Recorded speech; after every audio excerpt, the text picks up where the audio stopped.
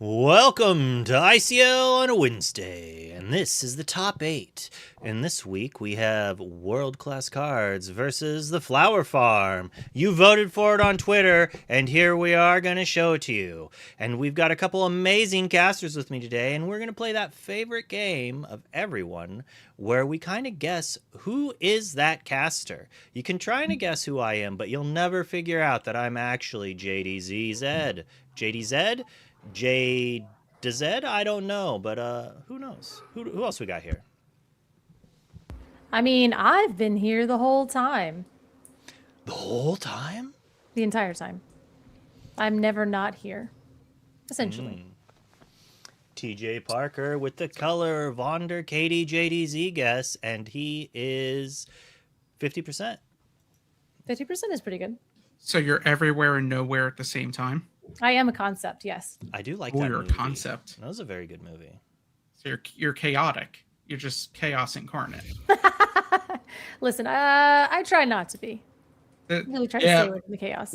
we probably have to pull the chaos down tonight, don't we? Who's going to guess who you are before they get to see you? Oh, there's no name, so they still might not know who you are. There's a select few who would probably know me at this point.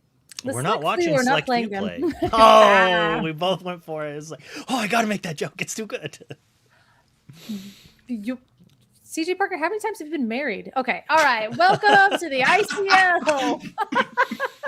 That escalated quickly. I mean, well, it was just like, he said, what? He said what he said.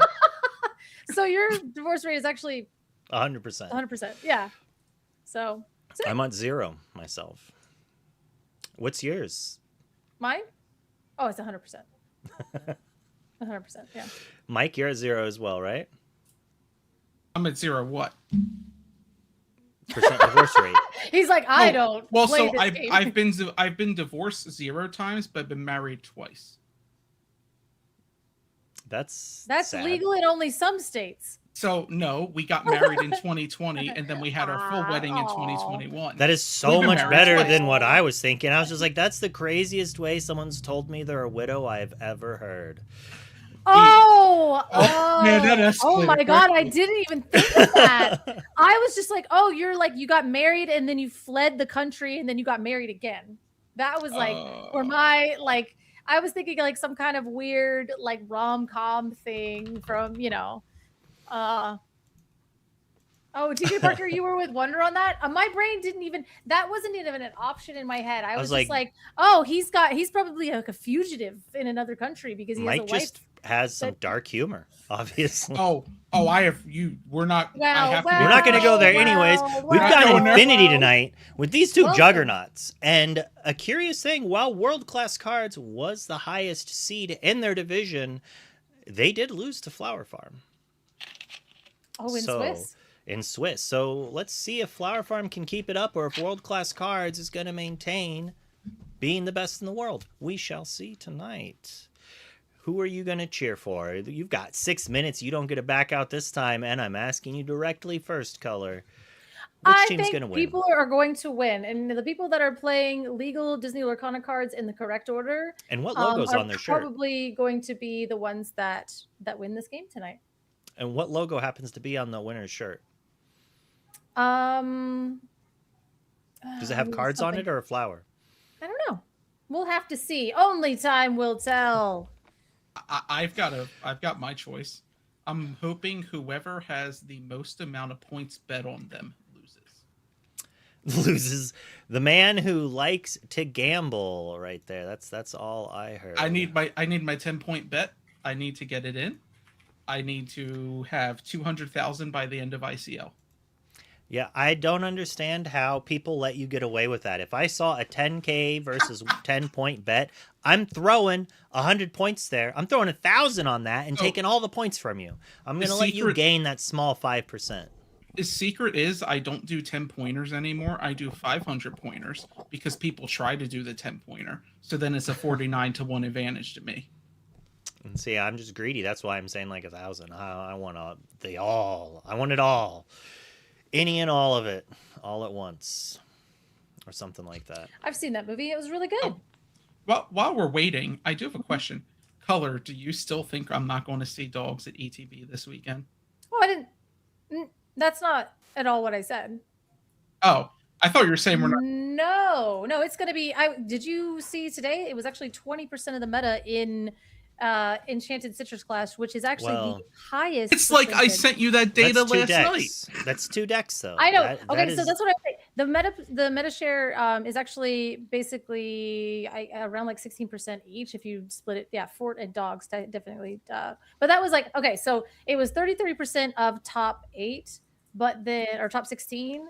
Which if you split that between Fort and Dogs, it's still you get 16% of Ruby Sapphire, 16%. One flavor of Amber Emerald, the other flavor of Amber Emerald is another 16%, and then Amber Steel was the other 16%. So technically, yes.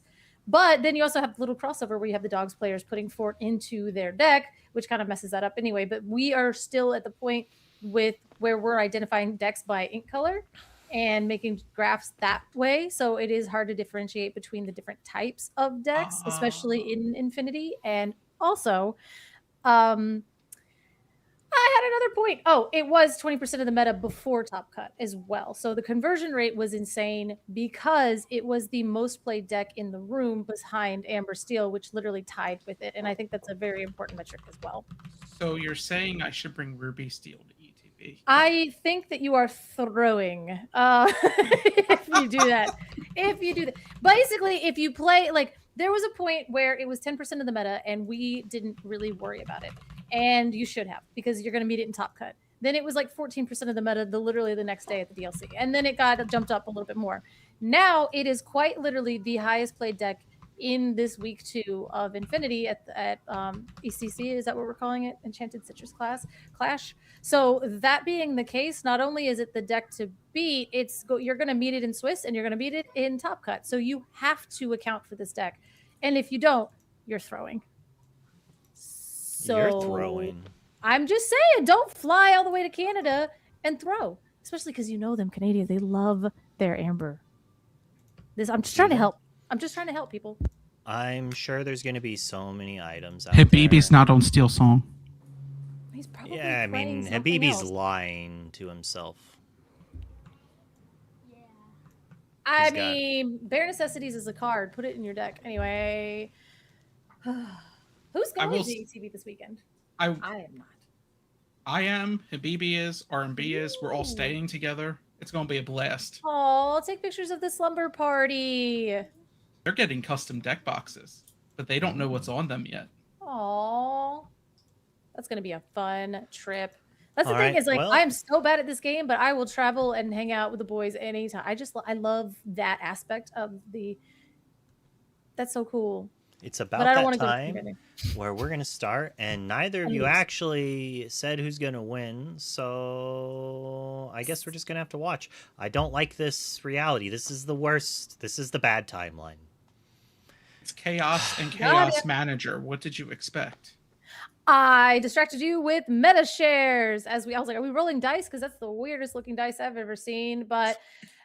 Let's go. Oh God. Okay. Every single time we flip to this, I get distracted by the mats, especially because this one is a foiled out Rapunzel gifted artist. This is such a beautiful card that is an unplayable little bit of a nightmare, but the art is gorgeous. So shout out to Gator for representing that art here on the left. I do want to cut you off for 1 second, Color. Hey, chat, get your bets in. It's time. Oh my goodness. Listen. Oh, but we do have Belle, Mystic. Are they both foiled, or is it my brain playing a trick on me? I'm pretty sure that one's foiled too. No. Okay, that's not the important part, but we do have Gator over here on World Class Cards and Jukai, I hope I'm saying that correctly. Everybody correct me and tell me I'm wrong, over on Flower Farm side. So I'm excited to see what we have here coming for us today.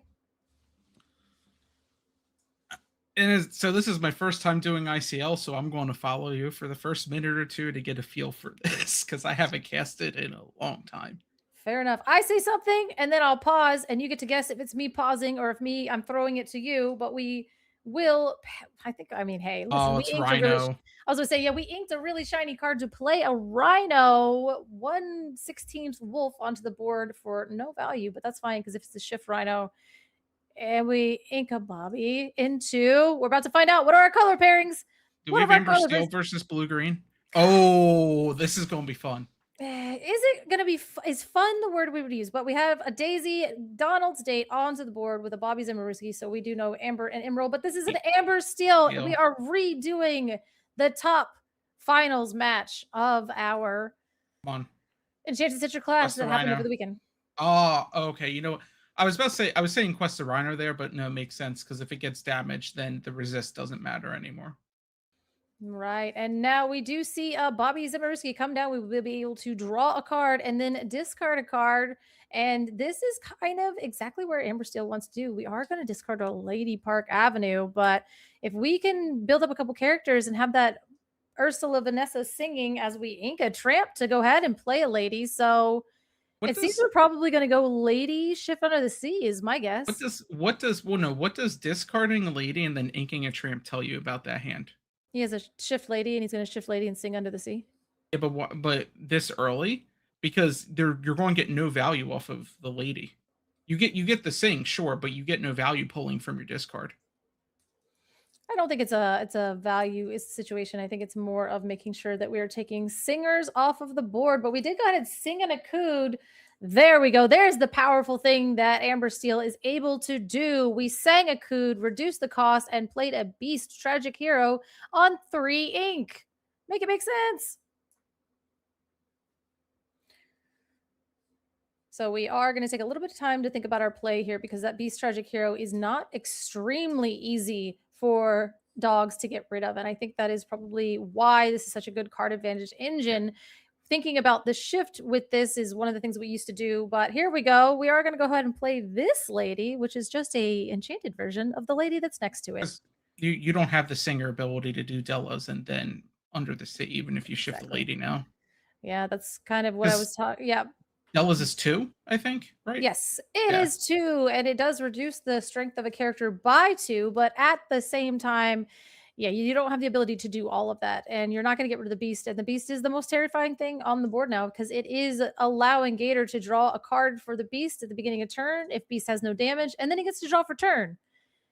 I don't know if we're going to put damage on Beast in dogs. Like, it's not going to happen. All right, so it's not a whiff, so what do we got?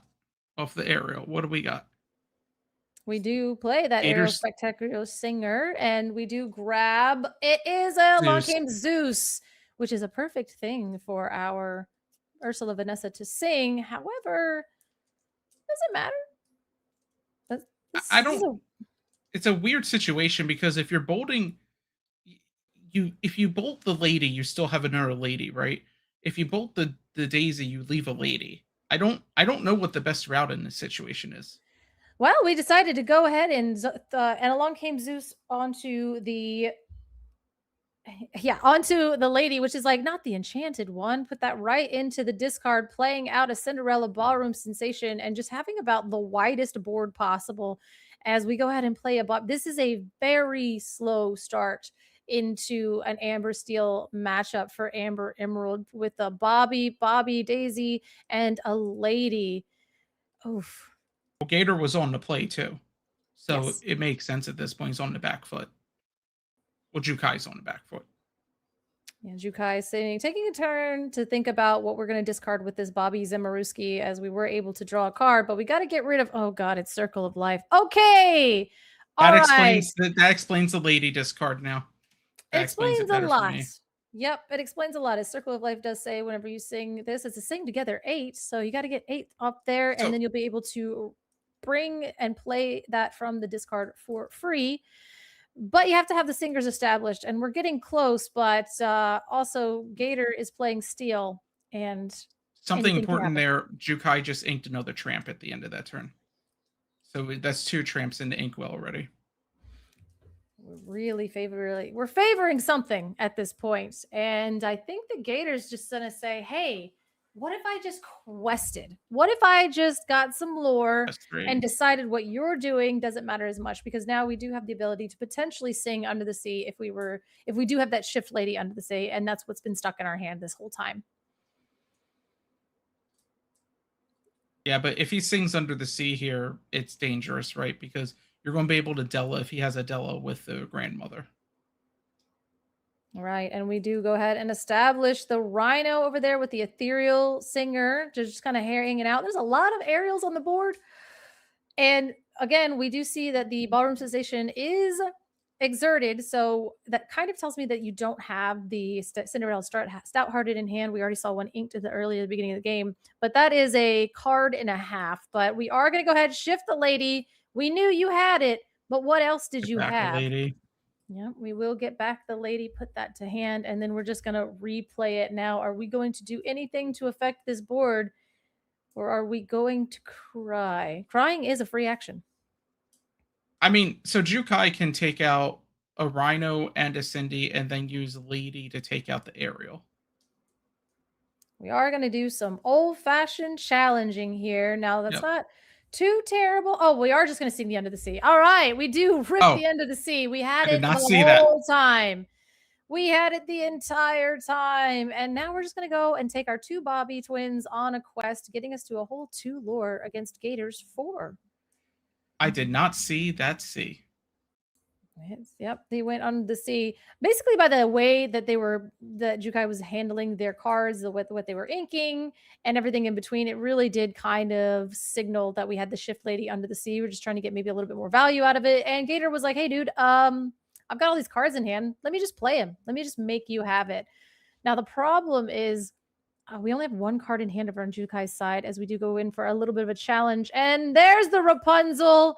Yikes. So we challenged in with Beast Tragic Hero, played a Rapunzel, healed off the damage, and leaving 3 cards in hand and only 1 damage on our Beast, which, by the way, makes him a 7/5 at the beginning of your turn. I will say, I'd like to say it's a Rapunzel trap, but it's not really a trap at this point. I think we all should remember Rapunzel's coming.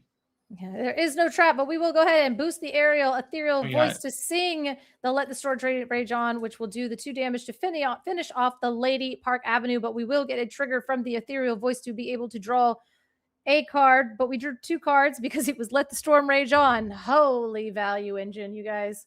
I was going to say, so Gator still has 4 cards in hand, and he started this turn with 2 in hand. Correct. So we have a wide board and a full grip of cards. And Jukai has 2 cards in hand. It feels as though what Amber Steel is doing is a lot more powerful than what Dogs is doing in this instance. That is what a turn 3 beast will do. In this instance, but like, do we think that Jukai's running anything spicy besides the Circle of Life? Like, could there be forts in that deck? You know what? Anytime I see a card like Circle of Life in the deck, there could be anything in the deck. It literally could be anything. That's it could fair.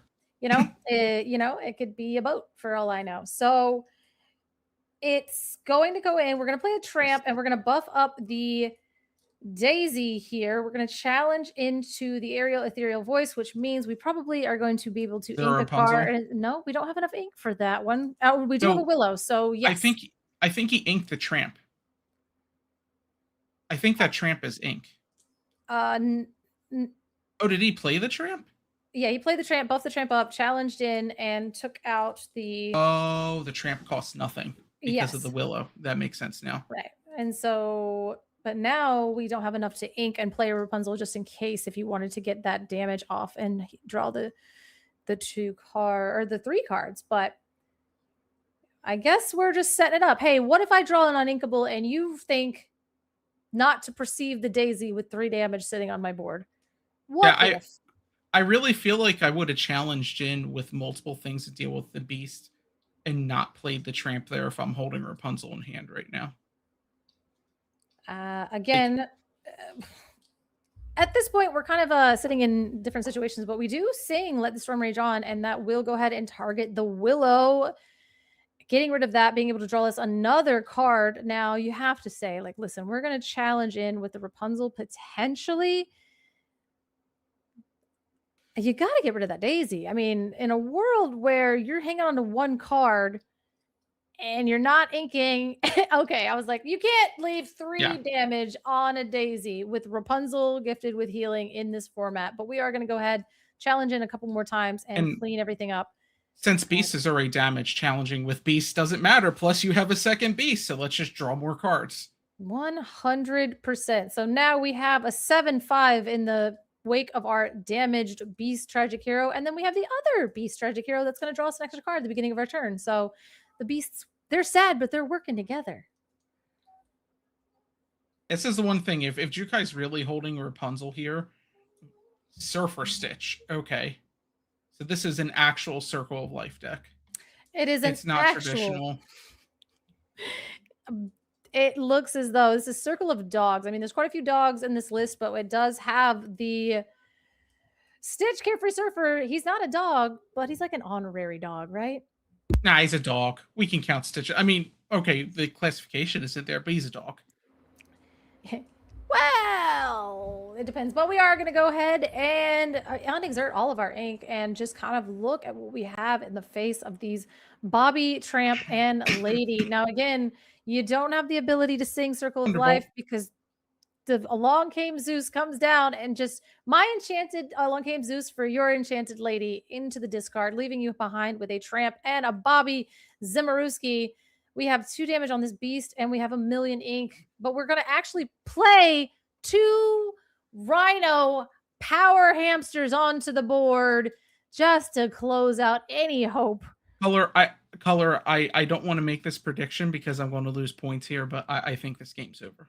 I think, there's, as JDZ always says, there's a world where you top deck Tramp and you magically top deck Be Prepared. Is that the world? Yes. That is the world. But I think you guys said, you know what? Scoop. I don't need to hang out with that world. I am going to go to game number 2, which first game goes to Gator here with an excellent display on why Amber Steel has the tools. We have the technology. What I just learned is I need to look at this like I actually need to talk about the game and stop thinking about every possible line in my head as I'm watching the game. You're not Doctor Strange. You're here to tell a story. I know, and I'm not good at that right now. I need to get used to doing it again. Well, that's sorry about that. I used to do the same thing when I would cast. I'd be like, well, they were like, what do you think I'm gonna do? I'm like, well, if this and this and this and this, and and it's like, well, you know what? It'll work out. It'll all work out. Why is J-Bomb your hero? What did he do this time, DJ? He's J-Bomb Gator? No, J-Bomb's J-Bomb. I was like, yeah, that's what I was like. Oh, I was okay, like, there. I looked at chat and I just definitely should not have looked at chat. And that is on me. I was like, is J-Bomb moonlighting his Gator? That's crazy. But here we are in round number 1 of World Class Cards versus Flower Farm. Gator on Amber Steel taking game 1 against Jukai, who is here on Dogs, proving why this deck is kind of doing some gross things. Now, I will say, getting the Akud on the play into the turn 3 beast and watching your opponent have to discard ladies and Circle of Lives and other things like that, it seems as though your game plan did not come to fruition. However, the beast is that's so gross. Turn 3 beast without the shift is kind of broken. I mean, before we always had morph, we never had a true shift target, but you don't need to shift it now. And you get to draw a card when you do that. Like, I genuinely think Akud is a broken card, and I will still stand by that to the day I die at this point. If Akud is broken, Sail is broken. So, you know what? Put them all in the same box. Sail is broken. Sail shouldn't be inkable. Put them all in the same box. Put them all in the same box. Put that box inside of a box. And when it gets here in 2 months, we can smash it with a hammer and rotate that sucker right on out. As we're seeing the altars coming down now. What do you think Gator needs? Not Gator. Gator did fine. What does Jukai need going into this next game to kind of get them where they want to be? Jukai, if Jukai's really aiming for the Circle of Life strategy, Jukai needs to discard a Chernobog and play a Chernobog early. Ew. If the card's in their deck. If not, they need to take one. I'm just kidding. Illegal deck choices. No, but we did see the Carefree Surfer in there. That isn't a viable thing for you to try to Circle of Life. Now, I was playing a version of this a couple sets ago to where you would play Bobby and then you play I forgot her name. She's from the Jungle Book, but she's like Singer 8000. It's a really good card. Shahar, sorry. Oh my goodness. Anyway, you play her, then you play that into the Scrooge McDucks with which also Shanti. Thank you. It's like Shahar. I was gonna make something. Yeah, and that kind of allowed you to get that Singer 8 a lot quicker. But at the same time, I had Black Cauldron in it, and the deck was trash. But I got a Mulan at the DLC, and that made me feel like a god. But all I'll say about Cauldrons is some of us said when they were $30 enchanteds to buy them. I sold my full play set for not $30. It was quite a lot of money. Anyway, so we do have Circle of Life into the Inkwell to play that Daisy Donald's Date on turn 1.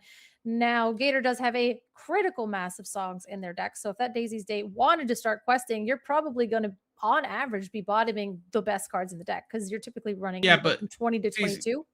Daisy's going to get 1, maybe 2 quests out before the songs come down. Now, Rhino's great because Shift Rhino will clear Daisy after the quest, right? But otherwise, you're going to have to sing a bolt. 100%. And that is something that Rhino can do. He can't sing Along Came Zeus, thank God. But at the same time, we did he can. If he shifts Rhino, he can sing Along Came Zeus. He can play Thunderbolt, but he cannot play Along Came Zeus. Why? Oh my God, Along Came Zeus costs 4? Right, they're the same thing. There it is. And he has the Zeus. Oh, that's huge. Wait, we actually put the Ursula Deceiver, which we're going to have to take a little look at the hand and actually get the egregiously undercosted 5 damage song that we have in our hand into the discard. So that Daisy's going to get 2 quests right now based off of that hand. You just start questing. I think that we are worried about the Rhino shift, and I know that with dogs, there's no Rhino in the hand. He knows that. He just saw his hand. I mean, listen, the amount of times people have top deck things they shouldn't have when I thought they didn't have them. I need my game plan to go well. Okay, I don't need you to top deck a Shift Rhino and now the game is over because I've fried myself. So I'm not going to quest because I'm afraid my opponent's going to top deck Maui Hero at all. I mean, there comes a point like. Yes. All right, as we do play Lady Decisive Dog coming on down and getting us ever closer to that 8 singing power, which is the best thing that we could be doing. So chat's learning why I've never top cut a DLC because I don't think the same as all the other players. It's okay. Some of us are Golden Mickey winners and others just talk about winning Golden Mickeys. And you know what? If you look at my track record, you'll never be able to tell the difference. But we do go ahead and play another Ursula Deceiver, and we don't hit a song, but we did see some pretty powerful cards in there that aren't really doing much for us. So we will go ahead and ink that Stout-Hearted to play our classic set 1 area. How wild would it be if Gator whiffed here? Oh, he's not. There it is. We know better. We know better now. This is Infinity. Okay, we put 20 plus songs in our deck, and if Ariel whiffs, then that's variance, and she's not my friend anymore. Something important here. That's not enough to take out any of the characters on Jukai's board.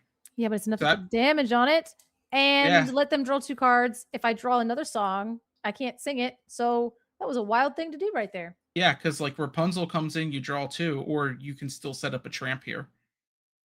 This is really good tramp territory right now. I do believe that's what we're doing. I mean, is Rapunzel in the dog's deck? I haven't even looked at it. That's actually a crazy thing for me to say. Okay, I was like, I haven't seen a critical mass of Rapunzel's in people's deck, but you always got to watch out for it. Watch your heads as we do see the tramp enterprising dog. I'm going to boost the Ursula. The Ursula is going to take out the Ursula. There it is. There's the second tramp. So we take the Street Start dog with the enterprising dog. We're going to buff up that Ursula, which will be able to take out 6. Oh, no, 5. Or is it 5? Is it draw 5? It's for each other character. So yeah, so it's draw 5. Yes. Totally not broken that you're drawing 5 and you may have Circle of Life in your hand to play that Stitch out. You can, but yeah, we'll go ahead and discard this Carefree Surfer into a Nala. Again, now we can't forget that tramp did buff up the Ursula, which will be able to cleanly take out the Vanessa. No, she's not a Whisper. She's just annoying. She's Ursula Vanessa. Wow, she just got 2 names. Just 2 first names. Color, I don't think I'm getting invited back. Chat is cooking me right now for the suggesting questing Daisy comment. Listen, patience is a virtue, as that Ursula Deceiver does go into the Ursula Vanessa with the 2 names. And we did set up our discard very, very much so. So we have a lot of things that can be gotten back by that Lady Park Avenue if we choose to shift her at any point. And we also have the Stitch Carefree Surfer in there if we happen to have the Circle of Life in our hands. But we will finally take that Daisy on a quest, saying, Ariel. it's fine with me. Go ahead. That would have been crazy if they would have revealed the Rhino, but it was another spectacular singer. What if the shift? Oh no, we know the shift Rhino's there. We saw it last game. Thank you, Rascal. Thank you for caring. You're doing your best, and I talk more than most people, so you're having to navigate me at the same time. You are actually talking faster than I do, and that scares me. JDZ says that I talk at 5x speed at all times. So that's fine. I can't hear that fast. I'm just kidding. Sorry. All right. So we know Gator has 2 of the big the ethereal voices in hand right now, if I remember correctly. You won't. Okay, my bad. Sorry. That's interesting. All right, taking out the shift line. So that means we are not seeing Big Lady come into play next turn. Nope, but we do have enough over here with the 2 tramps as we lovingly move them over here, because that is enough to sing with the tramp and the other tramp. You can get that Circle of Life off, and if you can, that Stitch Carefree Surfer is going to be quite difficult for Gator to remove. Yeah, and I'm assuming Gator is not running Grab Your Swords. I would not expect it at this point. You should put Grab Your Swords in your deck. It'd be hilarious. All right, we do play another Tramp Enterprising Dogs with Hidden Trap is crazy. As we do go ahead and play down the Tramp to buff up the Ursula Deceiver. Go ahead, take out that Aerial, but we know you have another Aerial in hand. We know you do. Why are we popping Hidden Trap up on the screen? Did I miss something? It's basically how Luke likes to communicate with us. Are you trying to find them for RMB? Because I know he still needs a foil one. All right, and we do see that we have a lot of tramps on the board. They didn't do a lot of singing, but they did quite a bit of questing. And technically, I don't know if you guys know that is how you win this game. So wait, you turns out you win by questing? Yes. I think there's a good clip of that somewhere. It's not game actions, it's questing, but we do go ahead and find a Let the Storm Rage On off of our Aerial Spectacular Singer. We will ink a Pete to go ahead and boost the Aerial Ethereal Voice. And we're just going to bop in with this Rhino here, getting rid of your Ursula. Do you want to put damage on? No, we want to remove the character. I always like that. They're like, do you want here or here? It's like, I want that one, please. But we are going to go ahead and sing again because Never didn't have it. Let the Storm Rage On. But because we have that boosted Aerial, we will draw one for the Aerial, but then we will draw a card for the Let the Storm Rage On. Gross. Could you imagine in Floodborne if people said, oh, I get to draw 2 off of Storm Rage On? Yeah. How much people would have lost their minds? It was Diablo. Are you joking? Are you trying to kill me right now? You're banished. It was Diablo. You're right. I didn't think about it that way. Yee! All right. So basically, my brain. Okay, you got me. You got me there. So listen. All right. I finally broke color. I got there. Talk me through this, Mike. How is Jukai navigating this situation? You are hoping to have another tramp so the Daisy can take out the Aerial, but I don't think we're getting there. I think it's going to have to be actually either quest out or challenge into Aerial. And it's just quest out. Racing seems pretty good as we do put an Ursula Vanessa into Gator's hand, so they have plenty of cards. You don't have a whole new world in your deck, but you have a whole new hand every single time you breathe between the Aerial Ethereal Voice and the Let the Storm Rage On shenanigans. So the thing is, we know a lot of cards that Gator has gotten so far because of the Daisy. I think there's only 2 cards in his hand we shouldn't know right now. Will that save you? Now, I mean, 14 lore is pretty high. I didn't see a shift tramp in Jukai's first game, so I don't know if he has that ability to do that. we hopefully at some point we've seen quite a few of the. That's your third aerial spectacular singer You on the need Gator side.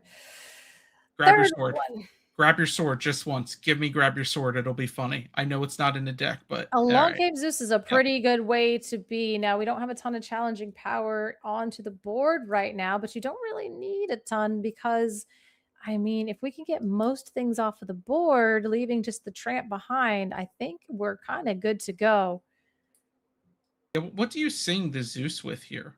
Well, it doesn't Wait, we're matter because we singing have a 3-cost song as Raging well. Fire first? Yeah. Never didn't have Daisy. it. Go ahead. Getting rid of the Daisy with the strength of Raging Fire. Drawing a card with the aerial ethereal voice because, you know, why not? Also freezing because the universe did not like you always having it. And Production, we're back. go fix Discord. We're back.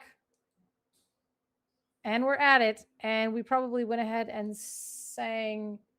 It was just the Raging Fire onto the Daisy, and then he drew off of it. So we know there's still a bolt in hand. Mm-hmm.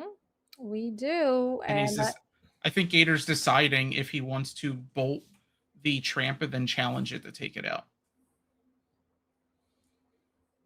Yeah, getting rid of that ability to sing shenaniganry or anything else in between if you do get rid of that tramp street smart dog. I think you have to here. I think the street smart dog has to go down. And you just got to do it. So we will go ahead and take your line where we challenge in with the aerial spectacular singer doing 2 damage and then there's 5 straight damage onto the tramp street smart dog, putting that straight into the discard, leaving just 2 enterprising dogs who quest for 1 each onto the board, taking the rest of our turn to just put all the cards we have in the inkwell and onto the board with Ursula Vanessa. Has he seen all 4? I think he's seen 3. But I will say it's quite an interesting world when you see aerials challenging. It really, truly is. There we go. We have a few lights going on now. It is a little bit later in the day, so that natural light was failing us. So I wonder if Gator lost power for a second there, and that's what happened. Who knows? Like there's a power flip. Potentially, anything can happen here on the ICL, but at the same time, so we got 2 tramps and a dream. Ooh. All right, so you're going to get Lady. Are you going to go for Daisy? Yeah, you are. Because you're just hoping to aggro out at this point and win. Absolutely. Just putting the pressure on, going ahead, questing with those tramps, having the Lady on the board. And then you'll have to find ways to deal with the 2 daisies in hand. Now, we know Gator has used a lot of songs dealing with the board up until this point. So you are going to have to be able to deal with this board, the upright Lady, and then the 2 daisies in hand. Which Gator's probably only used about 30% of the songs in the deck at this point, I think. Because he's only used 2 bolts of 1 Raging Fire and 2 Storm Rage ons. If you're assuming he's 4 of all of those, he's not even halfway through his removal. There ain't no way you have 4 of all those. Oh, why not? Well, I mean, thinkable ones, but because watching yourself brick that many times in a row. So I don't know if we're playing that many, but hey, here's the 3rd beast. We'll go ahead and throw that down. Or no, is this the first beast this game? I don't know. I could see being on 3. I could see being on 3 bolts. Like, that's fair, but it's definitely going to be 4 Raging Fire for sure. Oh, yeah, absolutely. J-Bomb's confirming I'm right. He's got 4 of all of them. 4 of all of it. 20 uninks. Let's go.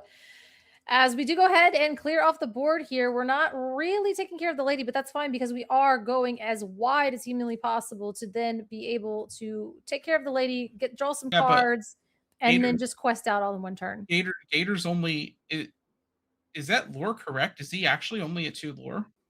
Yes, he's been doing quite a bit of singing and not a lot of questing, but we are going to go all the way. Are we going to hold back and make me deal with my whole board? Why don't you? We got to think about it. You got to take a little bit of time and, worry, ponder the orb, make sure that we're making all of the correct decisions here. And we are just going to go ahead and pass the turn and say, hey, can you get 6 lore off the board? And if any deck can do it, it's Amber Steel. I guess that forces it makes sense. It forces Gator to have straight removal for all 3 characters and not have to challenge the lady down. Not 3 characters. You can actually just get rid of 2 and kind of buy yourself some time. So it was a little spicy, but at the same time, I think maybe Oh, that hurts. Cinderella Stouthearted coming on down. Is that Thunderbolt now? Oh no, it's a Storm Rage on. Yes, just to let Storm Rage on, which is going to be able to do 2 damage to that. Let us draw a card, and also off the Ethereal Voice, dig a little bit deeper, see if we can find a way to get rid of that. And if we can't, that's game. But if we can, this is the beginning of the end for Jukai. So Color, I do have to admit, it's so great that Amber Steel can now emulate the power of Diablo. You just have to boost Aerial first. Oh, we did shift it. Oh my gosh, I'm so sorry. I didn't see that it was shifted. Yeah, that kid, when you sing a song, you are able to challenge readied characters. So that does get rid of that cleanly. Also, she has resist +2 because why not? And that quest kind of did cook us a little bit. But hey, never didn't have it.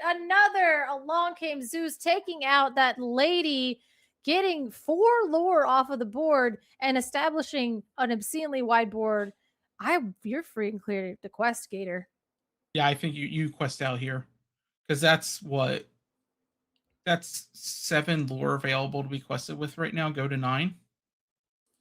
Just yeet that stuff, exert it all the way sideways, go to 9, just like you said. And now you're going to have to cry. Go off the top would be wild here. Go would be insane. Now we just have to see if Jukai is running Go-Go. I mean, it's happened on ICL before. We've seen a Go-Go off the top win the last game of a round. It's happened twice. We're taking a little bit of our time thinking about our options here because, hey, if it wasn't, I'd be questing that Daisy and slamming the Go-Go. Gator has, I have to use the right term here, story on board right now. So we can be adults. Can we call a game? I thought I had to say story. Oh, thank God. We're playing a game. It's a game. It's game on board. And I think that's it. We had a Circle of Life. And Under the Sea in hand is Gator takes it 2-0 against Jukai and Flower Farm versus WCC. J-Bomb got your wish. J-Bomb, you got your wish. Listen, hey, I love, this is a crazy. What are we doing? I was like, yeah, it's crazy. So I love Circle of Life. I do. But I'm also really cognizant of the fact that is not the way to go. You're chaotic. I love it, but at the same time, that Cindy shift going and letting them challenge into a ready character with a song in a song deck, right? Like that Cinderella Stout-Hearted is built for this deck. It's big. And when that thing comes down and can challenge ready characters, it's a lot of the same tactics that you try to employ in like Ruby Steel, but now you're just doing it more consistently, and it's painful. It's real painful. Challenging ready characters is something we need more of in Lorcana. Mm-hmm. Especially if we're going to keep printing cards with Ward. Like, we have to have something. Yeah, absolutely. I mean, that is like, it is the direct answer to something like that. Sometimes we look at toys like that and go, yeah. And then bad things happen to us and we pull those things out and go, you know what? What if we just could challenge ready characters? And I feel like every time we do something like that, there's a Ravensburger employee that just face palms. They're like, oh my God, it's been here since set 2. People use it. Now we are. We've had one last hope since set 4. It's actually I'm going to get roasted by chat again when I say this. It's actually a good card if you set up the deck to utilize it properly. You all can hate me for saying that, but I will stick by that. I can hear Color furiously typing, laughing. I know. Why is it? I was like, why is it picking up all of my typing?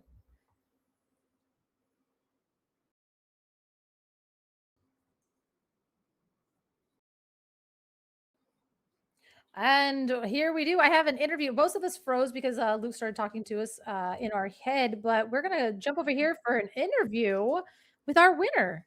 Who's interviewing? Oh. Hey, how are you? Doing pretty good. Do you like throwing lightning bolts at people?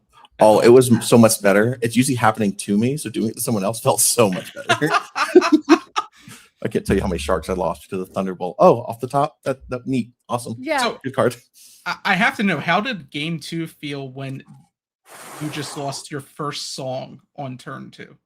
Like your only song in your hand.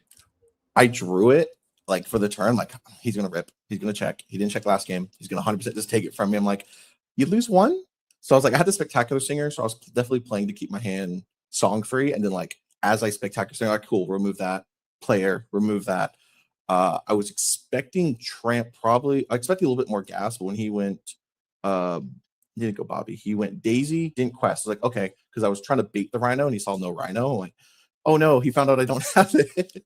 So I was trying to stem the bleeding until I was able to close back, or at least being able to win in like 1 or 2 turns of questing, because that's all I really needed. Was because if I try to like quest here and there, he's going to pick apart my board. I don't have the singers, because I have to play to the strengths. I didn't see any with Spectacular Singer yet. So once I hit those strengths, I was able to handle those larger bodies. Dogs usually handle on the back. So you just treated it as control their board until you were able to just quest out and win in a turn or 2. That was the objective. That makes sense. Because I didn't see a Cood until earlier. I would love to stuck a Beast sooner to be able to at least net card advantage and threaten the 3 attack if I had to challenge them. But just making sure they weren't closing the game fast. When I found out he was Circle Dogs, I didn't think he was going to be as fast, because there was a turn where he had 4 ink to stitch, and then like pass and then quest it out. I was like, okay, so the card in his hand can't be amazing. I'll have to make sure I wasn't playing into Undersea too hard, so I had to make sure I handled the singer. So when I stormed the 0-3 lady, because I was like, okay, he can shift, sing, grab 2 more cards, and I pretty much just lose from that position. So just making sure I'm able to close the game without losing the board too difficultly or too hard. So I am curious. So how often and how much do you like playing turn 3 Beast with the Cood? It happens against me a lot more than anything else. So I was like, man, you know what? I'm gonna make everyone else deal with the turn 3 Beast, and it's really good. Turns out it's really good. Turns out not having to shift on to morph and signal, oh, I've got a morph and I've got a beast in hand, is a lot better than. It was the Beast was probably the MVP of game 1. Ethereal Singer, or the 4-drop Aerial. God, that was probably so gross. Yes, let's give Amber a hard draw. I was just like, the Let the Storm Rage On. I was like, why did he draw 2 cards? That's why, because Let the Storm Rage On lets you draw a card, and then Ethereal Voice also lets you draw a card. So, yeah. And they're like, wow, 3 attack, we can't brawler. Wonderful. Yeah. Exactly. Is it true you're on 4 Zeus, 4 Storm, 4 Raging Fire? I'm on all 4. Are you on 4 Cood? I'm on 4 Cood. I have the full. You are a madman. That is insane. I get to cheat the songs as much as I can for this game. I don't get to do it in other colors. That is the thing is absolutely. If you have the turn 2 Beast, it really makes sense to me, because if you have an egregious amount of card draw, you can afford to run a higher total, and you had no problem with cards at all.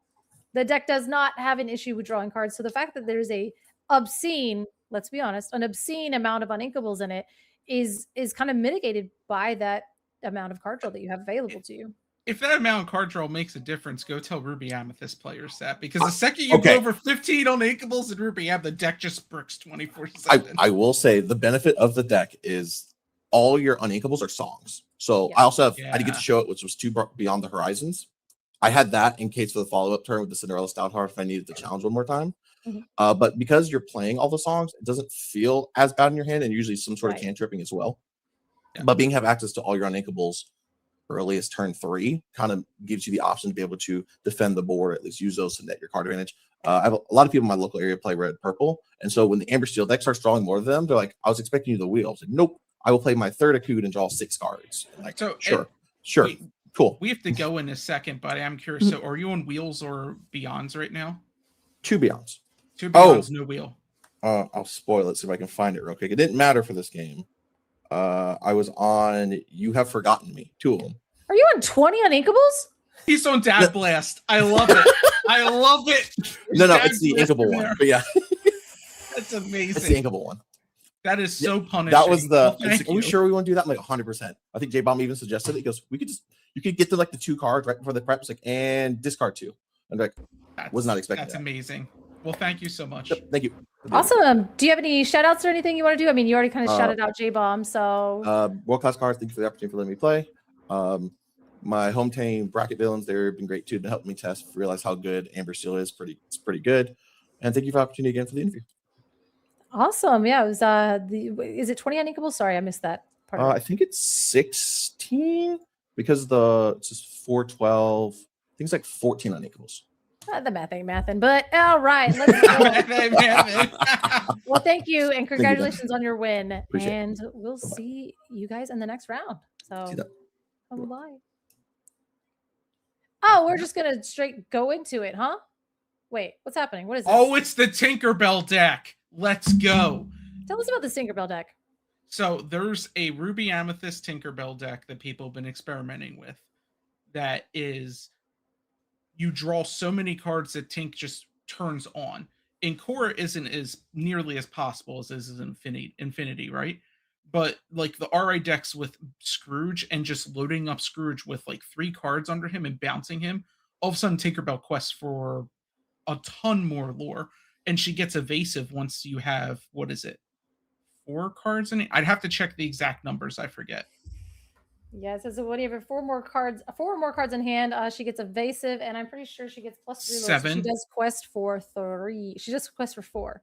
So yeah, she just becomes so much better as you're drawing cards, and just having friends and the bounce package makes it so much more possible. All right, but hey, we are going to go ahead and draw 3 cards from our Rapunzel Stout Heart. We're drawing 3, right? Like there was 5 damage on her. We're going to draw 3, but we still have 2 damage on us. Hey, Luke, can we update who's playing here so we know who we're watching? We did have 5 damage onto the Cindy, right? The Stout-Hearted? No, because she would have been banished. All right, those dice are wobbly and weird. But okay, cool. That explains why I recognize this deck. Yeah, I was literally reading about this deck in the lounge last night. Oh, fair enough. And this has Alex. 14-8. B prep off the top would be beautiful here. It's a friends. We'll go ahead and draw those cards, but we're gonna sing it with the. I don't. It's rough here because your main doesn't get you much. If you bounce with Fox, you're still losing tempo. You really needed that B prep. Yeah. I'm just gonna go ahead and scoop it up there. Go to next game, which does say Alex did get game 1. So now this is going on to game number 3. Yep. And I'm guessing Alex will be on the play for game 1.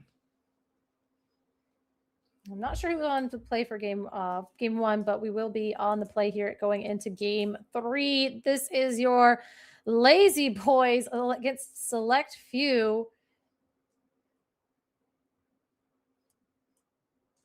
So Lazy Boys being the higher seed did get to go first. You were correct on that aspect of it. So we do have a game 3 that we get to watch here and see how this Tinkerbell deck can handle it. It did take a game off of Justice. Justice now taking game 2. So we'll see.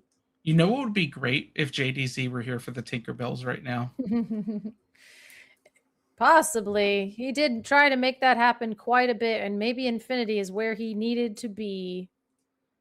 Oh, that would have been amazing. It turns out the whole time he needed to be playing Infinity to get Tinkerbell to pop off. That would have been great. Could you imagine just having 2 Tinkerbells on the field? It's like, oh, I've got 8 cards in hand. I'm going to quest for 8 this turn. Good luck. It depends on what you're playing against. I mean, the 3/3 is a little bit more willpowery than a lot of other characters. That is the dream, right? I always love when people are like, can you imagine how good this card would be with another card? You know, I don't love that. I mean, like cards to just be good. But could you imagine? Could you imagine how good Diablo would be with the proper shift target? Like you can't just play a card game off of assuming a singular card's the best card to run with. You need to have stuff that work together. Oh yes, obviously. It was just more or less cards that are as underplayed as Tinkerbell. Typically, there's a reason. That's all. Some people can make them work, and we will see if Alex can make it work here in game 3. You know, I'd love to see it. You know what was underplayed until the end of set 6? Doc. Right. Yes. Yep. As we go ahead and ink a card to play a tournament. I think that was another followers. Actually, that was so fast I missed it, but it looked like a followers for a followers. Yeah, and we go to a turn 1 ballroom sensation down on Justice's side, which is going to make us go ahead and exert that turnbox follower. Go ahead, quest, and banish it to draw a card, knowing if we just leave it onto the board, that Cinderella ballroom sensation can sing any manner of songs to go ahead and get this out of here and throw us really far behind as our Ruby Amethyst player. But what's interesting though, right, is if Alex hadn't done that, hadn't sacked the Churnabox followers, right, he could have played a Scrooge and waited to strike back at the Cinderella with the Scrooge after it's sung and remove the Churnabox. As we go ahead and play the Diablo into our Hercules here. This is going to be double 1s on 2, but that is a boost Hercules, so we will be able to make that a little bit beefier here on our next turn. Now, if we do have a song for the Let the Storm Rage On, you do have the ability to get rid of that Diablo, but it will replace itself, so it's a little less bad. And then you have the Hercules to follow it up, so you still have a little bit of board presence. As we don't have the song, we're not going to exert in the face of that Hercules. I remember when the Hercules came out, how much I hated it. Then R&B spent 20 minutes explaining to me why it was a good card. And I thank him for that to this day, because it actually is a good card, and I regret saying it's bad. 20 minutes is a long time to be. I was be stubborn. Lectured by R&B, but you know what? Sometimes we need a good lecture. As Alex takes a little bit of time to think about their turn here. Now we are going to go ahead and just power exert this Diablo, potentially inking, playing a fox, picking it back up for inking another turn. Or they're definitely staring each other down, waiting for someone to make a mistake. Like it's literally, this is going to be a stare down until someone starts playing removal or forces someone to play removal. Just kidding. We're going to go ahead and ink a Befuddled because that's insane. And we're going to play the Peter Pan Shadow Finder. My goodness. Now this works in tandem with a lot of really good evasive cards. It does make your other evasive characters have rush, which is why he became Maui Shark's best friend. But also Ruby Amethyst is such a fair way to be playing Maui Shark that we have to have other ways to do cool evasive things. As this is a 2/3, but we're going to go ahead and play the Aerial Spectacular Singer. Look at the top four cards of our deck and hope that we find a song. I am really curious. I'm really curious why Alex did not befuddle that Troubadour there. Because that feels like a perfect spot to completely detempo my opponent and remove one of their singers. We are going to take a Along Came Zeus right off the top of our deck because, hey, Ariel doesn't miss in Infinity. She used to miss back in the day, but she doesn't miss anything now. Giving us the option with that Troubadour to be able to sing that right onto that, but it turns out we might actually have another song waiting in the wings. Rage on. Let the Storm Rage on. Of course. You're going to challenge and take it out? As we do put the 2 damage onto that, we could go ahead and challenge because Troubadour does have resist +1. But Hercules is 0 power anyway right now. He's not boosted. That is true. Yeah. And now that leaves us that ability to potentially... Oh, gosh. Now, Crab punishes a little bit here, but you're going to have to hope you have Crab. And it's not going to be the most effective use of resources. Yeah, that's great, though. So, get friends, get 2 more cards in hand. So I think Alex probably has 5 cards in hand right now, if Ruby Amethyst is doing his usual Ruby Amethyst. Yeah, there we go. So Fox time. So use the Fox, take out the Troubadour, ink something, replay the Diablo, keep your board wide, or I'm completely wrong. And you're not inking to replay Diablo. You're just going to ink the Diablo and pass. So Justice's turn's going. I am now Color's Law and Mike together because Color had to disappear. But I've got this, I hope. So let's see what Justice is going to go for here. He's in an interesting shape because he's got 3 ink. He's going to have to ink something here to start building his board presence more. But he has to start removing too. Now, the question is going to be, do you want to deal with the Fox or the Peter Pan? Because we know there's a Bolt in hand. So he inked Strength of a Raging Fire. That's risky. I just wondered how many times, like how many things that are in hand that are potentially more important to us at this point, because we only have 3 characters on the board, and I think we might be saving the bolt for something No, very. he has to bolt the fox here. Oh, we've gone No. ahead and bolted the Peter Pan Shadow Finder, getting that out of there because that does give a lot of our other characters rush. And having that ability to just kind of rush in is pretty powerful in this matchup. But Now, Elsa punishes hard here now because he when can does she Elsa. not? I'm just gonna say that, like, Yeah. if Alex plays Elsa right now, you're exerting that ethereal voice and taking. Okay, We I take had that back. another never didn't have it as we take the second Strength of a Raging Fire, sing that with the Cindy Ballroom sensation, and clear the board. So it Seems wasn't pretty good to me. it wasn't exactly the Zeus Storm that J-Bomb's asking for in chat, but it was pretty close to just as good in this situation. Is that the Elsa? Because oh, that's punishing. Maui, hero to all. We know him, we love him, and he's here, going ahead and rushing in to take out that the gift, the spectacular. So many aerials on the board. There's so many. One thing Alex is going to be happy about there's the dab blast. Seriously, there's two people are running that tonight. This is You Have Forgotten Me. This is an inkable 4-cost action that says, hey, if you have 2 cards in your hand, discard them. All right, Color. I just want to say, 2 weeks ago, this card had me tilting so hard when I was practicing. Those are my cards. Don't make me discard them. But you know what? Justice says, what if you just did? And that's a really good way to get the last little bit of lifeline out of Ruby and Ruby and Amethyst. Did we get to keep a card? Oh, we got to keep a card. We only have to. All right. Okay. So basically, we are going to ink a snake. Oh, there he is. There's the shark. He's my best friend. He's not my best friend, but if he can stay on the board, which is probably why we've been hanging on to the Along Came Zeus for as long as we have, because you got to get that shark out of the sky. Okay, or out of the. He doesn't fly. He just jumps really high. He's quite evasive, and that's really where that is. But we will find a Bare Necessities off of that aerial spectacular singer. Which, hey, if you have actions in your hand, but there's nothing in hand. Mine. There's nothing in hand right now, Color, because he just discarded everything to play the shark. Correct, but that is what Bare Necessities does. It does say whenever you sing this song, you can look at chosen opponent's hand and take an action out of their hand, a non-character card of your choice, and throw that straight into the discard, which is kind of funny with the shark, because when that challenge is in, you're able to then take that discarded card back. So there's a little bit of a loop going on here, and that's why Justice is not exerting into the face of this Maui half shark. Yeah, because Maui would be able to challenge and get back the friends on the other side, and then you're drawing 2 cards singing with the other Maui. So it would actually be a huge recard draw. It is, I mean, hey, and that's what we need right now, right? Amethyst player with only 1 card in hand. What is this life? Oh man, he's got a hard casket. He's open as a B prep.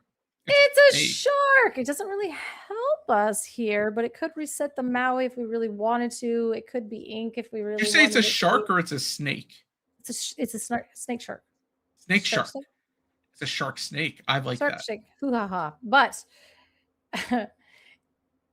But we did get that out of our hand. We are able to draw a card from the ethereal voice off of the Bare Necessities singing that. So that did trigger that. Not entirely useless. At the same time, it did net us a card.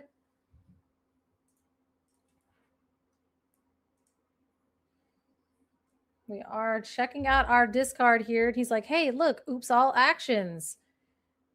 Actually, I think there's only 1 action in that discard. I think it's only the friends. It's all characters except friends. Yeah.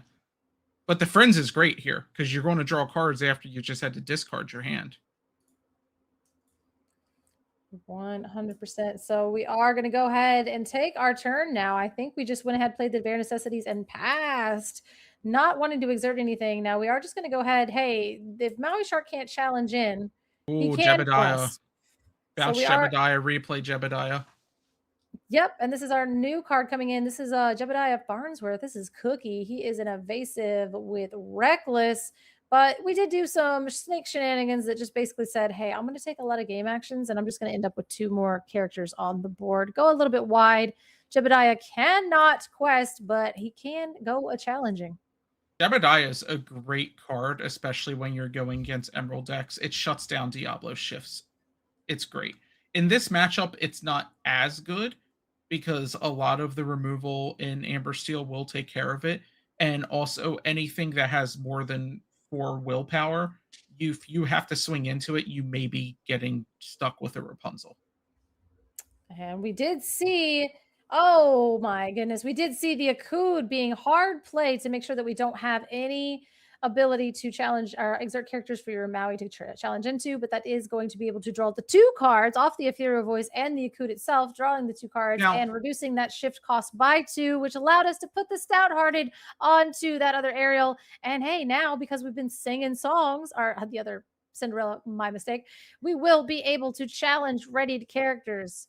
And I was about to ask that, so that counts here because it was, even though the Stouthearted wasn't out, it still affects the Cinderella that was already on the field, right? Correct. The sung a song, yeah. Because we sang a song this turn. Just the question is, do you actually challenge? Because if you challenge, I think the only thing you're challenging is Maui Hero Doll.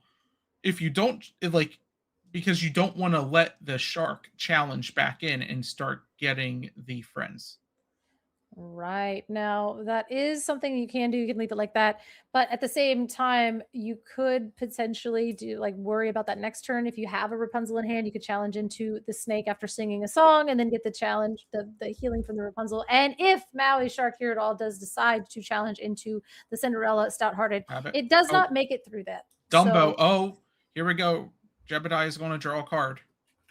And this is something I didn't think about till recently, is that Dumbo works with Jebediah too.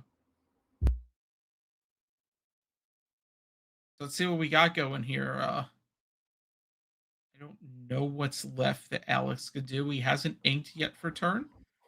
So, pass. Yep, passing. We're moving on.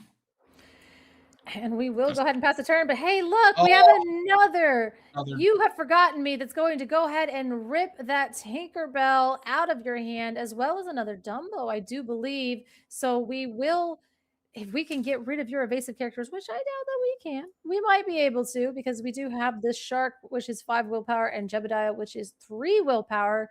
And still Dumbo counts for itself, but we are able to draw cards. So we just pass. Oh man, this is dangerous. I think Alex is about to run away with this one.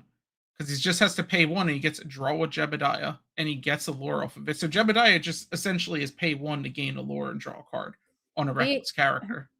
Exactly. He has Reckless, but with Dumbo, he becomes utility. And God, do we love our utility in our Amethyst decks, as we go ahead and also pay for the Dumbo to gain a lore, draw a card, and sing friends as well. So now we're doing tons of card draw. And even though you have played You Have Forgotten Me twice, it doesn't matter. It's oops, all card draw. And a Peter Pan. So now all of our evasive characters do have Rush. Not that it matters, because we have a wide board and we are at 11-0. Double grab your sword. Double grab your sword just one time. Because I don't unless you can make unless magically there's but I'm much faster in Justice's deck. I don't see how he's going to deal with these evasives besides chaining off a bunch of songs behind each other. Yep. And we just have oops all Rapunzels. Oof. And another You Have Forgotten Me. So nope, that's gonna be it, as Alex does take it here in game 3. We have our Ruby and Amethyst survivor, our hero, our champion for the Lazy Boys, which is basically just another Loungers offshoot. Ruby Amethyst going to win ETB. I'm calling it now. If Ruby, it does, there will be no one happier. But if it does, what's up? Hi, we have a new challenger has arrived. Good. How are you guys doing? Welcome to the ICL. Hi, I'm pretty decisive. We saw a lot of amber steel and a couple dogs and then some sharks and basically an entire zoo kind of popped up for us here. An entire zoo. That's amazing. Yeah, we've coined a term from color called snake shark, or is a shark snake? I don't know. Snake shark hoo ha ha. I don't know. My brain Snake shark. there was a lot of sharks. There were a lot of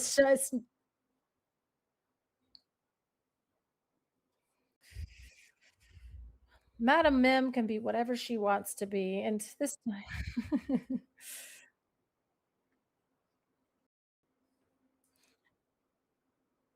potentially just turn into a shark. that would be in the Sword and the Stone 2, I think, after she gets healed after the whole debacle with the So the sad part of this is I love playing the bounce package. I've never watched Sword in the Stone. Oh. I probably need to fix that at some point, and I know my wife is going to hear me saying this on chat and yell at me when I get off the call because she knows it is very cool. Yeah. it is.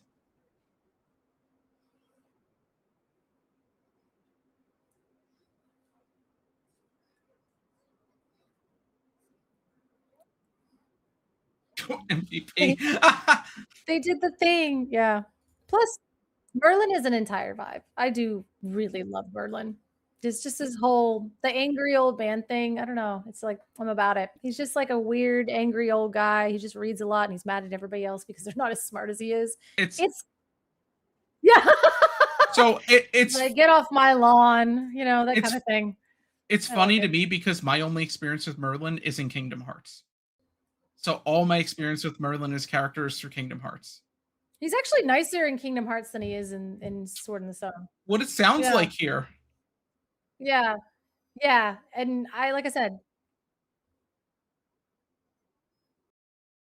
I think that they probably in my head, I'm like, they're together and he just likes to be a grouchy old man every once in a while. And she's like, pay attention to me.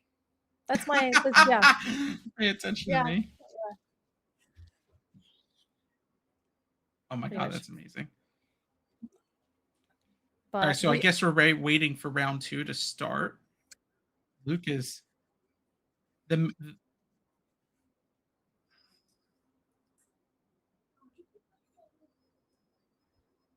I'll let you answer first, Mike. I am okay.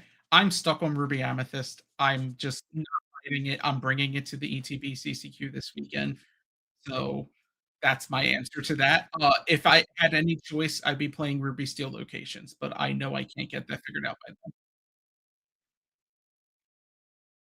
But thank you so much, everyone. It was nice meeting you, Not a Clue, and I will let all of you go. Hey, we're in it. Yes. Yeah, we have Jay Shaft versus Kristen Young. And this is our World Class Cards again at Flower Farm. So we've switched back. And I always like to do a little matte recon. Oh, well, we have about 2 pixels onto the board. So that is a mystery card, Diablo, or yeah, I was like, it's either Diablo or Jay Shaft has just nicely agreed to just flan out their entire hand. Yep. So we will go ahead and on the other side, I see a tramp, a vague tramp, and I see so I think it's dogs. I think we got some version of dogs. Yeah, it does look like a very watery version of dogs as Jay Shaft goes ahead and tells Christian what his cards are. But I guess, yeah, I see tramp, goose. I have no idea. But at the same time, listen, we got a tramp. Yeah, Diablo devoted. Nope. Diablo Maleficence. Nope. I don't know. There's so many Diablos. I don't know. But I'm gonna rely on you for the subtext. That's not my strong point. But it's a Diablo. I did not see what he inked, so I didn't see the other color. But I'm gonna guess a discard situation. We're gonna have to get on Jay Shaft a little bit more pixels, or I will crash out. Yeah. I think that is a Nala. Okay, so I'm assuming this is a fort deck because that is typically what they're playing in forts because of that 0. Or this could be. It could be the Kurt Spice list as well that he won with. I And But we this went- is he go is going ahead. to shift. We are shifting the His Diablo to Diablo. Herald, and I'm pretty sure is this a this The green is purple? a yes, this is an Is it the emerald other and Diablo? amethyst deck. Do you know those like daily games where they like show more pixels of an image and you have to guess what it is? I feel like that is what we're playing right now. Yep, and historically though, this is a deck that is very, very good into Ruby Sapphire. Now, Mhm. as far as dogs is concerned, I don't know if the matchup is super great. But listen, that Diablo Devoted Herald is a powerhouse of a card, and gonna I do know work. that it's going to be very, very difficult for this dogs player to remove, especially if we're going to go Nala into Grandmother Willow into hopefully another 1-drop here. It is also very challenging because some of these cards that you might not expect, like a Bobby, you do draw, and then with like a pinch down, you do discard. So you can get into these awkward situations where you think it might not apply, but you do give your opponent some value off that.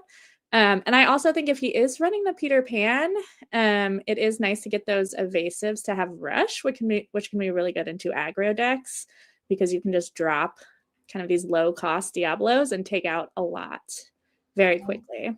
We are going to go ahead and play a Lewis, friendly alligator dude or whatever. It's throwing me with like how many pixels are not on here, but the Lewis does come down and give, I'm assuming the lady Reckless, I'm because gonna that assume will the be able lady. to say that we're going to take everything on a quest here, going up to the lore, getting those Diablos sideways so we will be able to draw when you draw, and potentially Lady Shift Lady is actually really good here, except for that Lewis. So, but if we shift Sing, we don't have to challenge. That is correct. I am curious what songs they may be playing in a dog list that would allow them to shift Sing, but that is definitely an option.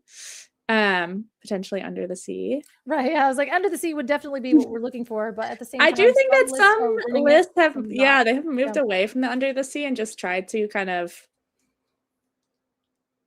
out aggro people or potentially have the Dale and just get better trades. So it is interesting sometimes if you're trying to play around that Under the Sea and then they just never end up having it.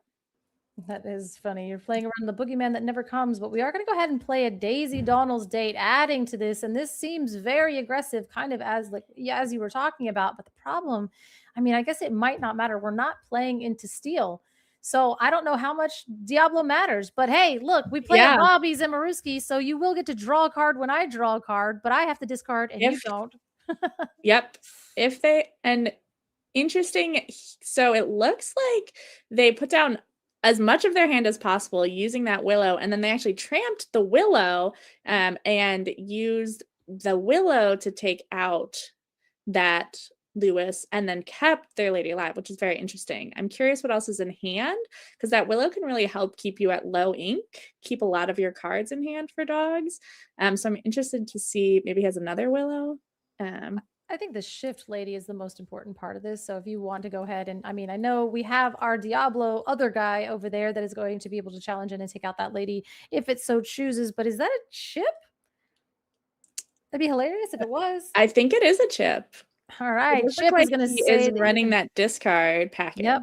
So Chip says, "Hey, you discard a card," and that's the exact text and wording. Don't look it up. As we go ahead and challenge in again, taking out that lady. So we kind of did get rid of our Willow, as like you were talking about. Then we did also exert our lady and make it a little bit more vulnerable to that challenger Diablo. Yeah, it's a little hard just because we can't super see the screen, but I am curious if the Nala just didn't have enough when the Tramp was played to actually be able to challenge in versus that Willow. So I am curious why that was the move. And then we obviously are going to quest with the Daisy. It does look like we picked up a crab, I think, off the Daisy trigger. The silhouette of a crab, my favorite movement. But we do have that Nulla here, and Nulla does hold damage really, really well. So if we are kind of potentially trying to refill our hand in the face of Diablo, which is like actually tragic, it does hold the damage better, like with the Daisy and the other 4 willpower. Willow being only a 2/1 is kind of we are at 9, and that's basically 20 in the face of what is happening here. That is correct. And they can definitely run away with it. But you are correct as well. The Nala is also going to be harder to potentially get off with this Daisy as well because of that. For Is that a Lucifer? My that God. is a Lucifer. That's wild. And we did Wow. we had the Turnabog and the Rapunzel into the discard. Lucifer saying, hey, when you play this character, your opponent has to discard an action or 2 cards. It looks as though we did not have the action. We actually did have the Rapunzel. We were trying to value that willpower, but you are correct. You absolutely read that Lucifer situation. coming out of set Wow. 2 and swooping that out from under us like that, giving us no cards in hand. Huh. Lucifer has always done work, and he is coming back. What a bold card. Oh, we scooped it up because listen. he scooped it up. Hey, I mean, that is the thing. Yeah. Kristen's saying, you know what? Hey, listen, what if I did just do the thing that my deck wanted to do? And I think J Shaft really just kind of didn't do that was the thing his wild. deck wanted to do, unfortunately. Yes. And also, I think playing into dogs, Lucifer, I don't know what the mulligan was, but Lucifer is a great move because, again, the likelihood that dogs is going to have an action to discard, particularly when they have 1 or 2 left, they really probably have their Tramp, their Chernabog, or a Rapunzel. So what an absolutely great kind of tech card to have in there. I love Lucifer. He's a great card. That is my favorite card to bounce with muses and replay. It makes me laugh and laugh. J-Bomb doesn't like when I do that, but understandably, it's very mean, but it is a beautiful thing to do. Christian did take game 1 here in round number 2. That's 1 up for Flower Farm. We're going to go on to our game number 3. This is a very, coming in from the chat, polarizing matchup. Actually, Ember and Emerald is on the back foot, apparently, in this matchup. Oh, interesting. I did not know that. I just assume Amber and Amethyst is like our unsung hero, and like they always do just good enough. You know, they're just but again, Affinity they're trying their best. Yes. They're always trying their best. They're so close. They're always tier 2. It's so funny too, because I'm sure Christian saw the Amber cards and was like, oh no, and then they saw the Emerald part of it and they were like, oh yay, because that Amethyst or the Steel is such a hard counter to this color pairing. But there's quite a lot of discard, and I know that this deck was doing really, really well against Ruby and Sapphire for a time. So you got to assume with the meta share at Enchanted Citrus class being, you know, it was Amber Emerald, Amber Steel, and then Ruby Sapphire in 3rd place. So honestly, this isn't terribly positioned. Not a terrible pick. It's not my favorite pick, but hey, if you want to go tier 2, go for it and be the best at it. I agree. And add some spicy cards that are going to shock your opponent. And, you know, I think in the last match, we saw the You Have Forgotten Me, that discard being really powerful. I think the Lucifer can do the same thing in this color combo and surprise people when they think you can only discard 1 card with a sudden chill, or you have to spend a lot of your cards to do so. So it can definitely come in as a surprise, which is wonderful. And I'm going to go ahead and assume that is a Lady Decisive Dog, as she gets 1 or 2 more pixels every second. We are slowly getting better and better, I think. Sudden chill into this card. Hey, it's that Diablo. He's back. Let me look at your hand. How good do you have in this game? Only the gods of Lorcana know. We got a Lilo Escape Artist. We got a Nala. We got a Daisy. We've got Daisy Dog and your guess is as good as mine on that 4th card. A Piglet. Is that a Piglet? Ooh, maybe? Pooh Pirate Captain. We really need a Snow Fort, I do believe. It could help us. It could help us. Lose us the game slower. But we'll find out. What's your next move? As we do go ahead and play the Bobby, draw a card before you get your Diablo. Before the Diablo goes out. Yep. And hopefully that way. And discard the Lilo. So, I mean, it is basically a free card for you from putting that Lilo out into the discard. Inking the Nala to go ahead and run out this other mystery card. I believe that is a tramp. So, going to get the 3 off the Lady, which is exactly what you want to do in this matchup. Just start running away with it and hope they can't answer this Lady. Maybe have another tramp available. Getting the 3 lore is good now because, you know, if you shift the Diablo, it still only challenges in at a 2/2, but we're not doing that. We're actually going to play the Ursula Deceiver to go ahead and take a look at the hand here. And you can take a look at it. It's still a Piglet. It's still a Daisy. And it's still I believe that a is Nani. Yeah. which is Old pretty good stage for turn manager. 3. Yeah. And I'm curious what Christian inked. I cannot tell what that card is, to be honest, but it is not speaking to me right away. And it's good. He had his hand over it. And I could not see, Yeah. but hey, I'm sure he inked a legal Disney Lorcana card, or the Oh, Disney absolutely. sent something. So there's I was one thing he curious. can be It sure seems of. like a new spicy card, so I was curious what it is. But we did go ahead then and we take do- the Lilo out of the discard, playing the escape artist to the board for the Yeah. 2 ink, and saying, hey, we need to go real fast, too furious, too many dogs. That does make sense. And then I'm assuming we're going to try to ink and play that Daisy Duck down to continue to just pressure. And we do ink a Mowgli, which is interesting. Absolutely. Saying, I'm just going to go fast enough, but it does not matter. Yeah, getting some board presence on here and potentially playing out. Is that a Mickey or is that just the Daisy? And we also played I think the Lilo as well. Okay. yes, I There think we it is go. the Daisy. And we do ink what I believe is a Diablo. And then we're contemplating our life choices on Christian's side. Because it is a little awkward. I mean, you don't have a lot of strength here to run into these these characters, and Dogs is running away with it. They are, but we do have Lewis coming on here to give Reckless to one of your characters, potentially the lady here. We don't have a ton of cards in hand to really buff her up, but if we have another tramp, that is going to be painful. So you could I do go think ahead based on the dice placement, I think he picked the Daisy. He put a dice next to the Daisy, but I'm not sure. There is a watery looking. It's like I'm doing that thing like when you're a kid and you play video games and you're just like if I turn, then it makes it actually. faster. Yeah, like it just makes it look better if I do. It kind of does work. Yeah. A little bit, but we are going to go ahead and play the tramp, buff up the lady, trying to get us to where we want to be. And then we will play down the piglet, which is a terrifying card here. And then we're going to ship everything sideways now. Of course, that lady questing for the 3 that I was terrified of before. But we will throw the lady into, or the Daisy into the Lewis, doing 1 whole damage to that giant gator. And honestly, that's why, I understand why we take the Daisy, but that lady can easily get up to 3 and is much more dangerous than that Daisy potentially is. The tramp was exactly what I was worried about, and also a shift now can get you that Daisy back later, right back into your hand.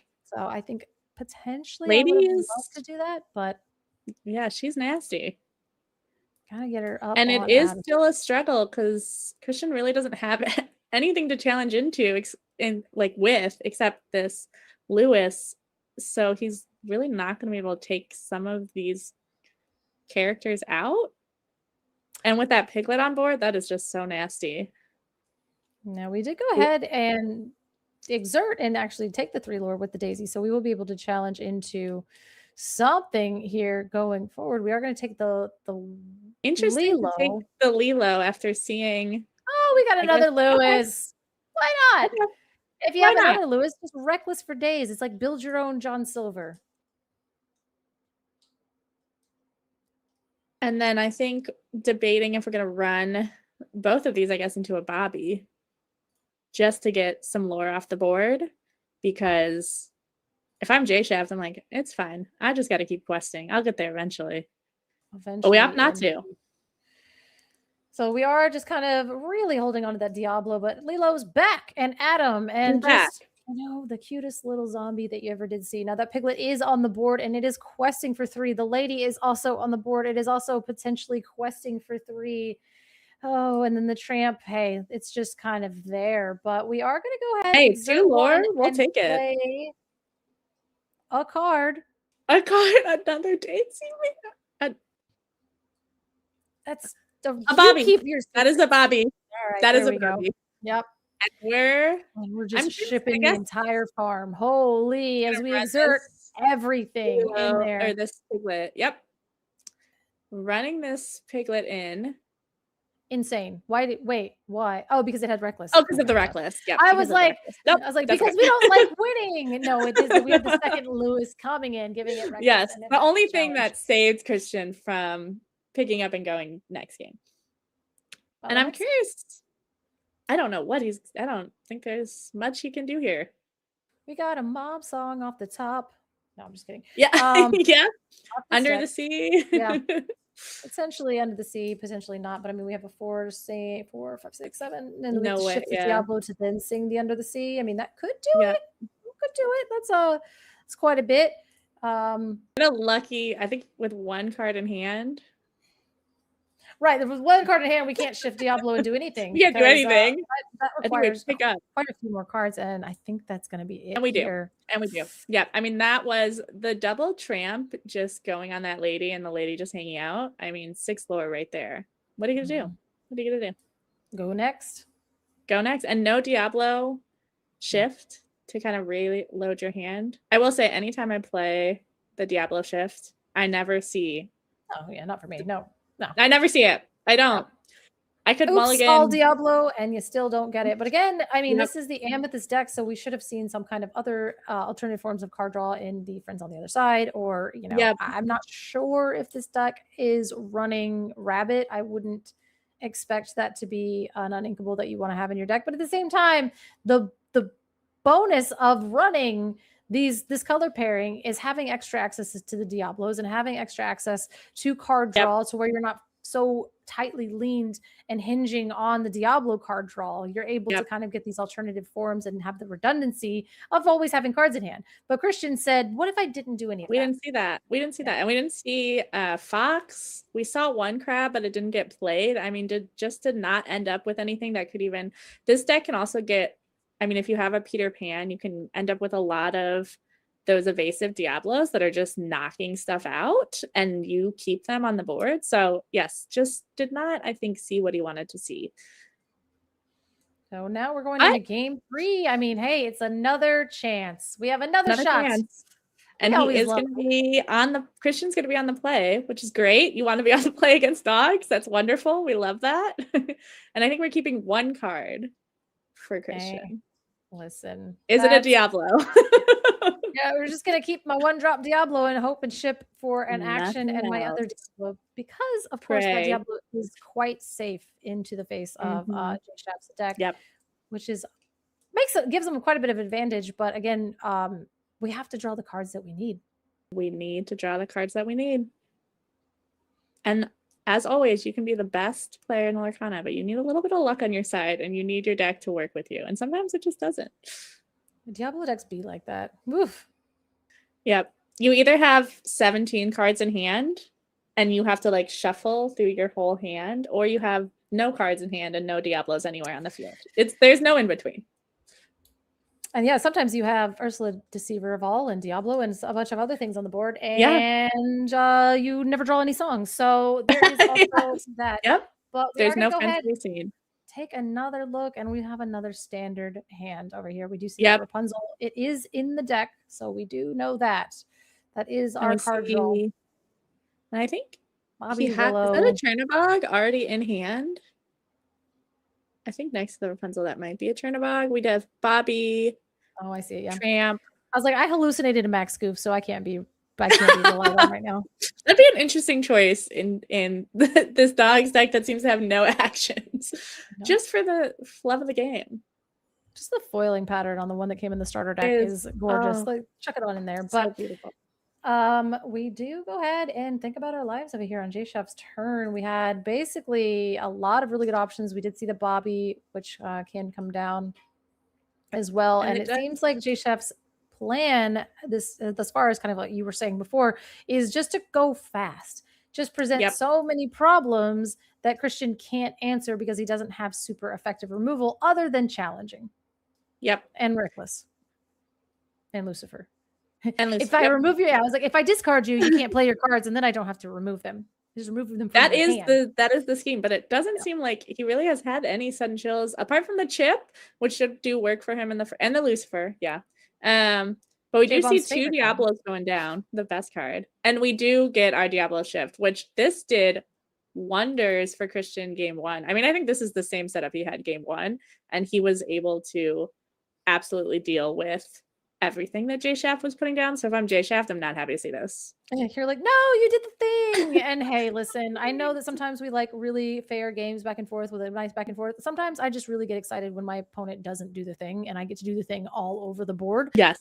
So we take those. But at the same time, we have J Shaft staring down this extremely powerful card. We are going to go ahead and play our Willow and also get the Tramp onto the board. So if this deck does have Under the Sea, we're headed in the right direction. If this deck doesn't have Under the Sea, this is the most insane bluff of all time. And I do think that was actually a Bobby that got placed down. Your guess is good and fine. Nope. For a moment, the pixels did. We play a card and then we get like 3 more pixels, and sometimes I'm right, sometimes I'm wrong. You know, maybe I like testing your memory though. You're very good with the card. The lever is insane, but we will go ahead and draw 2 cards off the lever, and if we have wrong lever in there, which is insane, a lot of decks weren't doing both. You can do both. Should you do? You both? can do both, and it is one of the few removals that you really have that, to our point, is not challenging and is not discard in this deck. So I do some people see like maybe 3 and 2. So it's not your whole deck, but you do have the option. And if you see it, you see it. Yeah, and we already seen Circle of Life, so you might as well see pull the lever and wrong lever tonight on the ICL. But we finally do play a Willow, and I can see that because it has enough pixels for me to perceive when you do go ahead and put down Piglet. Yep. Yeah, it is a Piglet. I just want to make sure that that's 3 ink there because we so he has a Willow, right? Then we played a second Willow, and then we go ahead and play a Piglet. I'm sure the maths or the judges would have been on top of that. He has a Willow down, plays 1 Willow for 1, and then this Piglet goes down for 1 after the second Willow trigger. Just making sure. There was Willow shenanigans when that card got released, and people were like, "I'm going to hold priority," and I'm like, "Not in this game." Not how it works. You can't do that. Nope. But if you're my teammates, they just forget their Willow triggers. They play Willow on 2, and they never use Willow. So it's one or the other. Why can't my opponents do that at the DLC? Come play against us. My opponents are like, hey, anyway, so I'm going to do that. I'm like, I don't think that's legal. And they're like, shush, shush, shush, shush. As we see a Genie Wish Fulfilled coming down, drawing another card, which is, hey, a secondary form of card resources that we didn't see in the first game. But here he is. He's fulfilling wishes. He's quite evasive. He's quite under the sea. Christian's just happy. He's at 5 lore. He just gets to keep turning these Diablos, getting some card draw. There's not really anything J Shaft can do. And I think J Shaft is just building up the maximum board to quest a 20 in 1 turn. Yeah, we're just going to keep them all up, active, and ready. We haven't seen a Snow Fort. We haven't seen an Under the Sea. We are seeing that Pooh Pirate Piglet Captain. I just wanted to say that, but there is a Nani that did come down and did get us the Daisy, so we are able to go ahead and throw that sucker down because we were able to play the Nani for 1, and then we play the Daisy for 1 after that. So we're functioning at 2 ink because of these Willows, which is crazy. Are we just gonna rip it? Wow, I think we're just gonna rip it. Just going, hey, quest for 3, 4, 5, 6, 7. And I think that we see J Shaft trying to do what worked for him in game 2, which is put so much pressure and then just quest, and you don't have enough to challenge me. And we see Christian doing what worked for him in game 1, which is put down his Diablos, quest his evasives, and then get good challenges where you can and keep that board as small as possible. It does seem like a good plan as we go ahead and ink a card, and we're going to pay quite a lot for something horrifying here. It is an Elsa Fit Spirit coming down, exerting down that Daisy, and we're going to get some favorable trades here, just like you were talking about. Yeah. I love to see all of these characters exerted and everything on my side evasive if I'm Christian, because I am going to be able to take out a lot and leave a lot of my characters up.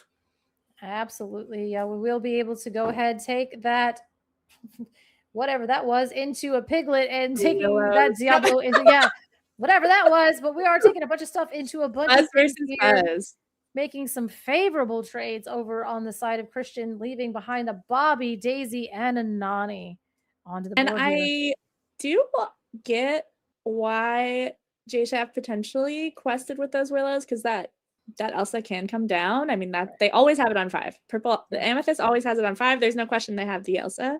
But it is hard now because he hasn't been inking because he's been able to play It's these Dale deck. Oh, you mad lad. I see now. That is the first time we've seen that little spike suit warrior coming into the game and into the inkwell. So yeah, it definitely changes the math on everything, but not when he's in the inkwell. Naughty. Correct. Coming on down. But it is a little more challenging. I'm assuming that he wanted to not ink and play that Dale down, and then would have gotten far more favorable trades. But losing those Willows, he just isn't able to. So it is interesting that he quested with both of the Willows. I'm not sure that he's happy that he did that. Yeah, like questing in the face of a Elsa turn was a little bit it feels kind of reckless, but at the same time, hey, we're going all the way up to 11 lore. We are refilling our hand. We didn't play the Dale, which makes the trades way more favorable for us because Dale does say an insane line of text where in challenges, their willpower counts as their strength. So the Daisy's a 4/4, the Bobby's a 2/2, and so on and so forth. But the Nani is a 3/3 still. She's still a 3/3, which is hilarious because then if you have a character that's like, oh, this is like a 4/3, like the Lewis, it's a 3/4. So or I have played a couple games where people put down Dale, but they have that Rex bodyguard and they challenge in. I'm like, he does 1 now, right? he's gone. Yeah, he's 1.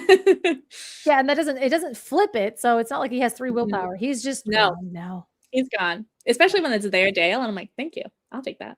I'll take 1 hit back from that Rex, and it does.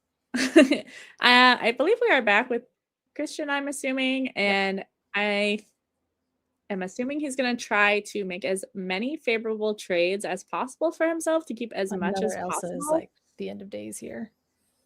Elsa, it could be an Elsa, or it could be maybe potentially Hades looking for a deal, but we're going to do a little bit of that exert dance that I hate, but we will go ahead and ink the card because we have a 6 cost thing that we would like to do. And maybe we're going to change our minds entirely as we play a 3-drop that is a crab. We're gonna play that crab down. That makes a lot of sense. Yes. You might have the Elsa, but it doesn't make a lot of sense because you're not gonna be able to clear out this Nani potentially. These Nanis are annoying, so that crab makes way more sense because he'll get a better trade, even though he's gonna, potentially with that wrong lever. He had it in the deck the whole time. So wrong lever comes down, and it says if you have a card called pull the lever in your.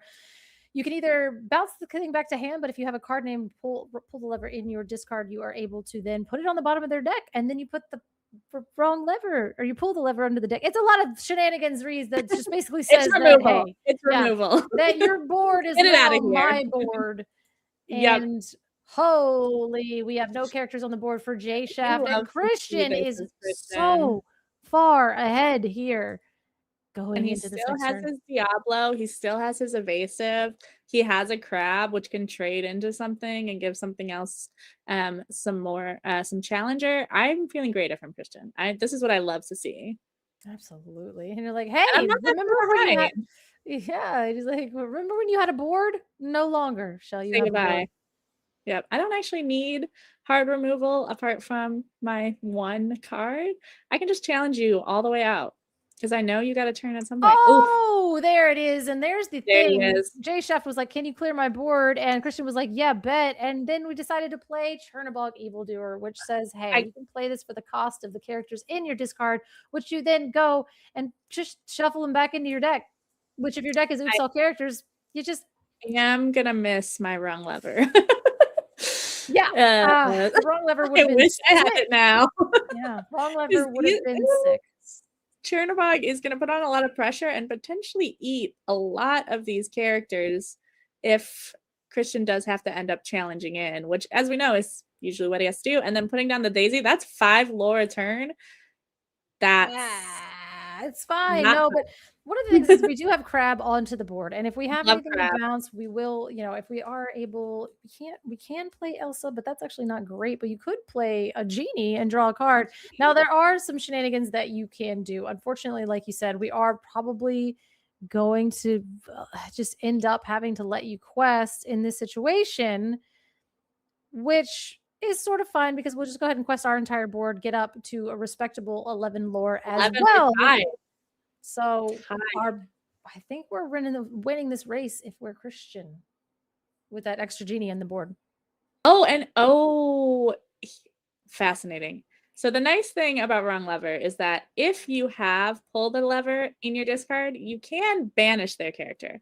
However, you don't have to. You can return it to their hand. So he was able to play wrong lever he played and another return Chernobog to the hand, which classically Chernobog is discounted for characters in your discard, and they get shuffled back in when you play. He had another wrong lever. Oh my gosh. Another wrong lever. Which incredible. Well, he basically said, hey, anyway, I had an answer for this. Oh my gosh. I literally didn't even see the second wrong lever over there. I was just like, did you just feel like picking the Chernobog up? I don't understand. Why would you just put that in your hand? That's crazy. Wrong lever is in the deck, confirmed, and it did actual work. It did save the game there. Incredible. So that was an incredible game. And I love Amethyst Emerald, so I love when they win. I do love when they win. I mean, they need to win. They need the wins. They need more wins. They need more wins. Really do. And honestly, that was round 2. So that's actually an incredible thing because WCC took round 1, Flower Farm now taking game 2. So match 3 is going to decide who gets to go on and who becomes eliminated in the next shout round. Out to the people who voted, because this is a great game to have on stream. Good job. Proud of y'all. We love when the games go all the way to the third. We couldn't see one team get 2-0. That wouldn't have made sense. We're here for the vibes. We're here for some Disney Lorcana, and maybe we will be able to get a backup match coming up here. I hope so. Unsure if anyone's going to join us from the previous game, but if not, we will probably go to a backup game. Yeah, as we are at the mercy of Luke Wonderland and here, but I'm actually really excited. I got to see that matchup. I know I think I have like a little bit of a not a bias, but just like I don't believe in Emerald and Amethyst. I want to, and I've seen it do amazing things, but every time I see it, I put my faith in it. And then I watch it just go splat. Yeah. And I'm like, I'm sick. Yeah. I fooled me once in World Amethyst, but now I'm like, what? Wait. Exactly. But now, has it given you a little bit of hope after watching that? If there was Under the Sea in that deck one time, boy, it would have been game over. But at the same time, there wasn't. Yeah. And I feel like Dogs players have kind of moved away from that. For reasons I don't fully know, but from what I've seen, so it might be a good pick. And it is always interesting though, because ICL is so weird. You're trying to figure out your opponent. You're trying to figure out the colors of your other team. You're trying to figure out like what's better if you think you're going to be on the play. So it is a little bit different than like a traditional tournament 100%. Where you're just playing kind of random people over and over again. It does have its own kind of unique meta that definitely sometimes can go in your favor and sometimes not, right? Like, and we've seen for the last 2 seasons in a row, ETB was actually very, very good at predicting that. They got knocked out though. They got knocked out. Underdogs for the win. I was gonna say, we're gonna see how Ink Pass is doing, because if you knock out ETB just to get knocked out, so and I think they're up against SLTC tonight. So maybe we can do a check. I did like last week that a lot of the underdogs they came through. They knocked out the higher seed, which I love to see. That means that we have a good top 8 on both sides, which is beautiful. A lot of good players are here as we are waiting for an interview potentially. Yes, we are waiting for the winner, Christian, to join us and talk about a little bit. We'll have to ask him how many wrong levers, how many levers, and how often does he see his Diablo combo. Right. And again, it wasn't really interesting there in that third game where it didn't need to actually see it because there were so many alternative forms of card draw, basically seeing both like a two genies, seeing this, that, seeing the pull a lever, which also drew you 2 cards. So turns out when you can draw cards, your deck works better. Your deck works better. You can find more Mhm. answers, which is wonderful. And you can return their Chernobog to their hand, which is truly nasty. Hilarious. Yes. Hilarious. Yeah, the thing is I was like looking at it, I was like, I don't understand. And again, we had all 4 pixels working against us there, but you did see it. But we are going to get straight into this interview now. Going, hey, oh, hi, Hello. I know you. Yes, you do. Hello, so hello. funny. It's me again. How are you? We How actually are played in one you? of the last rounds. It was at Charlie's, right? Like one time. It was a the Charlie's. mirror. Yeah, we had a grueling red Illumineer. was Lasted like 50 wild. minutes for game 1. It was insane. Good times. Yeah. And then I conceded because I was like, bro, I'm out. That was one of the best games I've ever played. I quit. But I don't what's know up? anymore, actually. For sure. So congratulations How on are you your win. feeling? Yeah, congrats. Thank That you. was awesome to watch. Yes, When thank you you. returned that Chernobog to the hand, I was excited for you. We weren't sure what had happened at the moment, but it was wonderful to see 2 round Yeah. levers. Yeah, well, there was some interesting context there because there was a turn where I drew, what was it? I drew, on turn 3, I inked, instead of playing a guy, I played pulled the lever to draw 2. I'm like, sweet, because I just drew wrong lever for a turn. I'm like, well, I'm going to want this. So I'm Yeah. going to ink this Ursula, play the pulled lever because I'm on the play and I can kind of take a tempo loss a little bit to not play a guy. It's a little scary against turn a dog, but we do that. I draw the other 2 wrong levers in my deck. I'm like, well, we'll make it work. This isn't terrible, you know. I just have to make sure that I play the rest of my guys, you know. Finding an Elson curve on turn 5 was really important They there always too. have So it. Yeah. yeah, Which did right. a lot of I work. think you, I think Nani, you actually said that. You were like, oh, wow, I bet they wish that they had, that pull the lever that they just used. Just kidding. You took your whole turn and slow rolled the second turn, pull the lever, which was like, was crazy. It was crazy. Yeah. We Yeah. thought he just picked up the Chernobog for fun. I was like, I Yeah. don't know what happened. And then I looked in your discard. I was like, oh, he had both. And I was going to ask you, it's Yep. interesting. Sometimes your deck giveth, because I was going to say, did Yep. you keep? Like, what did you mulligan for wrong levers? Like, what? How did you end up with both of them? But it seems like Lady Luck was on your side. I mean, I really, that is really what it comes down to, right? There is a lot of, variance on what you can draw off the top. You just got to make what you draw work. I mulliganed quite heavily all 3 of my games. For the most part, I think I mulled 6 every game, and usually like a key card I kept in game 1, I think was the turn 2 Diablo Spiteful Raven, the one with Challenger. That's really important. Mainly because I had no other Diablos, and I was like, well, I had nothing else here. In case this is aggro, I want something that's turn 2, right? So I kept that. Game 2, which was Lewis, I kept a Lewis because I have 2 Lewis in my deck also for the green-yellow matchup.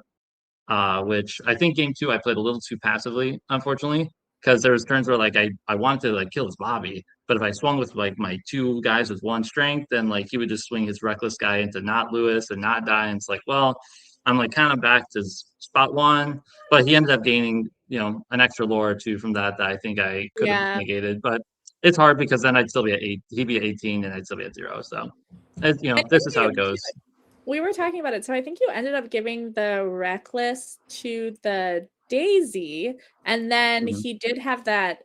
He either played enough characters or had the Tramp and was able to quest the Lady for 3, or could have shifted. So I'm curious what the consideration was there when you're selecting those Reckless characters.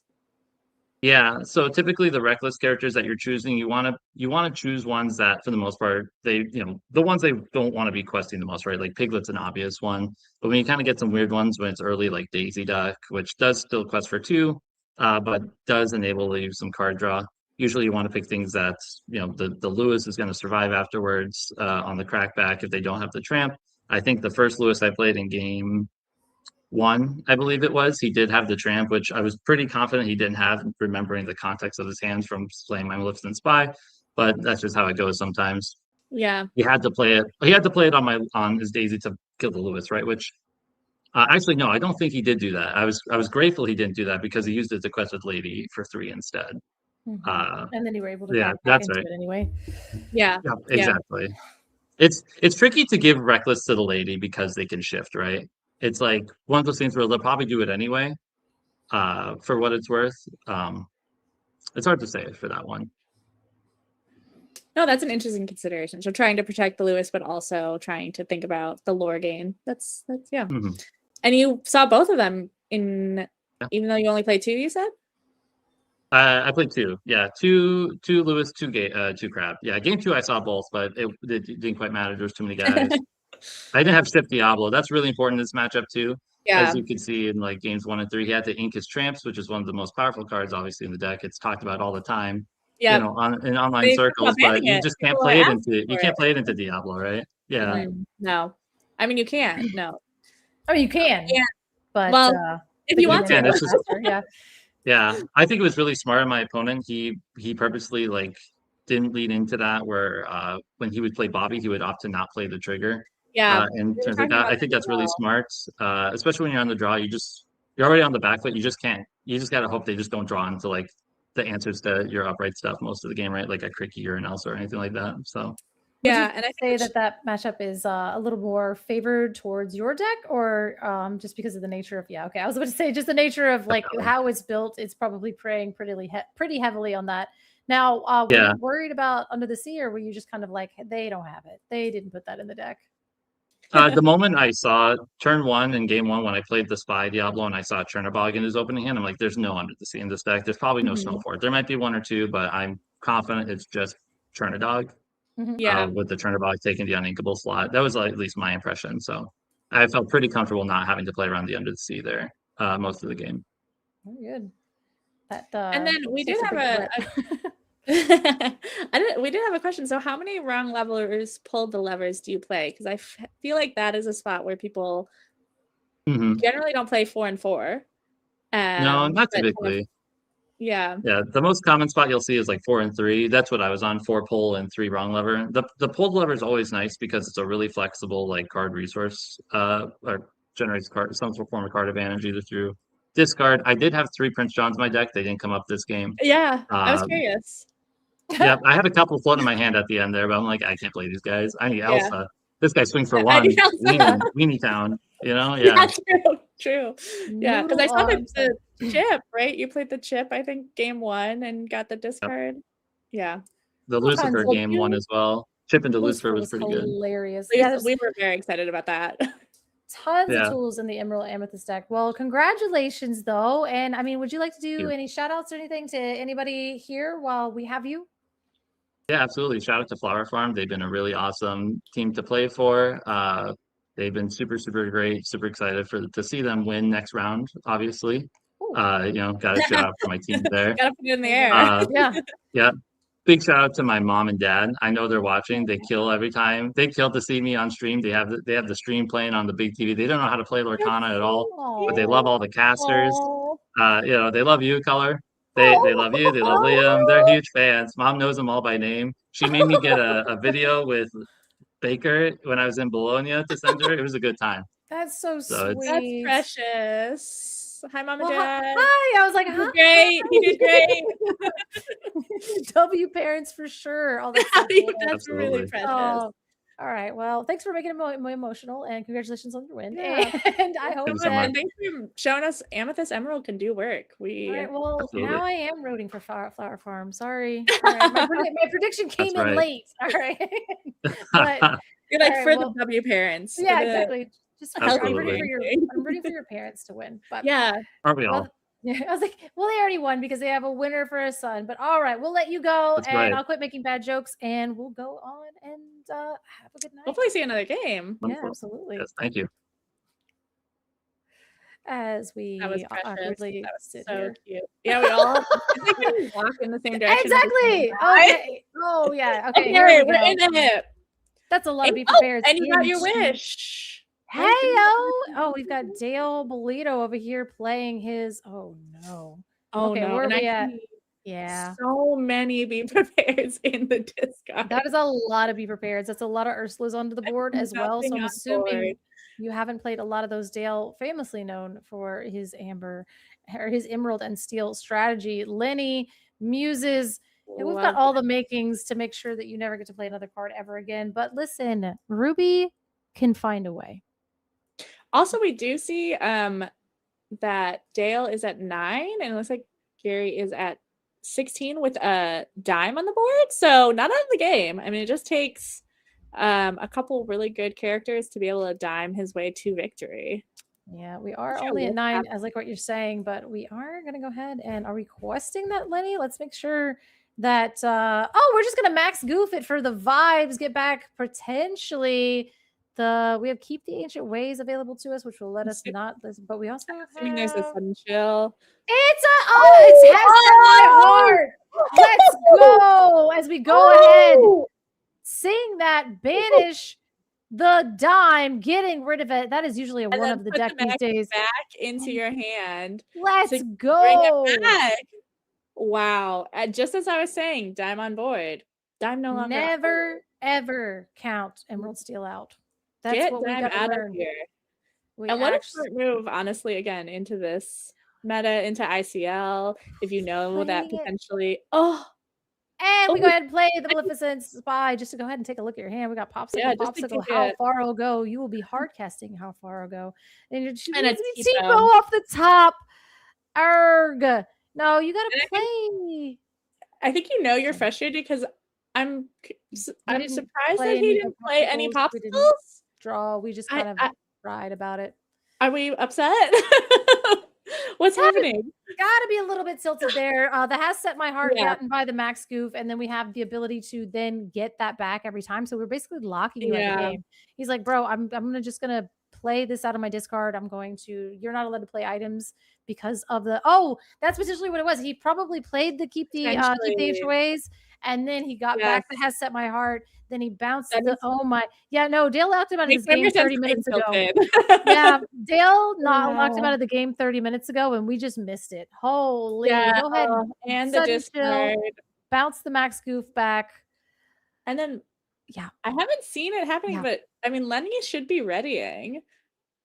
Maybe I'm missing it. It's happening so quickly, but a lot. He's probably just like, there's a bunch of game actions happening that says you lose, and I'm just gonna verbally walk you through those. Do you want to scoop? Would you yeah. like to scoop? And I'm the gonna play the max goof back, and then I'm gonna get the sudden chill, and then we're gonna play And the why sudden wouldn't I chill, play it? and then we're gonna make you discard the popsicle, and then I'm gonna bounce the max goof back to my hand, and we're Why gonna wouldn't start I? this party all over again. That is And what I just think. confirming there was an Ancient Ways played before we jumped in. So that makes a lot of sense. Absolutely. As Dale goes ahead and takes game 2. Holy crap. And I think Yeah, no, that was it. That was it. Okay. That was it. Yeah. That was- Wow. Mhm, Yeah. mhm.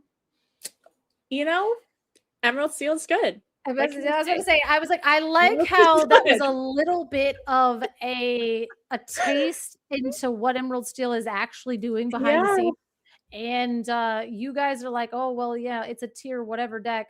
You guys, if you're But when it well, goes, okay, it let's say, goes. if you're Braden, if you're Dale, if you're Anatadade, like if you're those people, the deck is a monster. If Yeah. you know your way around an Emerald Steel deck, it is an unbeatable monster in And most it's instances. so horrible to play against because you're just like, there's nothing. I mean, in that I situation, have no agency. there's nothing Literally. I can't play items. I have no characters. I have nothing in hand. Yep. You've discarded all my be prepareds.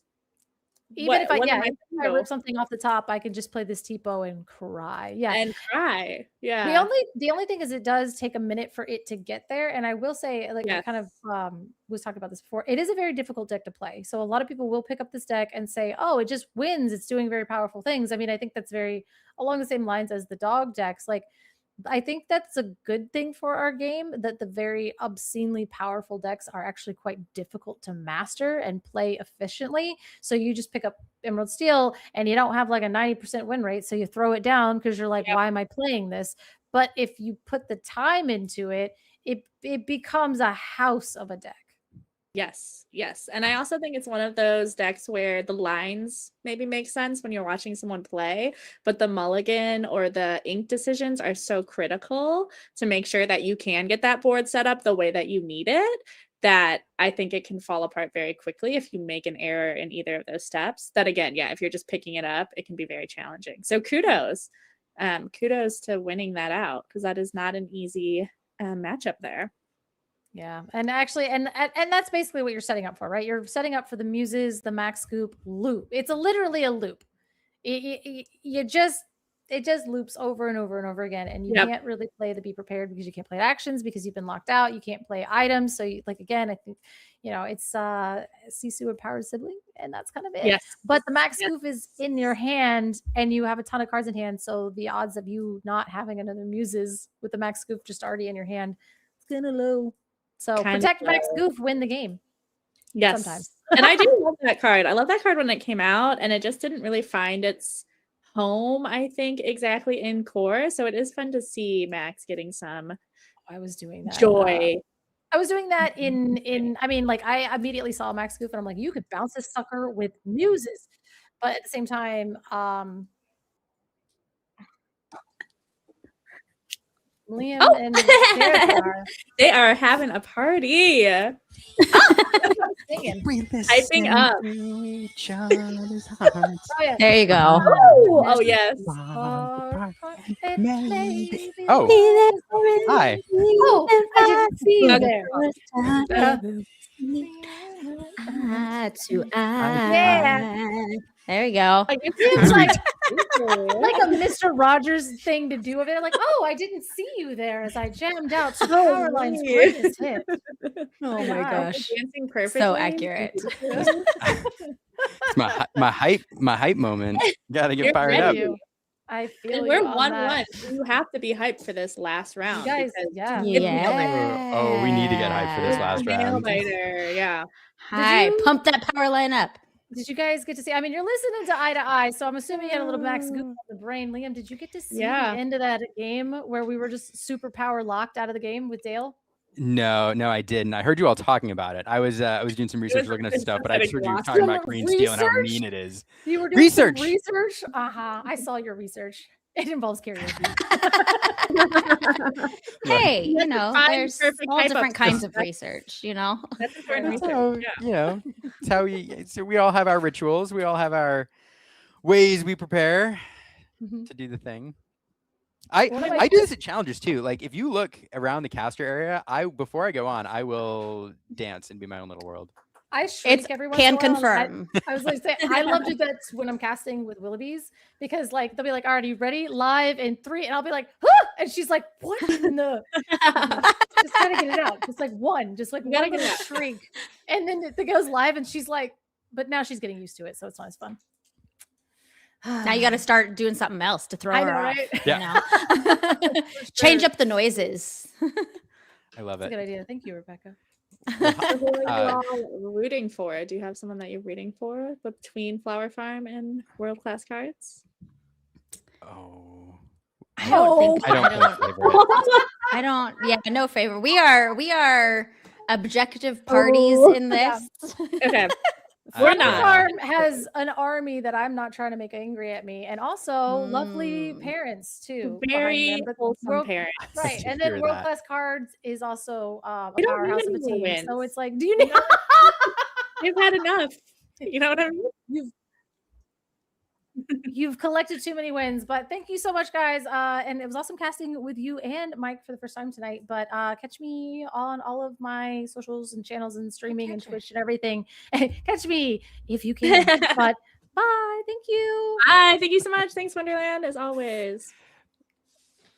Bye, everybody. I did catch the end of their rounds, and fantastic job. I really enjoyed listening to the close there. So Yeah, super fun. And that Emerald Steel deck, I tell you, we saw it at the Infinity CCQ down in San Diego at the Enchanted Citrus Clash, and it is kind of wild. It is fun. I mean, it's still got some of the best cards in the game. I mean, Prince John, Diablo, is Deceiver of hard. all, like Yeah, muses. muses. Yeah, Come on. muses. Sorry, I try to pretend they don't exist. Yeah, muses not amusing when you're playing against them, for sure. No. But, No, we are here though with round 3, and as everybody heard, we are 1-1 here between World Class Cards and Flower Farm. So whoever takes this match is taking it all today in this top 8 here of the ICL. So super, super duper exciting. Yeah, and two fantastic players. Rebecca, there is a Fungus among us this evening. Yes. Fungus, the winner of DLC Richmond, coming in here strong. Everybody knows Fungus not playing his tried and true Emerald Sapphire tonight, but a different Sapphire deck. And then Aaron Wilp, we were doing a little research into him before the game, and he's doing pretty well this season too, huh? Yeah, he is. He broke into the top 32 at Milwaukee, getting all the way up to 25th. And then in Richmond, he came in 55th. So this is a player who knows what he's doing. And I can't wait to see how this match plays out, because these are two fantastic players. And Infinity has been something, Liam. Infinity has been something. And we have seen so many decks, and the decks that we're about to see are something. Yeah, I mean, these two decks are decks that you either love to love or love to hate. It's going to be a little bit of a blast from the past, but slightly different than versions that we saw prior to rotation. There's a few new cards mixed in the mix, and it should be fun. But it's going to be grindy. It's going to be grindy. I hope you all have a good mirror. It is. Yeah. The mirror, some mirrors I think are really fun. Some are, like you said, grindy. And some of them to me come across in the play style, like really like chess, that it's all about the mind game almost, especially because when both players are on the same deck, it's like, and you can anticipate every move that your opponent is about to make. So it's not thinking, and of course, every game is Lorcana. In Lorcana, you want to be thinking 2, 3, 4 steps ahead. But I feel like in some mirror matches, especially, it really is about that mind game. And this one, though, can be a little grindy. Yeah, I'm actually, back, and we still haven't spoiled what it is yet. We'll let people speak for themselves here in a moment. But I do think when this was like in the core constructed meta, I commentated so many of these like mirror matches that I was like, please, no more of those. No more. They're long. But I'm actually really excited to see it again. Absence makes the heart grow fonder, it turns out. And I'm actually... Does it? Yeah, it does. In this case, not of Diablo, never of Diablo, but everything else. Or Prince John, actually, I'll lump him in there. But everything else, yeah. So this should be kind of fun. And what's interesting too, and we'll highlight this as we go on, these players have made some really interesting tech choices. There's very few differences between their decks, but some of them are actually pretty important. And there's one in particular I'm really excited to see how it changes the matchup. Yeah, it's definitely going to be interesting if it comes down to those different tech choices and those differences in the game. But we are starting out. Here we go. We have a Popsicle down on the board. It's a tale as old as Rise of the Floodborn. Popsicle on turn 1. And we're going to see a Popsicle on Popsicle. Turn 1 on the other side. Aaron playing a Liquidator to the Inkwell. And we're off to the races. And you all know what we're doing now, I think. Ruby Sapphire. Ruby Sapphire is in the house, and we are popping that Popsicle, playing down that bell, which of course can be played for free if you banish an item. And man, I remember those days when it was like the Sapphire world of hurt that was going on for a while there. And here it is. Here's the deck. So there are a couple different Ruby Sapphire decks out there, but now we have that Oswald, that Lucky Rabbit down on the board. So this is indeed an items Ruby Sapphire deck. Very high rolly. But I tell you, high rolly, but when you manage to establish the Oswald on turn 2 and you know your opponent is playing this similar deck and you both are going to go for a bajillion turns, having that Oswald activated every single turn for the entire game feels really good. And we're going to see it activated for the first time here. Take a little... I think we're going to see it. Did we get... I'm sorry, did we... Oh, okay, there it is. Okay. There it is. There it is. And we did get an item. We got a Sapphire Coil. Feels pretty good. And guess what? It doesn't say once a turn. Man, Oswald, when he hits, he hits. Oh, wow. Okay. And that's a Basil's Magnifying Glass. An interesting card here that Fungus is running that Aaron is not. This card says, exert it, pay 2 ink. Look at the top 3 cards of your deck. You may reveal an item card and put it in your hand. Put the rest of the bottom of your deck in any order. So this could get a little crazy. We're going to build a Home Depot or an auto zone out there. It's an auto zone. So many items. these item decks can definitely get out of control with items everywhere. There was a player at ECC that said they were playing against a young Illumineer who had items and characters everywhere on the board. I would have loved to see that. And Sisu coming down, daring visitor, going feels ahead, good. banishing that Oswald off the board. Sisu, such a fantastic card and perfect here, coming down to take care of that lucky rabbit. And feels really, really good to get him off the board. But on the upside, Fungus already got value out of him getting that Sapphire Coil on the board, which is going to pair nicely with everybody's favorite ginormous dragon that we're likely to see later. And there we go. I know. Look at him. We got- Rabbit travel in packs or herds. Herds. What is Bunny, it? Group what of are rabbits. what are rabbits? A group of rabbits. I don't know. Somebody will tell us. Pack rabbits. A pack of rabbits. A Yep. watershed down of rabbits. Oh goodness There's gracious. there's a reference. somewhere. That's a great. I Um, like the stories. Also, is that a Syndrome Lego hand marker over there? Is that who that is? Who is that? Oh, it looks like it. Yeah, I think that with the red hair, that's got to be Syndrome. Oh, we lost a lucky rabbit there off the lucky rabbit trigger. No item this time. But Fungus, gosh, really just hitting it almost every time here with lucky rabbit. Missing one doesn't feel so bad when you've already hit a bunch of times. But when Oswald doesn't hit a bunch of times in a row, that's when it starts feeling pretty sad. Vitalosphere going into the inkwell for Wilp and having to pay for our Scrooge McDuck. Resourceful Miser will allow able to look at the top 4 cards of a deck, find an item, does find an Ink Runner. Not super impactful in this matchup in terms of answering evasive characters. There's a couple running around like the Sisu, but does draw a card upon entering play and will synergize with other items. So, and something's better than nothing. So there you go. So there you go. Yeah. So there you go. Something is better than nothing. But gosh, Fungus has a bunch of somethings to. So many somethings. So many. Look at this stuff. Isn't it neat? Wouldn't you say his collection's complete? No, there's more in this deck. And now and he's going to look for some of that more. The magnifying glass now looking at the top 4 cards. And it looks like he's going to whiff. Top 3 cards, not finding an item. That feels bad. That does feel bad. Looking 3 cards deep and not able to find anything feels sad. He says, surely this must be an item. And it's not. Oh my What? goodness gracious. Fungus saying, No. my deck was with me in the beginning. Now it is against me. All the items hiding out in a pile somewhere. Yeah. Now, I don't I'll be honest that this particular mirror match with the items deck, I haven't watched a lot of these. What are your thoughts, Liam, on the strategy here in this particular mirror match? It's Just a race. Kind of, yeah. I mean, at this point, neither one of these players likes to. So there's two things you can do in this matchup. One is race to the lucky dime. I mean, both of these decks with the number of items are likely running lucky dime. Now, it's different if you're running a So Shiny or not, depending on what you're trying to do. With So Shiny, of course, you can close the game down in 1 turn. So if you're that player, you can sacrifice, you can get no lore for the entire game and then close out the game in 1 turn, which we've seen these decks do before. Yep. So it's either racing to the lucky dime and trying to stack up your items, getting a workshop in place, so you can just churn through your deck. The other thing you can do is what Aaron is doing here, and against a slower deck, if you manage to even stay, look at that bell. That bell has been there since turn 1. Questing every single turn. And that's the other thing you can do is just while your opponent is building their antique shop over there, you can sit here and scoop up 1, 2, 3 lore every single turn and put yourself within striking distance of a smaller lucky dime. So Aaron doing what he needs to do here, Fungus also pursuing his game plan. They're both doing what they want to do.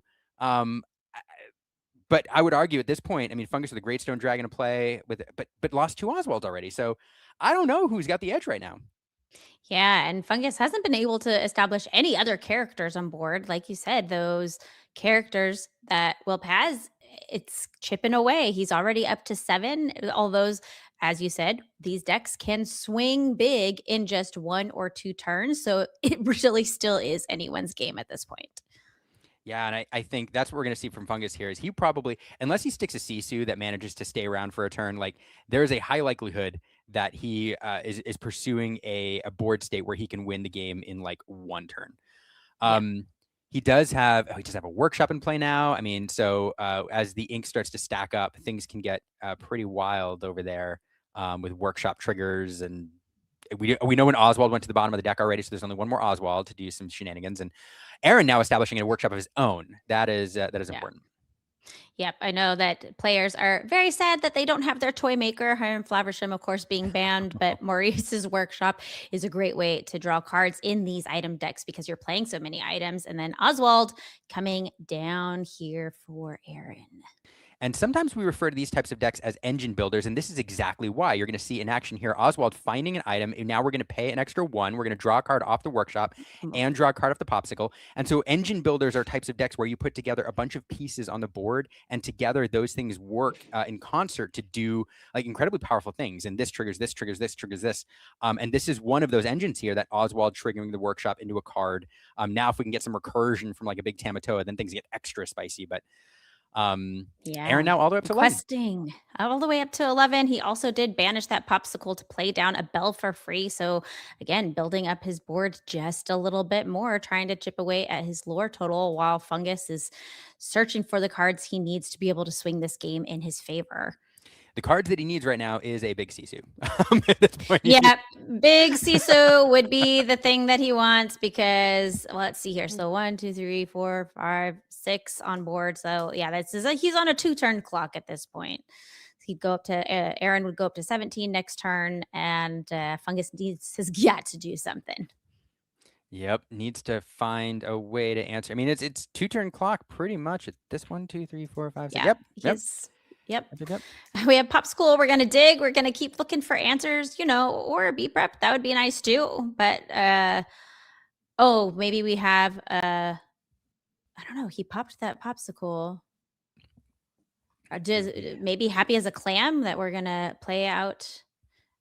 Okay. We put Popsicle back. I think you're back, but maybe he was thinking about a Happy as a Clam and he was putting a I think you're right. item into the discard. I think you're exactly right. He was considering, he left the 6 ink up. You're exactly right, Rebecca. He was looking for that Happy. Decided not to. Instead, we're going to do something else. Yeah, unfortunately, not enough ink. Even if he did find a Sisu Empowered Sibling this turn, not enough ink to play that. He could ink. He hasn't inked for turn, so he could ink for turn. He would have 7 and can do B prep. But yeah, Tamatoa, Happy as a Clam. He has enough for that. That is tough. Yeah, it is interesting though. Like this deck has so many control answers and so much card draw that even if Aaron manages to power his way, let's say all the way up to 19, Fungus can lock down the board with a sequence of big Sisus, little Sisus, with that Sapphire Coil out there can do some work. So like, it's one of those things where like you have to.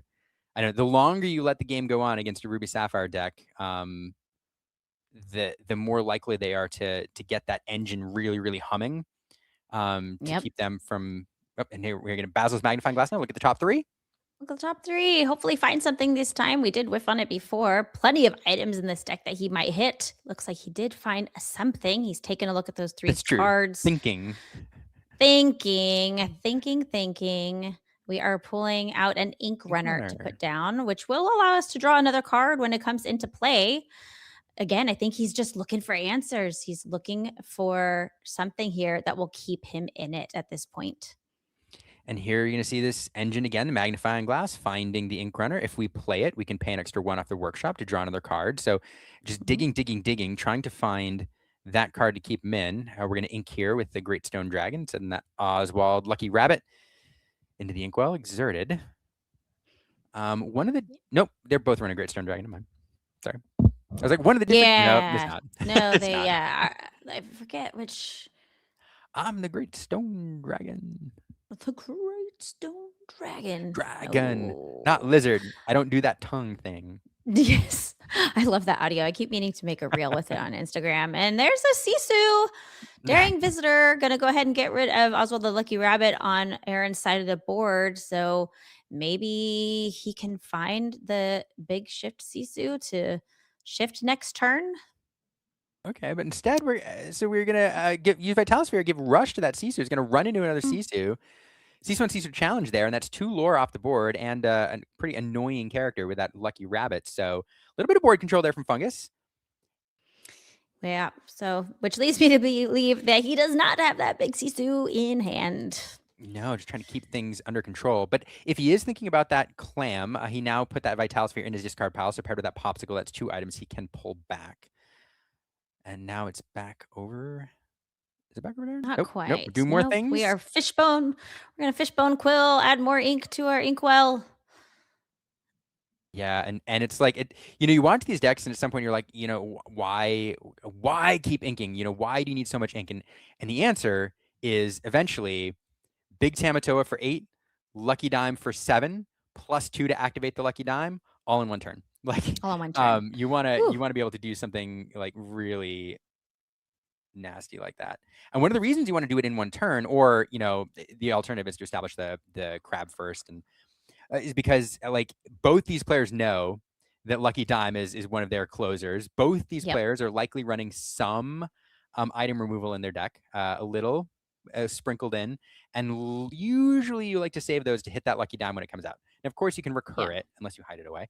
But that Lucky Dime, is likely to be answered immediately if it sticks on the board for an opponent's turn. So you want to be able to use it immediately when you play it. Yeah, typically these decks also only are running 1, maybe 2 copies of Lucky Dime. Mhm. So that's also a reason why we need to be digging through our deck, because especially if Fungus is looking for that as his answer, like if he can't find it, he is out of luck. Mm-hmm. Just an ink pile over there, an ink mountain. Yes. The board. That's what this deck does. It inks. It makes it fills up the inkwell. It is brimming with magical ink, ready to summon all of your glimmers. I remember one time I was playing at home with my son, and Caleb was just doing his thing, Ruby Sapphire, and my husband came by and was watching, and he's like, "Is he allowed to do that? Can he do that?" I'm like, "Yeah, unfortunately, yes." Has he been taking can. Is that a 7-minute turn he's on now? Like, he has been. That's how Sapphire decks go. It's like, I'll take a nap while you do your thing. Just let me know when you're done. Thank you. That's funny. Yeah. I forgot that Caleb enjoyed a little bit of Ruby Sapphire. Oh yes. Back in the day. He was a Ruby Sapphire enjoyer, so I saw a lot of it in my house. Of course, that was not an item build, and this item build is very interesting. And in fact, it was something that was represented in the room at the Enchanted Citrus Clash, which was that big CCQ this last weekend. There were quite a few people who did very well at that tournament on this particular item build. Yeah, it is. It's a fun. Like I really like that this archetype exists, because it is. This, and then there's like Emerald, Sapphire items as well, which are kind of the two like item archetypes, and like it's a completely different play style, this engine builder play style, and I really, really like that we have it in the game. I do think metas are a little bit richer when you have this variety in there and this item deck represented. So kind of a fan to see it being favored a little bit in Infinity. It just adds some spice to a given tournament. I mean, that's one of the things that I've really enjoyed about Infinity. I know that the community has all different feelings, all over the spectrum about it, but there are a lot of decks that are viable in this format. There are so many different things that you can play. We are going to be triggering Maurice's Workshop off of that popsicle. We played another Maurice's Workshop and then triggered the first Maurice's Workshop off of that one. Yeah, 2 workshops going feels pretty good. Yeah. And now there's 4 characters left up. 15. Yep. Questing up to 15 here. Not quite enough to win on next turn, but very, very close. And, it makes you understand why Fungus probably took the opportunity to challenge into one of Aaron's Sisus that he had on the board to keep him at bay. Just one more turn. But can he find the answers this turn? And you really, really want to keep Aaron off 19. Like the problem there is that any character that you can establish, like a low-cost Sisu or a Bell, like a Bell that you can get and play for free, paired with a Lucky Dime in one turn, that's just 11 ink, and you can do that it's just 9 ink if it's just the dime and the activation. So you want to keep him off 19, because if he sinks single lore away, that dime plus any character closes out the game. And so these 4 characters are a problem. Yeah, we need to get them off the board. We need a Sisu. We need a B-Prep. We need something to get all of these characters off the board. Oh, it's something big. Here it comes. There's the Sisu. Okay, there it is. We needed it, and we found it. and we say goodbye. And I do believe that he must, because he has a sapphire coil in play, right? So we were able to Yes. reduce the strength on some of those characters like Scrooge McDuck that were bigger, to reduce them all down to 2 strength or less, so that Sisu would wipe them off the board. And now we have a little bit of a reset here, and Fungus able to kind of get a little bit more established and hopefully find the rest of the pieces that he needs to take this one home. And if you're gonna answer a giant Sisu, what a way to do it. Have Happy as a Clam enter the fray, grab 2 items from the discard pile, and now we're gonna see some more workshop popsicle action. And again, we're at the part of the game now that the board wipes have started flying, where Aaron is hoping to play like one big threat a turn that Fungus just has to consistently keep answering. And that's hopefully what it's gonna be for Aaron for a little while. Fungus, on the other hand, again, trying to find that dime, trying to get that. If he's running So Shiny, that'd be great. Otherwise, you want to get that dime early and soon, and start pairing it with that Sisu to close things out as fast as possible.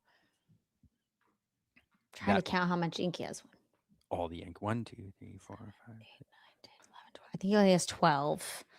3, 4. Like it sounds crazy, but like the lucky number is 17. Yeah. 17 is where you can win the game in one turn. And oh my goodness. Is that the trap?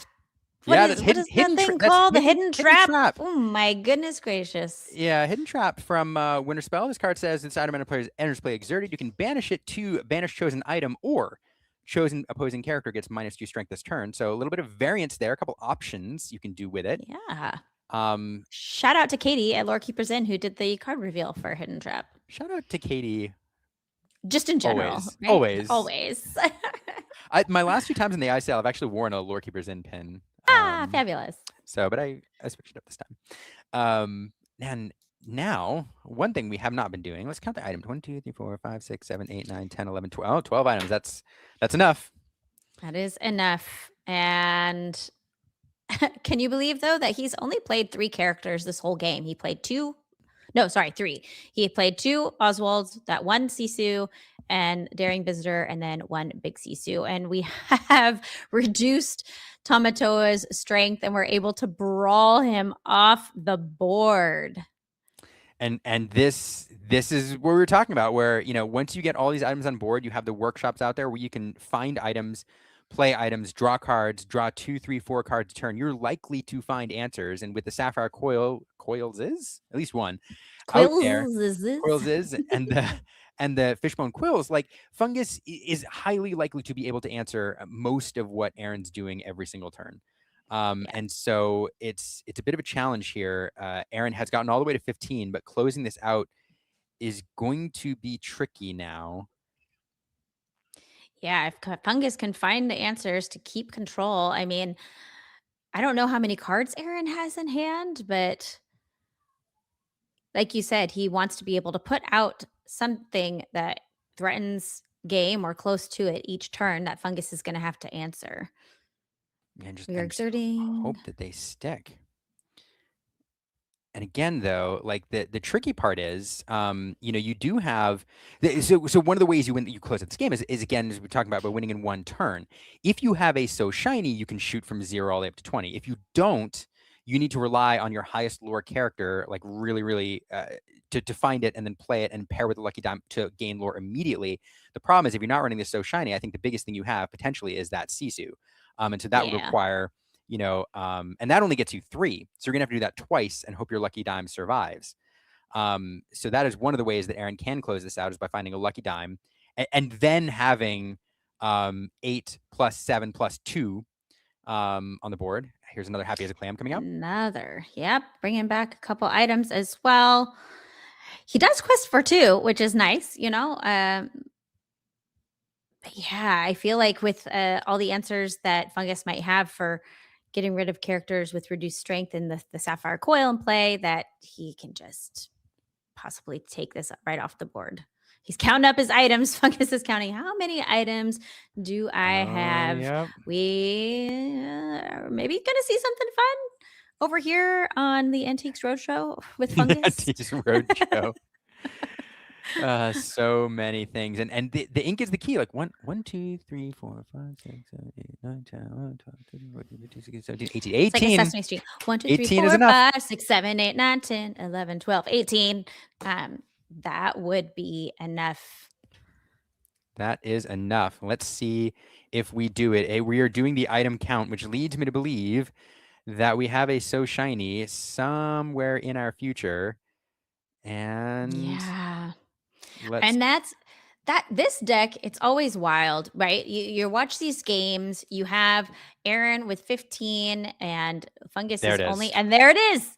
Yep, at 3. And then we are able to just slam down these 2 cards and it's a win. So game 1, going to Fungus with the Lucky Dime and Tamatoa So Shiny coming down there right at the end and in the nick of time for him. That's wild. yeah. The swing.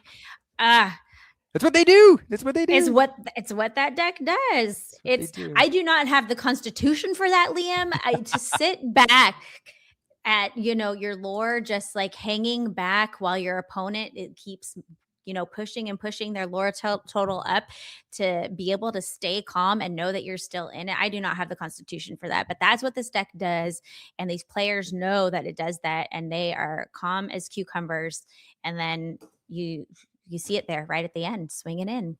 Yeah. It's interesting. One of the ways to think about this deck is so this is not what we call like an alternate win con. We have some of those in Lorcana. The biggest one is like decking your opponent is one. But an alternate win con is a card that says like if you do this, you win the game as an alternative to getting 20 lore. Now, we don't have many of those, but we do have certain ways of winning the game, which are functionally different. One of them is like the 1-turn win decks, where like the goal is to get to 20 lore, but you're doing that by like just getting a couple combo pieces in play and then being like, like the Monstro combo, right? Exactly, like the Monster combo. And one of the ways to think about this deck is like an alternate win condition deck, where basically what you're trying to do, you don't care about the lore. Like you do not care about your lore almost at all. What you're trying to do is get 17 ink in play and have a Lucky Dime and a Tamatoa So Shiny in hand. Like that's it. So your whole game plan is riffling through your deck and accumulating ink.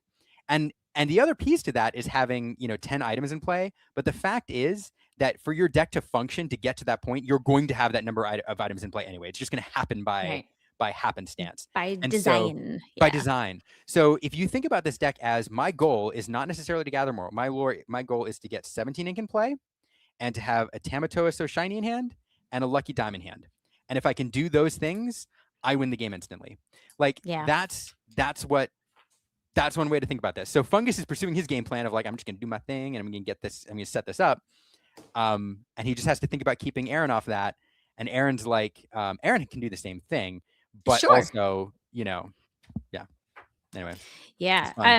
Now that we've seen their decks in play a little bit, and before our players get started, looks like they're almost done altering their hands and ready to go. But we can talk about maybe some of the differences. So that Basil's Magnifying Glass, which we saw Fungus playing, that is one tech card that Fungus has in his deck that Aaron does not. And he missed on it, I think, once, but it did come in handy the other few times. Let's hear, what were some of the other differences in there? The Brawl. Fungus running Brawls, and Aaron is not running any at all, which to me seems kind of wild. I mean, I'm a Brawl fan, though. I love a good Brawl. I'm going to quote you on that, Rebecca. I love a good Brawl. I didn't mean it like that. That was Brawl. Okay. Out of context, this is amazing. Rebecca. So those are a couple cards that Fungus had in his deck. Folks. Oh my, clip that. And then on Aaron's side, he's got one, let's see here, one Be Prepared, and then one Maui Here to All, which is Maui. Just the one is crazy to me. And then the 3 Tamatoa Happy as a Clam. And we're off here though with Popsicles and Oswald's. It looks like did I miss this? Did I miss that Aaron missed a turn 1? He didn't have anything to put down? Did not, but that's not like it's not the end of the world. Just establishing that Popsicle Sure. gets you an extra card. Yeah. Oh my goodness though. Two Two Oswalds. Oswalds. What's better than one rabbit? Two rabbits. They do multiply. Yeah. And then keep wisely, right? You play that down first before you ink, and then you're able to twice trigger your one Oswald and trigger the other.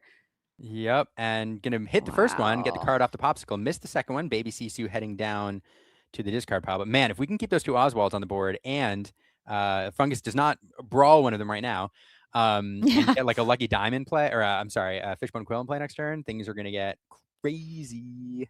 Crazy. Let's we have brawl. We also have the Sisu Daring Visitors. So That's there true. are That's a true. bunch of answers here on turn 3 that Fungus could have. A Sisu would be nice just to establish a character on the board, perhaps.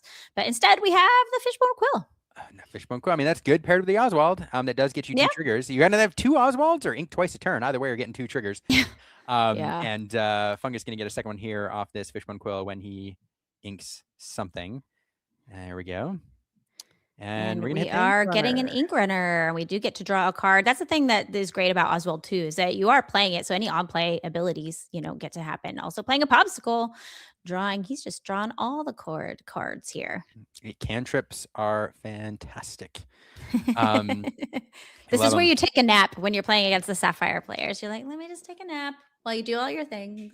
Yeah, you just hold your breath and hope they don't do too much. And Right. as we watch our tickets next turn, just really, really funny bit of flavor here. So Rebecca, before each tournament, before each DLC, I put out a survey and I asked players to fill it out. I get some background information in case people come out and stream. And I did it for both Milwaukee and Richmond. Aaron did not fill out my survey, so I have no background on him. But two players who did fill out the survey, Nicholas Playforth and Brandon Richard, listed Aaron as their favorite player. So a friend of theirs, I think, is somebody in their play group, but a couple of people, and that says something, right, about you as a player when other people list you as their favorite player. So shout out to those two Illumineers, and thank you for supporting your friend. Yeah, There you go. I mean, we talk about it all the time, but really, this community is pretty dang awesome. I do love it. Oh, and now two Oswalds. You know what Fungus does not love? Seeing two Oswalds with a workshop and a Fishbone Quill on the other side of the board. That is setting up for a really That's- nasty turn next turn. Yep. Unless you do this thing. All right. unless I see your two Oswalds, and I will raise you. Oh, missed on one of those Oswald triggers, and we do get a stone dragon though. And I'll see you raise you a stone dragon. You may as well get one in play, and then get. You know what the thing is with that Fishbone Quill there, we can do it again. Do it again. Now we're gonna brawl Sisu, brawler Sisu. No, we're not going workshop. to. Oh goodness But, gracious! you And know. this, and now we're gonna play. The thing with the Fishbone Quill is that ink is ready to be used, and the workshop costs 1. So we're about to see some shenanigans. Yep, we get Oswald triggers. We get Maurice's workshop. We get all the fun things. And the engine is starting to click here. Oh goodness, let's see. Ink There's down. our ink. Yep, we're gonna do one trigger we miss. That is a Tamatoa. We get a Vitalisphere, which comes out for free. Then we are gonna exert one. Trigger Maurice's workshop for a card in hand. It's what this deck does, man. It is a What machine. it It's like you're does. building all these with each item that comes out, you're building a machine, like you said earlier. And it is truly a machine. And when it's ticking, it ticks. And we're about to see it tick over on this side of the board here. We have the same kind of engine with the Fishbone Quill, with the workshop, with the Oswalds. And yeah, it's gonna be crazy. I want to mention in chat, someone said it's only turn 4. That's right. It is only turn 4. This is literally only turn 4.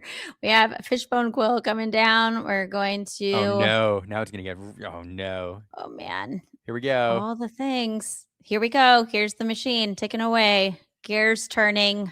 Get ready for an item launch. And were you trying to make a pun out of items and avalanche? I was. Okay. That didn't work. You know, it was close. It was close. Avalanche is a fun card. That is You true. can banish a location, and all there. It's up on the board. I have Avalanche. Actually, I have a Robin Hood ping deck, like theme deck that's really fun, and I have Avalanche in there. So there you go. It's the only deck I've ever played that card in. Why not? Here we are inking. We are drawing. We are doing things. Our machine is churning. We Ink do runner? get an ink runner. We get to draw. Yeah. We get, yeah. Are we activating All the the workshop? things. We're not activating the workshop. Not Okay. yet. No. It's true because we can activate both workshops now if we want. Yeah, because you don't have to activate it right away, do you? When you play, you- yeah, I guess you do. Yeah, you do. Yeah. But with 2 workshops in play, he can still activate each one on the Right. on the second item. So just saving it. He's checking. So you don't have to exert the workshop. It just activate. You pay the ink cost anyway. So Yeah. But now we're going to leave that up because we're going to ink again. And just preserving the ink. So preserving options here. So it's what he's making sure to do is he wants to draw those cards, but he's taking a look at what is being played, what he might want to play from his hand, etc. Because he can hit a card draw off a popsicle, and so saving that ink just in case before electing to draw. But we are activating the workshops now. We're going to activate that second workshop now. Draw a card. That was a lot. That's a lot. It's a lot. We did see a big shift Sisu go down to the bottom of his deck off of one of those Oswald triggers, I believe it was. And we're going to go ahead and quest for 4. Why not? Why not? At this point of the game, you're almost like, hey, I'd rather, that's fine. The big Sisu go. I'd rather have it later. But on turn 5, you can play that Sisu right now to wipe out 2 Oswalds. And that would feel pretty good. So I would not mind seeing one of those off the top of the deck at this point. Just to get those rabbits out of here. Those rabbits, they are breeding. Yeah. I would multiplying. The quest is interesting though. Getting the 4 lore is nice.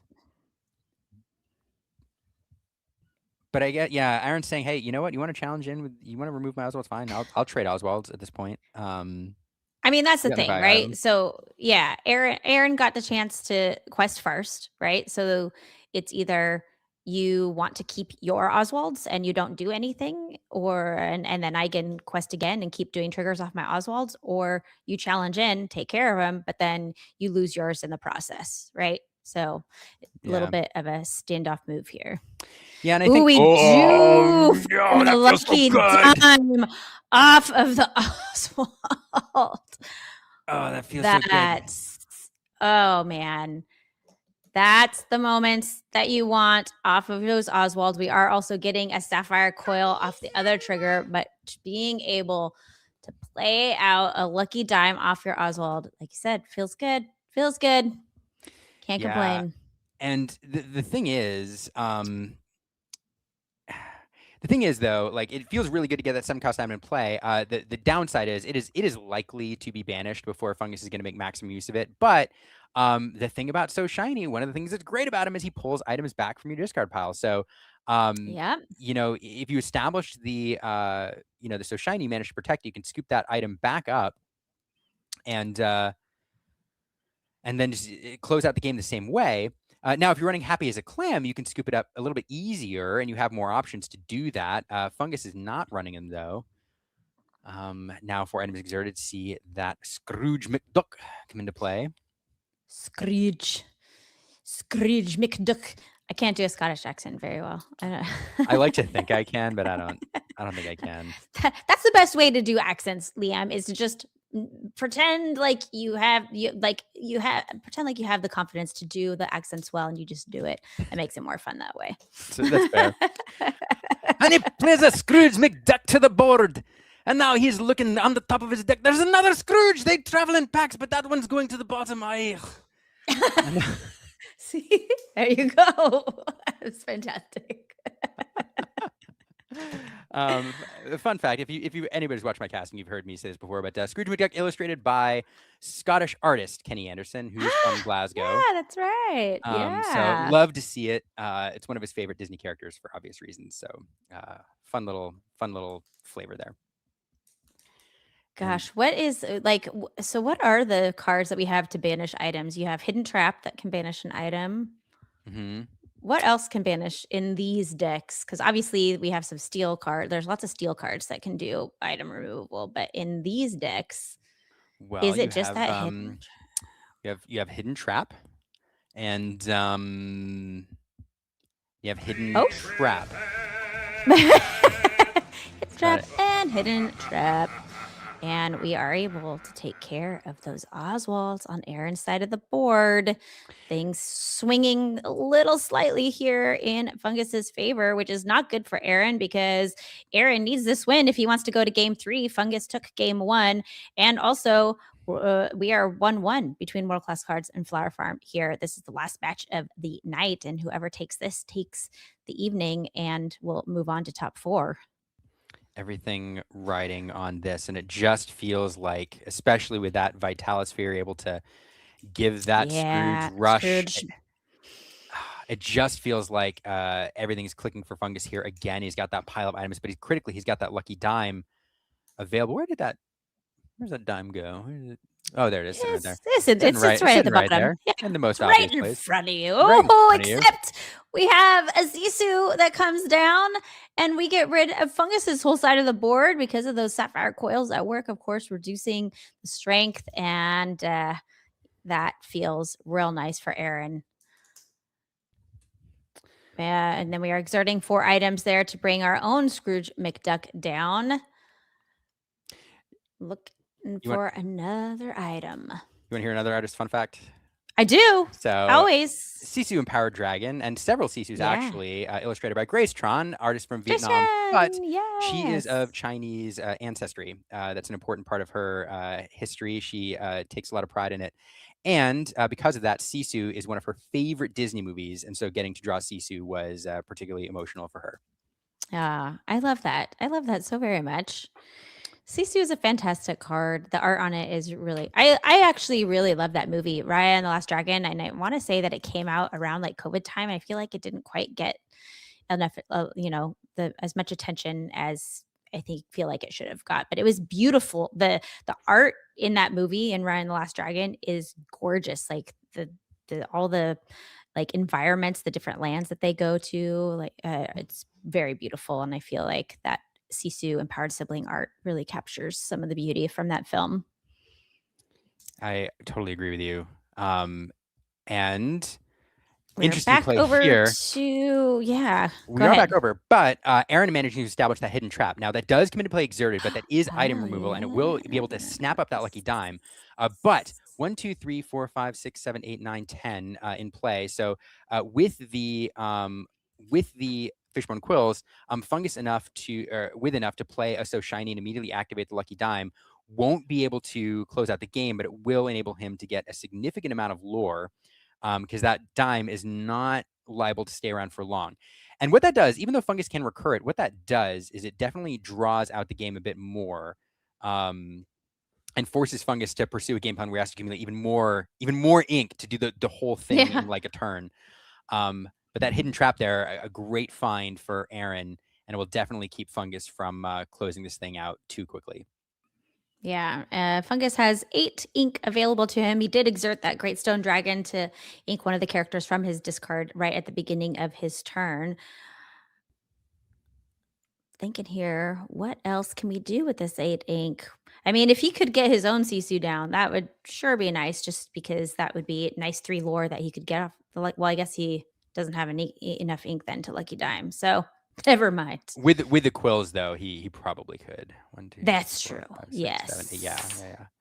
Yep, I have no idea. We are going to quill. I know. Idea how many cards in hand. We are going to quill. So now we're up to. Yep, there it is. Yay! He does get to. We're reducing the strength, wiping your board, playing it out, and then dime off the Sisu to get that 3 lore. But like you said, Liam, he wanted to maximize, right?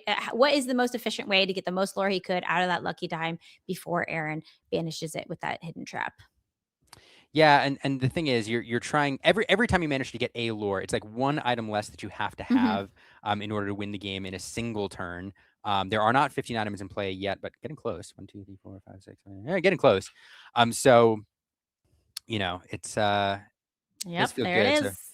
Lucky trap, snap, taking that dime, snapping that dime, sending it to the discard pile as we get the engine rolling up. Yep. You have to, if you're gonna play hidden trap and do that, you have to do the hand movement with it. Snap. And yeah, plenty of ink going in here. We have the workshops to activate. There's all sorts of things we can do. And Aaron, though, like again, he's got almost the ink now. Well, kind of got a lot of ink. Almost the ink to be able to do the 1-turn win. The question is, has he found the dime? Has he found the So Shiny? Oh, it looks like he has Sisu. We're going to banish Fungus's Sisu because we have indeed. Oh, it's a little Sisu. Oh, baby Sisu. Little baby daring visitor. Just a daring visitor. That's all taking care of that big Sisu, though, because of the reduction in strength from those sapphire coils and a free Scrooge McDuck. We love when a card says play for free. It's never a bad thing. And we're exerting the items to play them for free and then finding more items. Finding a little Babette item here. That Vitalisphere going to come down and allow him to activate those workshops and draw a couple other cards. Those low-cost items really, really good just for feeding workshops. And here we go again. Draw. And every card we draw is getting us just a little bit closer to that So Shiny Lucky Dime combo. The thing is, though, at this point, you need like 16 items in play. I don't think there's 16, but that's the other piece to this puzzle here. Getting close. Syndrome helping Aaron out there by holding his cards. He's so helpful, buddy. Right. Buddy. Oh, buddy. Buddy. What's wild about the items decks that we have in Disney Lorcana is I'm trying to pinpoint where it shifted, but I remember early on that I had some local players that were from set 1 trying to make Tamatoa So Shiny work with the items. And it just didn't. For the longest time, it just didn't work. And then it did one day. And here we are. And items deck builds are such a huge part of the meta. They have been, and it's back here in Infinity. And it's just really fun to see those cards that sometimes they don't quite pop off when they first come into the game, but then something else happens and a new card comes in or a new combo is possible and things start popping off. And I know where you're going with this, Rebecca. One day Gantu will be meta relevant. One day. I know what you're saying. He's just waiting for the right combo piece. Gantu. I know that's where you're going with that. But no, it's a great point. And it's funny too when people won't admit this, but when Lucky Dime was revealed, the consensus was it was not good. Yeah. I don't remember that actually. The consensus was, and people won't admit this, but the consensus was, now some people I'm sure behind the scenes, and there were some people like, that card's probably pretty good, but the consensus was a 7-cost item, uninkable, garbage.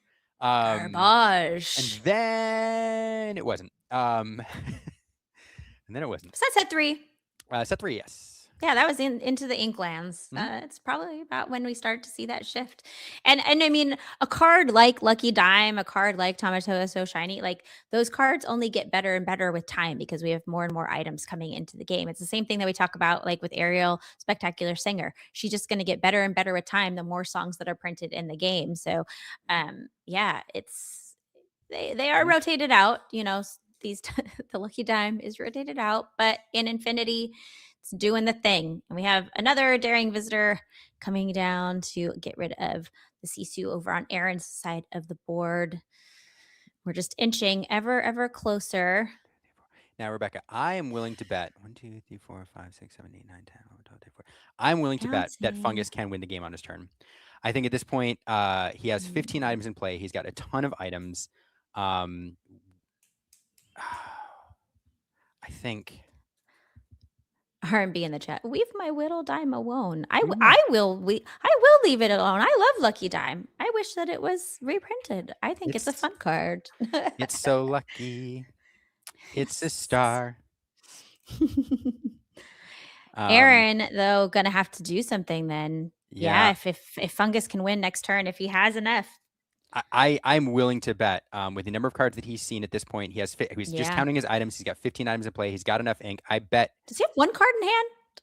Maybe. It looks like he might only have one card in hand. And if that is Tamatoa So Shiny, that's going to be all she wrote. And unfortunately, I don't see. Oswald came down over here from Aaron onto the board. We did ink and we triggered with another sapphire coil. We're doing some more inking. That's just not. I mean, we're gonna draw. And that's the thing. You got one Lucky Dime. Like, You know, the scary thing about Oswald is this point in the game, we there do it get is. the lucky dime off of Aaron. Do we have So Shiny in hand? Not enough ink, even if we Not did, enough ink. unfortunately. Oh, and this he is gonna didn't be play that. That wasn't off the Oswald to play for free. He No. paid for that. He Yeah. paid full price, full for his retail lucky value, as they say. dime. And now Fungus is MSRP. reading real quick. I am. Oh, it's a hidden trap. Oh, wait, it's a hidden trap. We're drawing. He's looking for the So Shiny, but at this point, we may have gone below the ink threshold that we need to do it. Perhaps it's going to Great Stone Dragon, ink a card. We're looking here. Now we have 2 Fishbone Quills in play. The question is, I just can't see how much ink is available, and now certainly there's not enough to do the So Shiny and pull the Lucky Dime. So, No. but we do have the hidden trap. But the thing about hidden trap is, now, hold on a second. Hidden trap does not come in exerted. Yes, it does. It comes in exerted. So he couldn't use it on the turn that it's played. Right. So that would give Aaron an opportunity to use Lucky Dime at least once. And so if Aaron can find So Shiny, or Tamatoa So Shiny on his next turn. All you need is once. All you need is All you need is once. With Lucky Dime, just once. Once is all you need. Yeah, there you go. Okay. Goodness gracious. And here does back he over to have Aaron. it? Back over to Aaron. He doesn't. He played Popsicle. Drawing with that workshop. There it is. I think he finds it off that draw. That's So Shiny. So shiny. Like a melody in my head. All right. Yes. And we do have the ink there to be able to play it, and Lucky Dime. We are counting it up. Is it enough? I think we're enough. It's yeah. gotta be enough. Yeah. I mean, you need 13. There we go. Yep. Yeah. And We it is are gonna be going to game 3. Here's the thing, Rebecca. There are 11 minutes left. And Lore there are Guide, 11 what do we do? minutes. Commissioner, Lore Guide. what happens? So I we was talking to a lore guide the other day, actually, and when it's a single elimination, it's different rules than, like, if they go to time, and turns. If someone hasn't won, it's not a tie. There's different rules in single elimination because there has to be a clear winner. Commissioner. So it's whoever with the first change in lore. Yes. So if they're the same, if they're at the same lore at the end of turns. Yeah. So if they're the same lore at the end of turns, it's the first time that there's a lore change, whoever has the most. So, which could be like, not obviously in these decks, but like if Pirates Live, or like if something was played that took your opponent's lore away, right, then you would win, even though your lore didn't go up. So, so immediately whoever at lore change, whoever has the most, they would win. So is 10 minutes enough? 10 minutes plus 5 turns enough for somebody to win it? In a ruby sapphire mirror? Never in my life have I seen a ruby sapphire mirror go that fast. But yeah, it is interesting that there are some different rules there when we are going to turns, when it is single elimination, because there can't be a tie. There cannot be a tie. We have to have a clear winner, and so different rules. So, and this changes the strategy just a little bit, because at this point, as we saw, both players, are looking for that single turn win, but each deck, it's possible to give your opponent, because you're playing the long game and you're not establishing a huge board presence, except for some Oswalds and eventually some Ducks. It is possible to give your opponent enough breathing room to scoop up some early lore to push themselves to like 6, 8, 10. And so these players are going to have decisions, at some point where, do I take the lore off this Oswald just in case before it gets brawled, or do I leverage this Oswald for a couple more turns, in order to get maximum value out of it? Where do I start playing that, lore game? Yeah, that is a great question. And I hope that, and I assume both these players have that in mind. They know how much time is left on the clock. We do have Popsicle from a Fungus and nothing from Aaron, but we do have a turn to Oswald coming down from Fungus to start the item race. And like you said, possibly pushing the lore.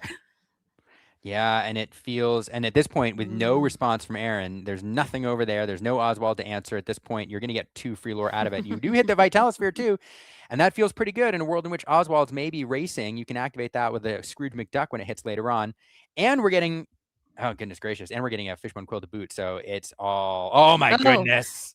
That Maurice's workshop. So now we're going Oh, to get the no. engine running like we've seen before. And we are going to go ahead and just quest because, like we were just talking about, lore is going to matter in this game 3 here with only 7.5 minutes left on the clock. And Aaron doesn't have anything yet to answer. He doesn't even play brawls in his deck. So he would need a Sisu here to banish Oswald off the board with just 3 ink. Or we play a Fishbone Quill. Start inking. That's all we can do. I mean, I don't think, Rebecca, I don't think there is a better opening for Fungus. I mean, in this truly. game. Popsicle into Oswald, hitting the workshop, getting the Quill in play. Like that is the opening if he had to script it, I Yeah. think. And even though the Vitalosphere doesn't feel that impactful, oh my goodness gracious. Wow. Oh, Aaron staring down now 2 lucky rabbits. Fungus probably feeling very lucky now. And if he can keep hitting off those rabbits, he did ink return. We're getting a popsicle and An Ink Runner, why what not? is it? Wow. And he gets to draw off of that as well. Yep, both of those cantrip, both Oof. of those drawing him a card. Will we activate the workshop? We can. Can you Yep. do that? I think. Sure. Yeah. Wow. Yep. Wow. Yeah. Fungus is just Could do it twice, actually. Let's see. And thinking about it. so- every card is Yeah, well, it is interesting to watch. I mean, watch what Fungus does. He's drawing the card. He's taking a look, deciding whether or not he wants to activate the second one, depending on what he has in hand. We'll send a rabbit to the bottom of the deck. Small blessings, I guess. And a Great Stone Dragon. Why not? We can activate the workshop again. we do have the ink to do it, unless he has something else in hand that he wants to play out on the board. Keep filtering through your deck. Keep looking for the cards that you need. And this, like Disney Lorcana, TCGs are all about TCGs are all about like the efficient use of resources, like who can do the most things in a turn. And one way to look at these decks and analyze these decks is like how many inks worth of things can do on a turn, more than I should be able to. And at this point, it's Wow. what? That was Fungus's turn 4, was it? Yeah. I think. And 3. he has Cool. even 3, and he has like 1, 2, 3, 4, 5, 6, 7, 8, 9, 10, 11, 12, 13, 14, 15, 16, 17, 18, 19, 20, 22. He has like 25, 26 inks worth of things in play and that extra ink on the board. Yeah. And Aaron having to pay full cost for use his 4 ink to play Scrooge McDuck because he does not, unfortunately, have enough items in play to play him down for free. He did get to look at the top few cards to find an item to put in hand, but oh man. Luckily, he does have the ink for this. We could do some, just slow the bleeding a little bit. We're gonna use that, pay that Vitalosphere, crack it. Gonna crack into one of those rabbits, a little duck on rabbit challenge here. That's something. Yeah. Did he ink for turn? I was gonna say that there should be maybe not as much damage because of the sapphire coil. So yeah.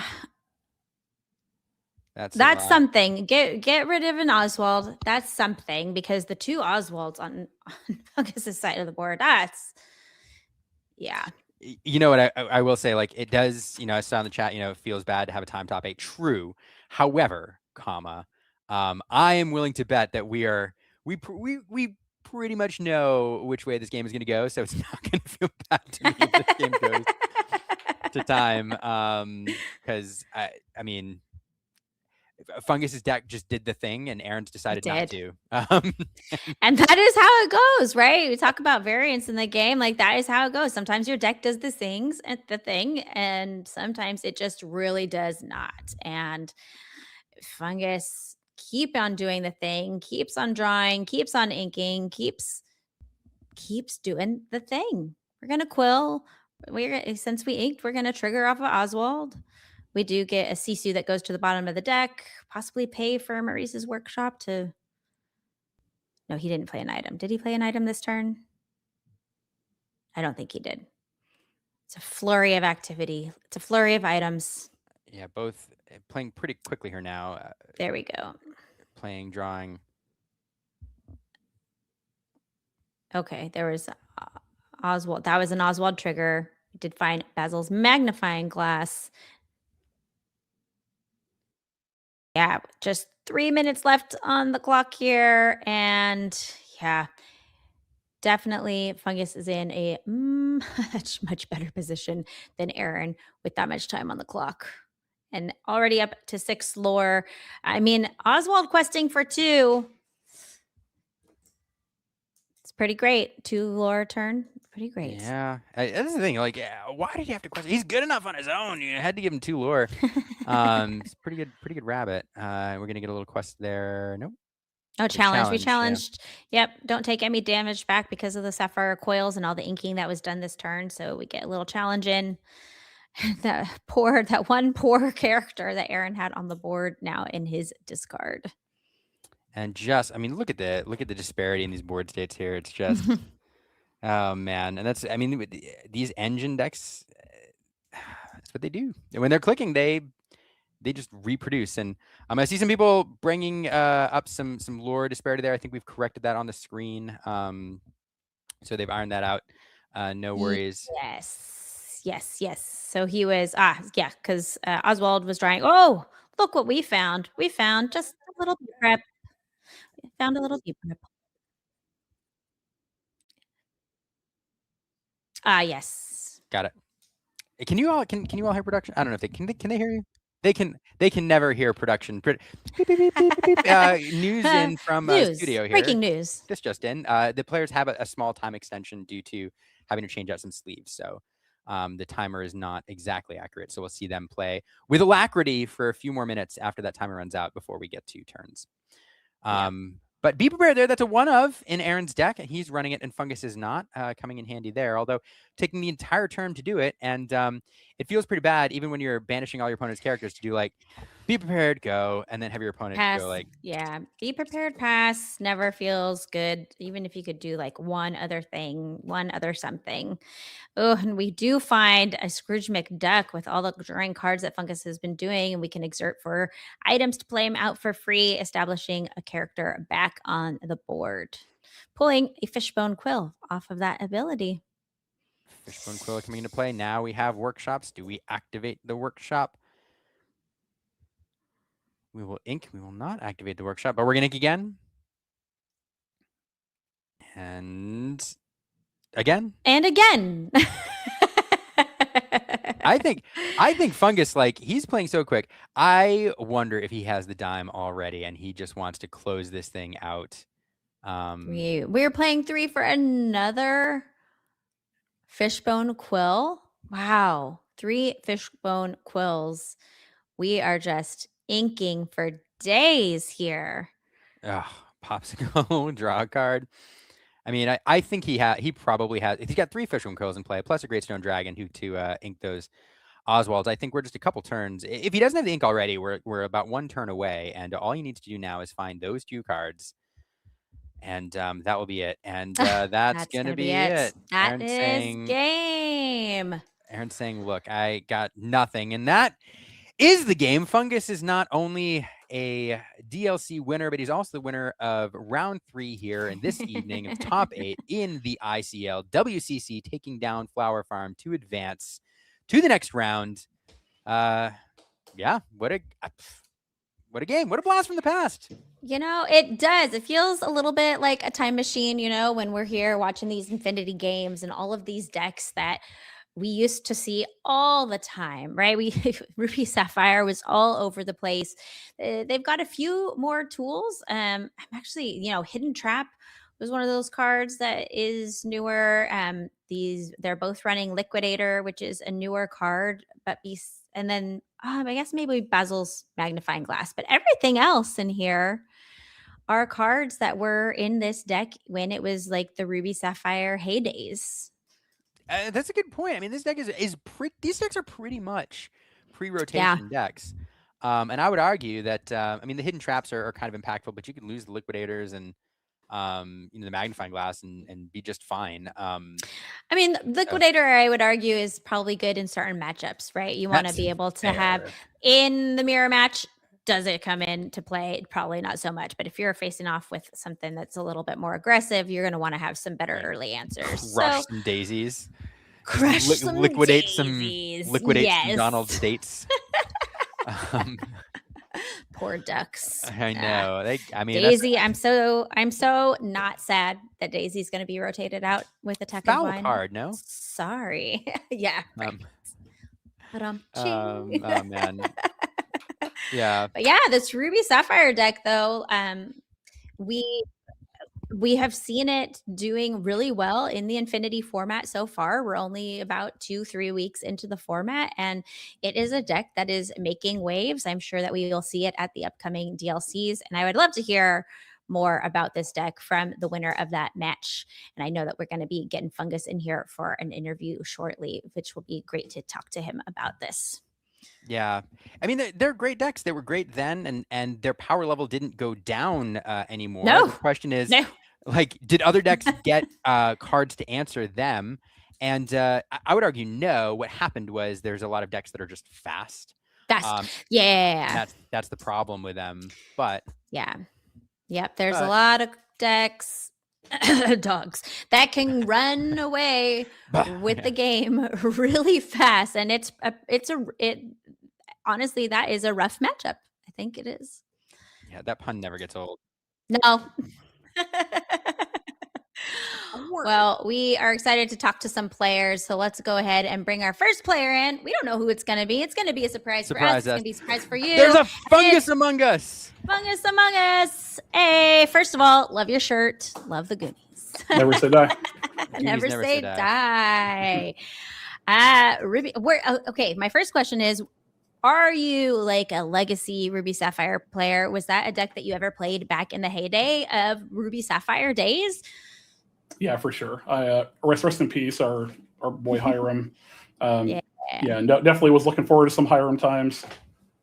He's in a different place now. But no, I haven't played Oswald as much. I've played some blue-green items in the past with Oswald, but never blue-red items with Oswald. But it's always something like the crew that loves to play nonsense has been looking at. So I'm happy that it's kind of viable now. The mirror match is an interesting one, but yeah, it's fun times. What do you mean by that? Like, elaborate. I mean, if you just have Oswalds in play and whoever goes first, if we both have Oswalds, we're just flipping to see who gets the better things off of the Oswalds. It's just pure nonsense. It's like war. Yeah. Right. Yeah. We're just gambling. We're out there just rolling the dice. So it's I haven't played a ton of mirror matches, but we talked about it a little bit beforehand with Will and I about the match, and we're like, all right, well, this is we're gonna go to time for sure. Like, this is 100% a draw in a tournament. Sure. And that's where we're at. So, but it's fun. Oswald just flipping stuff and pray, Yeah, it is. You get that little like adrenaline rush. It's like opening packs. Like every time you flip that card, it's like back in the old day with Mufasa. It's like, what am I gonna get? Yes, I'm gonna get. It's like a Simba. But the thing with Oswald, like, there's nothing bad to hit really. Like, anything either replaces itself or like draws you a card or it's a high cost. So. But it is, it's a different game though, when your deck doesn't cooperate, a la game 3, and Aaron just like, no Oswald, no. Yeah, it's a different game when nobody has Oswald, right? Like, it's if we're not getting to roll dice every time we play an ink, you're just losing card advantage. Yeah, game 1 was really interesting because you did have the Oswalds, but Aaron was building a board of characters, which is not typically something that you see with this deck. Usually it's doing what you were doing with building up all the items, looking for, just more and more items, right? Looking for more items, getting to the Lucky Dime, getting to the Tamatoa So Shiny. So that was really interesting in game 1, seeing his board so full of characters. Yeah, as long as you're not like sacrificing like your throughput, so your equity of cards and things like that, like sneaking in lore when you can make your Tamatoa lethal earlier. And there are games where basically, because Oswald is a random factor and you have a lot of cards in your deck dedicated to aggro decks, right? Let it brawls and that kind of stuff. And they're kind of awkward sometimes in the mirror against Sisus and stuff like that. You have to do a lot of setup to pop a Sisu. So there are games where it's just about like, quest as much as you can when it's free, right? So these can sometimes come down to whoever got a bunch of lore uncontested early. Yeah. Totally makes sense. To Rebecca's point, we saw that game 1 where Aaron's managed to race ahead to 6. Got pretty high up there actually. 15, I think he was 16. at. Yeah. 15. Yeah, it was He was- 15. He was threatening lethal or lordful, whatever the term we want to use. Game. He was Game. threatening game. He had game the entire time when he played the Tamatoa 6 and then the follow-up Tamatoa 6. I knew he told me afterwards, but like I had a hunch he had the dime. So he had it and I got it by exact lore on that turn. I had just enough cards and just enough items to do exactly 20. So it was a lot closer than people may have realized too. Yeah. So obviously you brought the Ruby Sapphire items here to ICL. I'm curious to know what your thoughts are on this deck, just in the wider, broader meta of Infinity right now, for people who are looking at what decks to take to the upcoming DLCs or other Infinity events around. How do you feel like this deck is positioned right now? I think it's one of the decks that has a reasonable game plan into the yellow greens, the dogs and the snow forts and things like that. They don't interact with your characters very often. So Oswald just sitting there and gaining value while you're inking, and your Shift Sisu is one of the most effective things you can do against that deck. So even with a snow fort out, most of their things are 2 power or less. If you have a coil out, we're also playing the ice trap, which can actually get the snow fort. So you have a lot of avenues to actually counter that deck. So if you want to play a control strategy, I think this is one of this and Shark, I think, are up there as reasonable approaches to that. As far as, and it has a good proactive, like as we saw kind of in that third game, sometimes Oddwall will just blurt out items all over the board and you'll just win kind of in a hurry. So, or just get an overwhelming advantage. So in Infinity, I think the strategy is you don't want to be doing fair things if you can help it. It's just there's too many high rolls in the too many unfair things people can do right now. Yeah. So this is the unfair thing we can do as a control deck, I think. Yeah, given the option, I prefer to do unfair things, to be quite honest. If it's a choice between the two, I'm on the unfair side usually. If I have to. If I have to.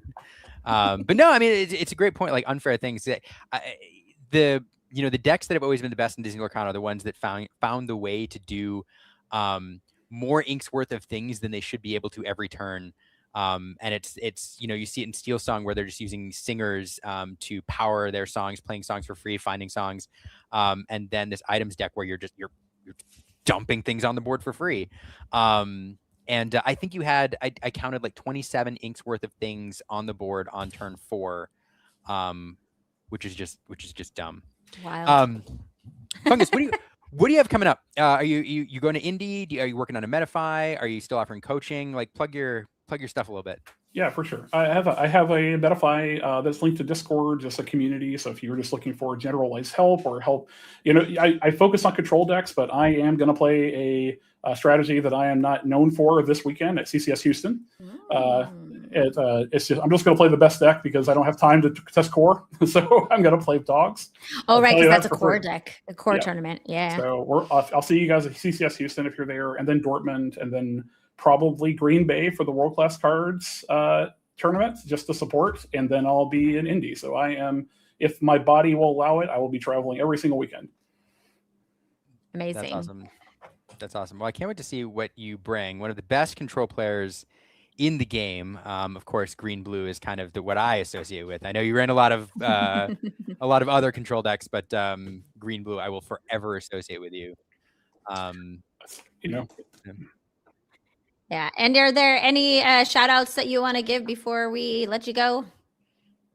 Yeah, shout out World Class Cards, all the crew there, and shout out a couple people that I've been talking to about Blue Red and just in the think tank.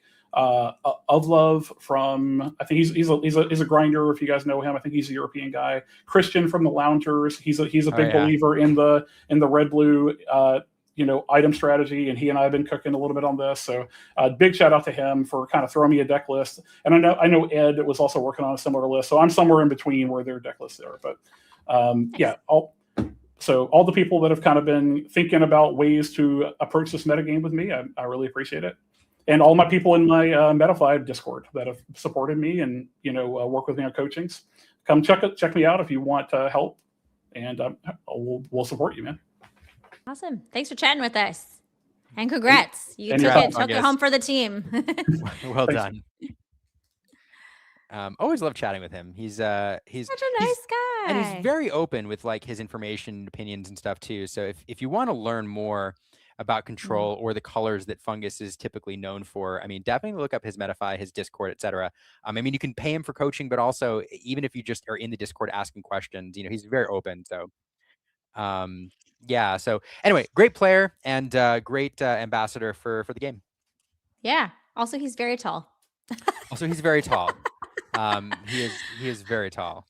It's so funny, when you see people online, you don't have any idea of how tall or short people are. But yeah, such a nice guy, very gracious winner, and cool to see his deck do the thing.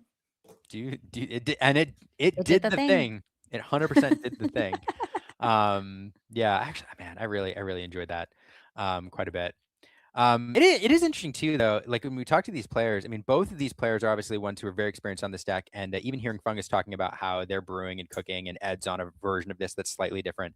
Like it is really fascinating to me how some of the best players in the game in the world, even at particular archetypes, end up on lists that are similar, but with nuanced differences. And some of these differences, like running Happy as a Clam or not, is kind of a big deal.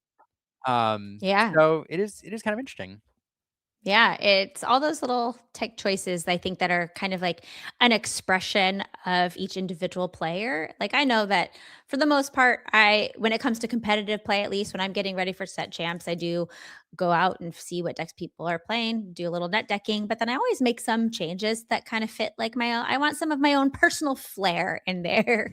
And I do think that's, I like to see all of those little flavors that players add in there. So I know we are going to have another interview coming up here shortly too. So we're going to talk with more players. And who do we have? Hey, hi, it's Braden. Braden, one of my favorite, like Mr. Lounger himself. How are you this evening? Good, I won. I'm feeling good. Did you? Congrats. Yeah. So I think that means top 4, right? So we're chugging along, trying to win this time. I think we made top 8 last time. I think top 4 the next time. So this time we got to win. Hopefully we don't lose in finals. We got to keep the progression going. Yeah, I mean that's how you want to do it. You steadily increase all the way. I mean, the reigning champions, the 2-time reigning champions, have already been knocked out, so the path is clear for you to take it down. I'm not gonna lie, Braden. I was doing bath time with my toddler, and I didn't get to see the earlier rounds. So I would love to interview you about your match, but yeah, no one knows. No one saw it. No one knows. They say, "How'd your match go? What'd you play? Why'd you play it?" Yeah, so I played Green Steel. It's like the deck I enjoy playing the most. It's like my pet deck. The other deck I thought about was Amber Steel, but basically just like the way we expected things to play out is that Green Steel would probably be have better odds into more things that we thought our opponents would be playing. Select few. Last week they had like a crazy blue-green Mama Odie combo deck, and they have players who play other Diablo decks, and their Amber Steel player and like Blue Steel players have been playing earlier in the matches, we noticed. So we were like, or even red blue. So like we're kind of like, okay, is Green Steel at the end? Looks like things line up pretty well, and it did. I played against Green Purple, which is like the Diablo deck with Snow Forts. I have Has Set My Heart, which got to blow up a Snow Fort. I had Hidden Cove, which let my Diablo challenge. Okay. Yeah, I got to challenge an opposing Diablo, and that Diablo stuck around for like 5 turns with 2 damage on it. Oh, wow. And then Diablo and Diablo. What is this? 2024? Yeah. I had This is going back in time. Wow. Yeah. I had Baloo, the green Baloo. Yeah. I don't know if you guys know that card. It's a 5 cost. The green Baloo? Yeah, it's a 5 cost 4/5. When it enters a quest for 2, it has shift 3. When it enters play, each player draws a card or discards a card. So in Green Steel, if you have like multiple PJs in play, you can both discard a card and then you get to draw the card back with the PJs. It challenges, like it has 4 attack, so it's kind of like it can like do the chip thing, but can actually challenge daisies. I actually was going to play 3 copies of it, but I couldn't find them, so I only played 1 copy. But when you have multiples, you can start shifting them onto each other because it has shift 3, and then you can like Bruno it back to your hand and then replay it. It's fun. It's Wow. That's There's a lot of so silliness. blue. Carefree bear. Carefree bear. Yeah. That's Are how you I also named it. playing the Ursula Max loop or muses, like where you Yeah. can bounce back? Is that in your green steel deck? That is wild. That is Yeah, really it's fun fun. to watch. Yeah, it's not fun for my opponents most of the time. They don't really like it. It's they don't like me just kind of sitting there just like picking my cards up and putting them down, which is what it ends up being a lot of the time. But yeah, Yeah. it's my like favorite deck that has ever existed, and it plays like it attacks the hand, it attacks the board, and it now with the Diablo and the 2-cost Diablo, it can actually like race now. It actually has like a lot of word pressure. And it's like a combo deck too, so it kind of just gets to play every kind of Lorcana there is, and you just kind of have to mulligan for the right combinations of cards for the matchup you're expecting to face. So, Interesting. Are you running a Tragic Hero? yeah, I had 2 Tragic Hero, and against Green Purple, I drew both of them, and I had a point where he had 2 Dumbos, and I had 2 Tragic Heroes, and I had a PJ in play and a whole bunch of Sun Chills in my hand, and I was just kind of like playing cards to the board, passing turn. He draws a few cards, and then if he ever like didn't play all the cards he played, I just would like eat him with the Sun Chills and then go even further ahead. And so we were kind of in a stalemate where like he had these Dumbos that were like gaining 2 lore turn, but I had like 2 Beasts and a Diablo and a PJ and an Ursula, and like I was just going wider and wider and wider. And eventually I was just able to like quest for 10, and then kind of just click quest for 10 again. Which sounds mean. Wow.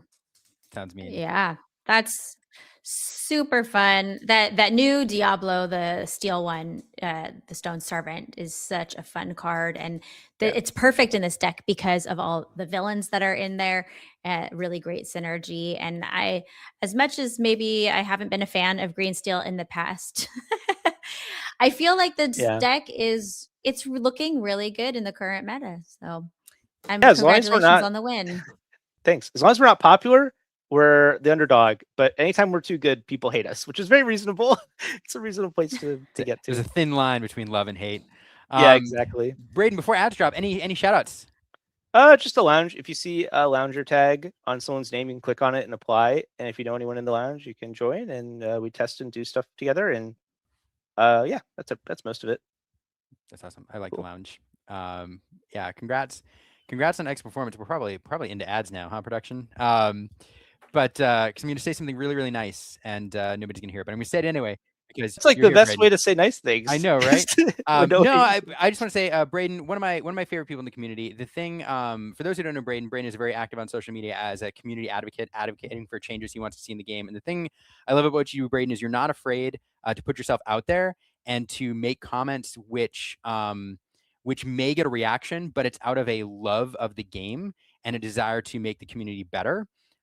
And I appreciate you very much for that, because there's not a lot of people who are willing to do that. And I appreciate you very much. So thank you for what you do for the game. Thank you. I appreciate the hard work you commentators put in. It's like it's a craft that you have to really like tune, and you're in front of everyone while you're doing it, which makes it very like intimidating, I think. That is very true. I have a lot of respect for what you guys do, and I hope you guys just keep crushing it. You do a great job. I appreciate you. Thank you so much. Thank you. Will we are we going to see you at some upcoming events? Will you be I'll be in Indianapolis. The CCQs, the DLC. You'll be at Indy. All right. Yeah, Indy. Well, we will see you there then. Awesome. Thank you.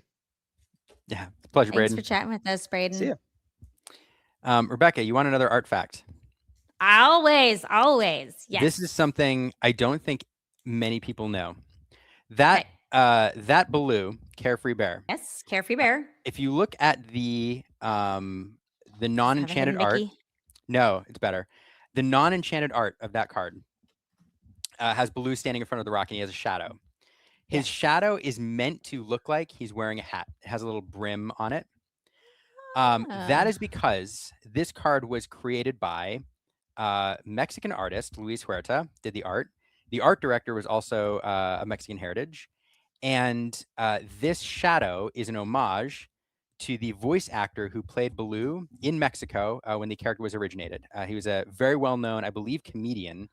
And he did the voice of Baloo in Mexico, and a beloved figure in Mexico. And one of his other roles, he was well known for wearing this hat. And so this hat, the shadow with a little brim looking like a hat, was created as an homage to the Mexican voice actor of Baloo, due to the artist and the art director who combined to make this artwork. So there you go. Amazing. Amazing. I love that. It's pretty neat. Beautiful. That is very neat.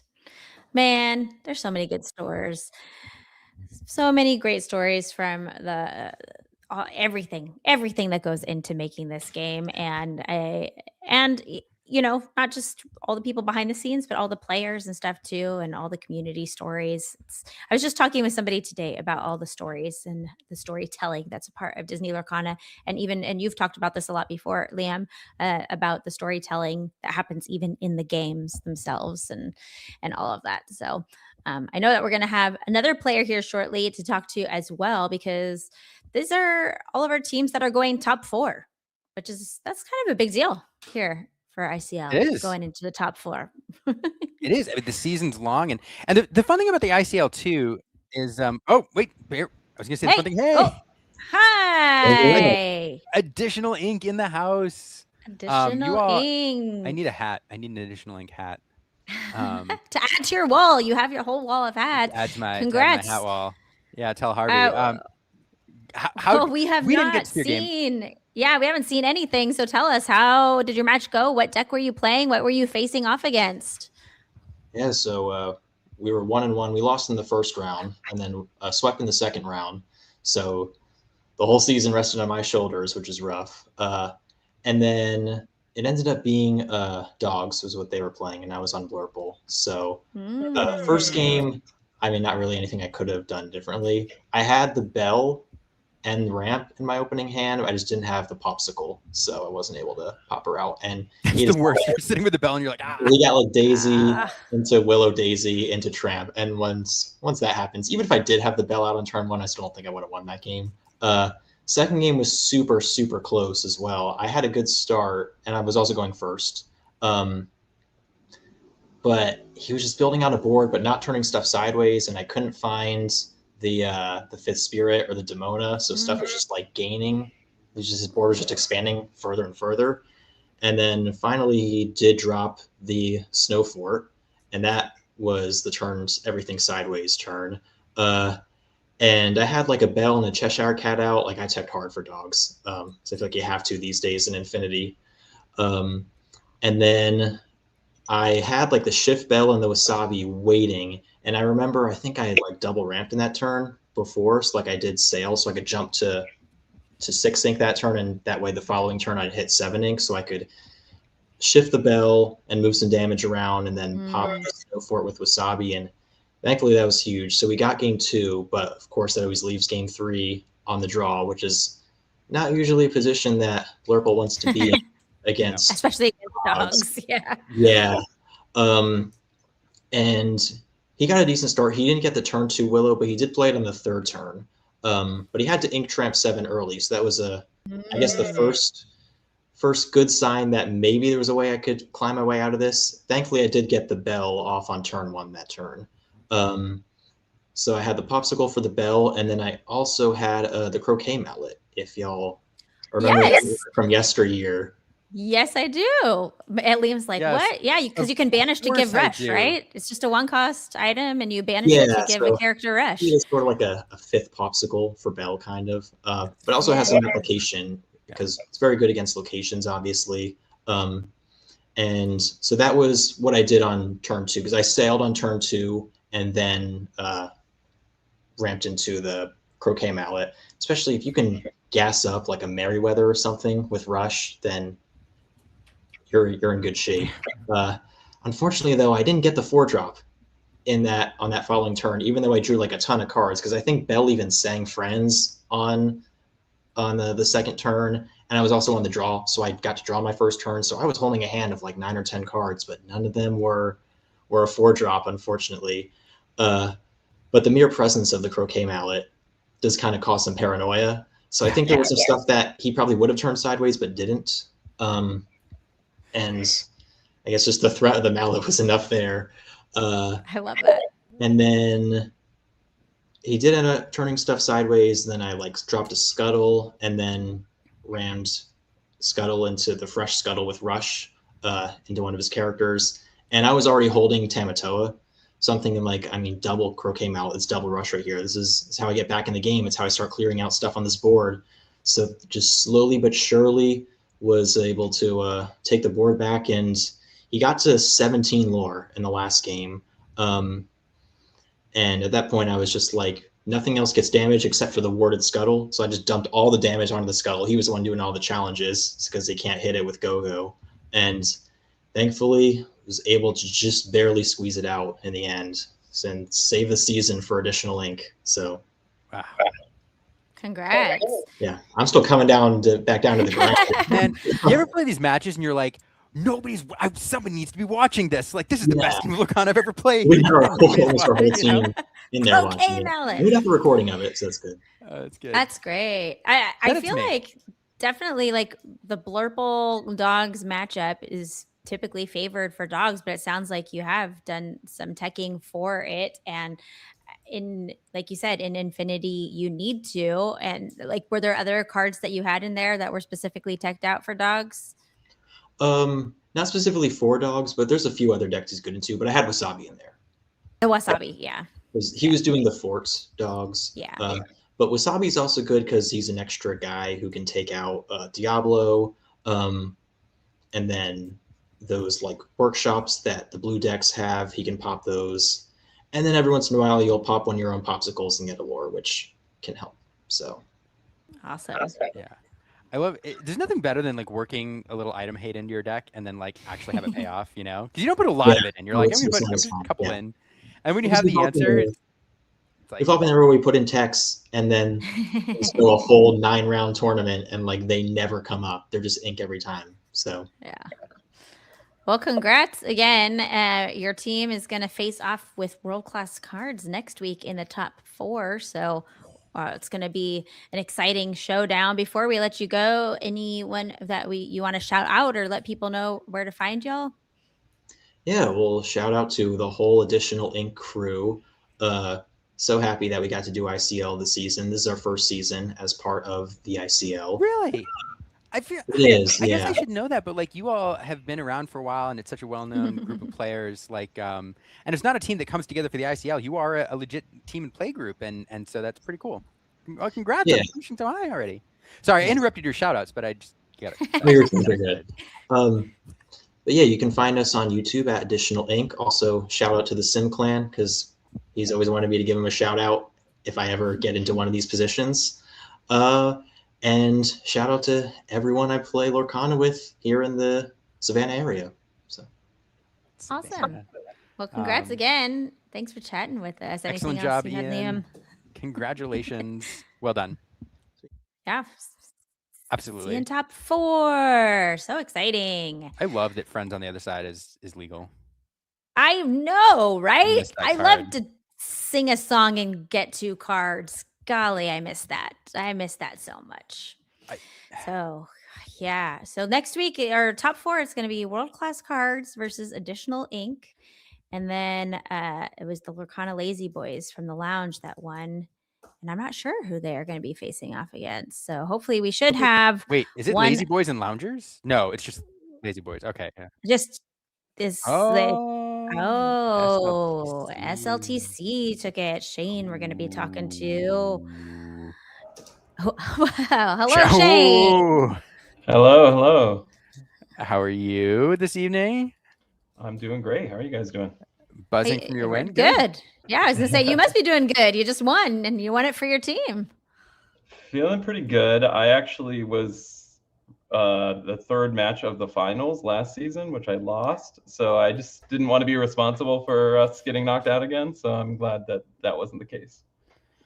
Well, you've made it further than ETB this year. Not trying to rub it in That's ETB's true. face, We but you did win. Notice that part. You win 2 years in a row, and you people point out when you lose, but or get knocked out. So shout out to them. But no, congratulations. I do remember. I think I commentated some of your. It wasn't maybe it wasn't your match, but I commentated some of the finals last year. I think and it was really really well done. You guys played excellent all season, so really excited to see you all advancing this far again. Yeah, so congrats. What did you bring in? How did your games go? We didn't get to see it, unfortunately. Sure. Yeah, I played Amber Steel, and I played against Sapphire Emerald in that third round, which is a fringe deck, but I think maybe it shouldn't be. I think it's actually a little better than people are giving it credit for. So it's a pretty close matchup overall, but my cards worked out in the right fashion in game 3, and I took it down. Are you playing Amber Steel with or without A Whole New World? We must know. Without, for sure. Yeah, I think it's pretty poorly positioned, although when you have A Whole New World, there's always some draws that some decks are going to struggle against no matter what. So it does have that explosiveness if you're able to sing it early. But I think overall it's just a little more consistent playing without it. Seems to be the popular opinion. I want to find somebody with it. Like, yeah. But kind of beyond the horizon, kind of taking that mantle in some cases. But yeah, how do you think Amber Steel is positioned right now in Infinity? I definitely think it's in the conversation for the best deck. I know Dogs has a stranglehold in a lot of people's opinions, and I think rightfully so. But I think if it's not at the top, it's certainly in the top 3, I'd say. So I'm pretty happy exploring it at the moment. Yeah. Were you an Amber Steel player back in the day? Is this some nostalgia for you, or is this a deck that you're playing right now? Yes and no. I guess I've been involved since day 1 with Lorcana, and I think like set 1, I actually enjoyed playing like Surfer Stitch and Ariel and those cards, but I also enjoyed some other decks as well, like Red Purple. But I would say since like the very, very early days of Lorcana, I actually don't have a lot of experience with Amber Steel. And then I kind of picked it up like set champ season last set, and started playing it a little bit more then, and then kind of jumped into it with Infinity here just recently. I did play at ECC, which I know you guys were both involved with. Didn't go great for me there, but I changed a few cards for this week, and some of those cards showed up, like World's Greatest Criminal Mind for Clarabelle. Was pretty vital. Nice. Yeah, there you go. What else did you? Oh, sorry. Go ahead, Rebecca. Oh, I was just gonna say at ECC, Amber Steel had the same representation in the room as the Amber Emerald decks did. They both were about 20% of the entire field. So Amber Steel is definitely a deck that players are bringing to events. And then, like you said, it's that no wheel version that does seem to be outperforming and making it to the top. Go ahead, Liam. Oh no, I was just anytime you say last week I didn't do well, this week I did well because I switched some cards. The following question is always going to be which cards. You gave us World's Greatest Criminal Mind. What other changes did you make? Sure. So the list I played at ECC was kind of a little unfocused, and we kind of knew that going in. But that's to say I was playing Ariel, Spectacular Singer, and also Nani. So there's like some push and pull there to try and make that work. And I was playing Docs as well. And I kind of decided after the weekend that you kind of have to pick a lane. And now you did see Lorganes have success just going strictly focusing on songs and card advantage that way. So yeah, a significant shift from what I was playing previously, which was trying to make both of those work at once.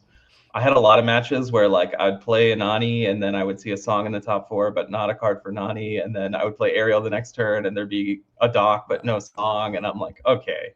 Like, this can happen every once in a while. You gotta do one, right? Kind of focus on do one or the other. Yeah. Yeah, exactly. So, like I had a match against Tiago in the Swiss, and I think I missed on Ariel or Nani 4 times. And it's like, sure, that's gonna happen. Like we knew that was gonna happen going in, but when you're playing against like high quality players over a long tournament, like you can't experience that kind of variance. I also didn't win a die roll in the Swiss of the event. So like a lot went wrong, but like part of it was deck building, right? So yeah, decided to make some changes. What were you on the play tonight against the Emerald Sapphire deck? I was on the draw, so we lost round 1, and then my teammate Dale was on the play for round 2. He took it down, and then so I was on the draw. I lost game 1 of round 3. Okay. On the draw, of course. On the play, I mean, both of us kind of handle business on the play for each of those first 2 games. And the third game was pretty close, but ultimately my cards worked out, and I'm happy to say so. Fabulous. I don't know how much time I want to take because I one more question before shoutouts. Oh, absolutely. Take your ask me 10 questions. It's okay, Liam. I could do this all night. I mean, I could do this all. I could do this all day. Yeah. So you all clearly very successful. Not only SLTC very successful in Disney Lorcana period, but SLTC as a team is clearly very successful in the ICL. One thing I don't think people appreciate when they watch us every week sometimes is how preparing for an ICL match is different than going into your average tournament because of the matchups and then the deck spread you have to pick and all of that. So I'm like, how do you all prepare for an ICL match as a team? How and what do you attribute your success to in terms of preparation beyond just being good at Disney Lorcana? Yeah, that's a great question. I think a lot of it is just having trust in the other team members, right? Because we do have a pretty wide variety of folks on the team, and we've been kind of just mixing and matching based on availability throughout the season. But we have trust that whoever we're gonna throw out there is gonna do a good job to the best of their abilities. So I think that's a big one. Not necessarily feeling like you have a weak link, and then the rest is just communication. Credit to Josie, our unofficial team manager, because she kind of keeps us in order. We're a little disorganized sometimes. I know there's been once or twice in the season where maybe I'm submitting my deck list a little later than I should have, that sort of thing. So she keeps us in control. And then she, credit to her as well, this week she kind of pointed out like, hey, here's the people on the team, on the opposing team, here's what they like to play. We can kind of not necessarily predict what's going to happen as far as what they're going to bring, but at least have a rough idea of what they're capable of. So definitely a lot of credit goes to Josie as well. Nice. Outstanding. On that note, shoutouts? Yeah. Anyone else you want to say thanks to before we let you go? Sure. Just SLTC as a whole, we're kind of. I stress to even not call us a team, but just kind of a collective of players who like to chat Lorcana, and kind of worldwide. I think I'm one of the very few people on the West Coast, at least, that's represented in the ICL. So happy to do that. I am from Southern California, so there's so many shout outs I could give to this community as a whole. Like I said, ECC was fantastic, and that has a lot to do with the people involved. Of course, Lorcana Fran, Cassie, Phil. There's some local shops and some people that have helped me out quite a bit. I'm not going to Dortmund, but I've been to the last 2 European DLCs, and I wouldn't have done that without some support from a lot of folks here. So shout out to Rob and Red Saber Games, and then as well as Karan at Top Choice Gaming. So huge shout out to them.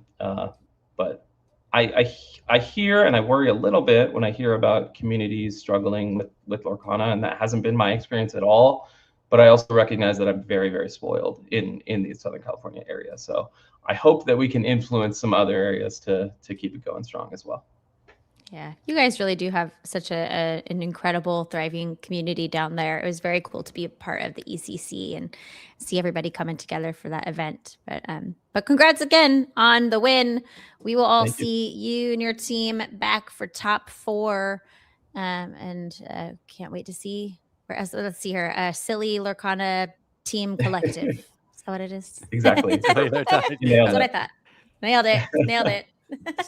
Silly Lorcana Team Champions. Life goal is to get invited to the SLTC server. I was gonna say, I'm not one of the cool. I'm not cool enough. No, I'm not one of the cool kids. Not Liam. yet. It'd help us study for DLCs. But no, interesting. Both of you shouting out the community there in Southern California, and I completely concur. It's one of the hot spots of Disney Lorcana, and one of the ways that we keep this game alive and help to expand and grow communities in new places where we're not is by bringing our communities online and projecting through tournaments like the ICL. And so I truly believe that this tournament every single week And these teams showing up and bringing their communities online and playing these games are part of how we can continue to grow the game. So I really appreciate all the teams who played tonight, as well as all of the folks who put this on a week-to-week basis, because it is one of the ways that we continue to grow. Yeah, absolutely. And a big shout out to the lore guides too, because I know there's a lot that those lore guides are doing behind the scenes, not just at the events, but, in person, but for ICL, there's a whole team of lore guides doing the thing. They're doing the things too. So thanks, lore guides. You're the best. 100%. Well, before we sign off for the night, any thoughts that you have on just Infinity? Oh man, Infinity. I don't think there's a more polarizing format. First off, I am in love with it. Have enjoyed seeing all of these cards come back. Absence makes the heart grow fonder. It's true, because I'm seeing cards that I hated for years back again, and I'm like, Diablo, hey friend, like good to see you again. You're looking dapper this evening. Friend. But I know there's other people out there, I won't name names, who are like convinced that there's a couple dominant decks in the format and that it's not fun to play. But man, from my experience, here's what I'll say. Last thing I'll say. I think the format is fairly open. I think that there are a number of viable decks, a number of sneakily viable decks, a number of one-off decks that can be very successful in the format that haven't been discovered. We're going to see some craziness in Dortmund and in Indianapolis, and I don't know. I could rave about it, but anyway, Rebecca, what do you think? Yeah, I think it's exciting to me is what it is that like you said, there are so many decks that are really viable. I feel like, yeah, there's the big dogs out there, pun intended, but there are plenty of options of decks to play that can battle it out with the dogs, and take them down. I think we're starting to see some of that happen. People are figuring it out, and having access to the entire library of Disney Lorcana is just, it is like a whole new world here with Infinity, and being able to create some really fun decks, bring back some of those nostalgic friends. Ed Chu said this in an interview. We chatted with him this weekend at ECC, and he said, yeah, it's this game is only 2.5 years old or whatnot, but it already feels nostalgic somehow, playing some of these cards like Friends on the Other Side, and even the cards that we maybe didn't like so much. It's still fun to see them back because they're different now, and they're still, some of them are very, very, very strong still. Some of them are a little stronger, but some of them are a little more tempered. It feels like when you take the Infinity, all the cards as a whole. And I'm very excited to see what happens at DLC, Dortmund, and then at Indianapolis following up after that. But it's just a great time. I'm really enjoying it, both playing and being able to commentate and watch all these fantastic games. Yeah, and it's a format I don't think I will ever get tired of, until there's like a tier S deck that just crushes everything. Something that you said earlier, or at least you alluded to it, that there are these hidden gems now that as new cards come out, they're cards that we have seen forever. They're around, that maybe people ignored them, but as new cards come out and create new synergies, there are these hidden gems from sets 1, 2, 3, 4, which people are going to find and work into their decks, a la Croquet Mallet. Right? Which are made good because we got new cards in the most recent sets that make it viable. And so this format, I think will continue to have new contenders and new decks pop up over time. And I guess the last thing I'll say on it is I'm really excited that it feels like finally you have two formats that are being explored operating side by side, because for a long time, Infinity was a format that didn't get a lot of love. And now it feels like it's having its moment to shine. And I think even after Dortmund and Indianapolis, you will have a lot more people interested in it and playing it, where before perhaps it was just it was rare when people strayed from core constructed. I will say one thing about that, and that is I do hope that we start to see a little bit more support for like more official events, such as allowing stores to host set champs as Infinity if they so choose, right? I think that would be really incredible to be able to let stores do that, and just having more events because I think a lot of people care about Infinity right now because of the DLCs. And so after that happens, I hope that we still continue to see support both from Ravensburger and in the community for continuing this format, because I do think that there's a lot there and that more people are enjoying it than I think they thought they would. Yeah. Okay. Last point. The last point that I love about this format is I was cleaning my office yesterday, which is an absolute disaster, and I have this box full of sleeved cards that are previous core constructed decks, and we're talking like Emerald Amethyst from like Inklands, and we're talking all of these decks which are now just so old, and the only thing I can do with them now, I'm gonna have to go through. I'm going to unsleeve them all. I'm going to put the cards away. What I'm super excited about is I'm going to build some Infinity decks here soon to do some testing and playing for Indie. And I know that I can put those decks on a shelf, in a little cube, and they can sit there. And I can dust them off again later. And they're going to be good 6 months from now. I may need to tweak them around the edges, but there's going to be a whole plethora of decks that I can just keep, and that bringing them out 6 months after I build them won't feel bad. Yeah. I'm excited about that. Very exciting. All right. Well, where are you going to be next? Where are you going to be next, Liam? Where am I going to be next? Well, yes. Next I'm going to be home here this weekend. Unfortunately, no stream for CCS this weekend. I'm really excited to follow that tournament. I was supposed to go, but not going this weekend for a variety of reasons. One of which is because we're having a new baby on Monday, and so it's a bad time to travel. So after that, though, I think my next stop is Indy. But then right after that, rapid fire Indy into DCI, and then into PPG Dallas, and then maybe Sharp. But Indy is my next stop. How about you? Amazing. Yeah, I will be at DLC Dortmund. I know. I'm very excited for. And jealous. then I will be at Indianapolis. So I can't wait to have some fun with you there. So make sure you all lots of fun to come.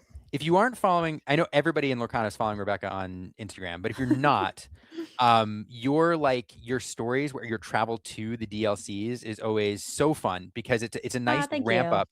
Well, it's such a good ramp up to the event, because as we're all getting excited for the stream, we travel vicariously through you. We see some of the city, and then it feels like we're actually on a journey there. And so it's my favorite way to get ready for European DLCs now. Just following your trip over there. So you all follow. Come follow along. Rebecca Quest on Instagram. Follow Lumatiers. Thanks for following along with the ICL. It was such a great night. Top 8 is done. We'll see you all back for top 4. Thanks for joining us. And I think we're gonna wrap it up here. Always a joy and a pleasure casting with you, Liam. Thank you so much, as always. So excited for baby. A whole new world. Truly a whole new world. 1,000 decks for you to read. Whoop, whoop, whoop. Thanks, Rebecca. That was a ton of fun. Thanks, Liam.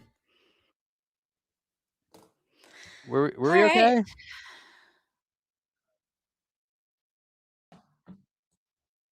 Oh yeah.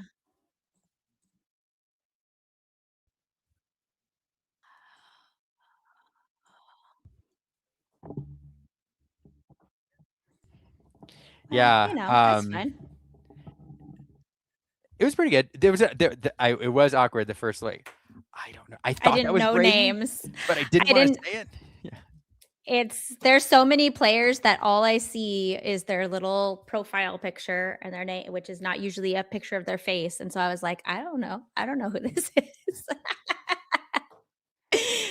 No, it's all good. That's all good. Hopefully the drama that happened with that one match wasn't too bad. I don't know what happened. But... Drama?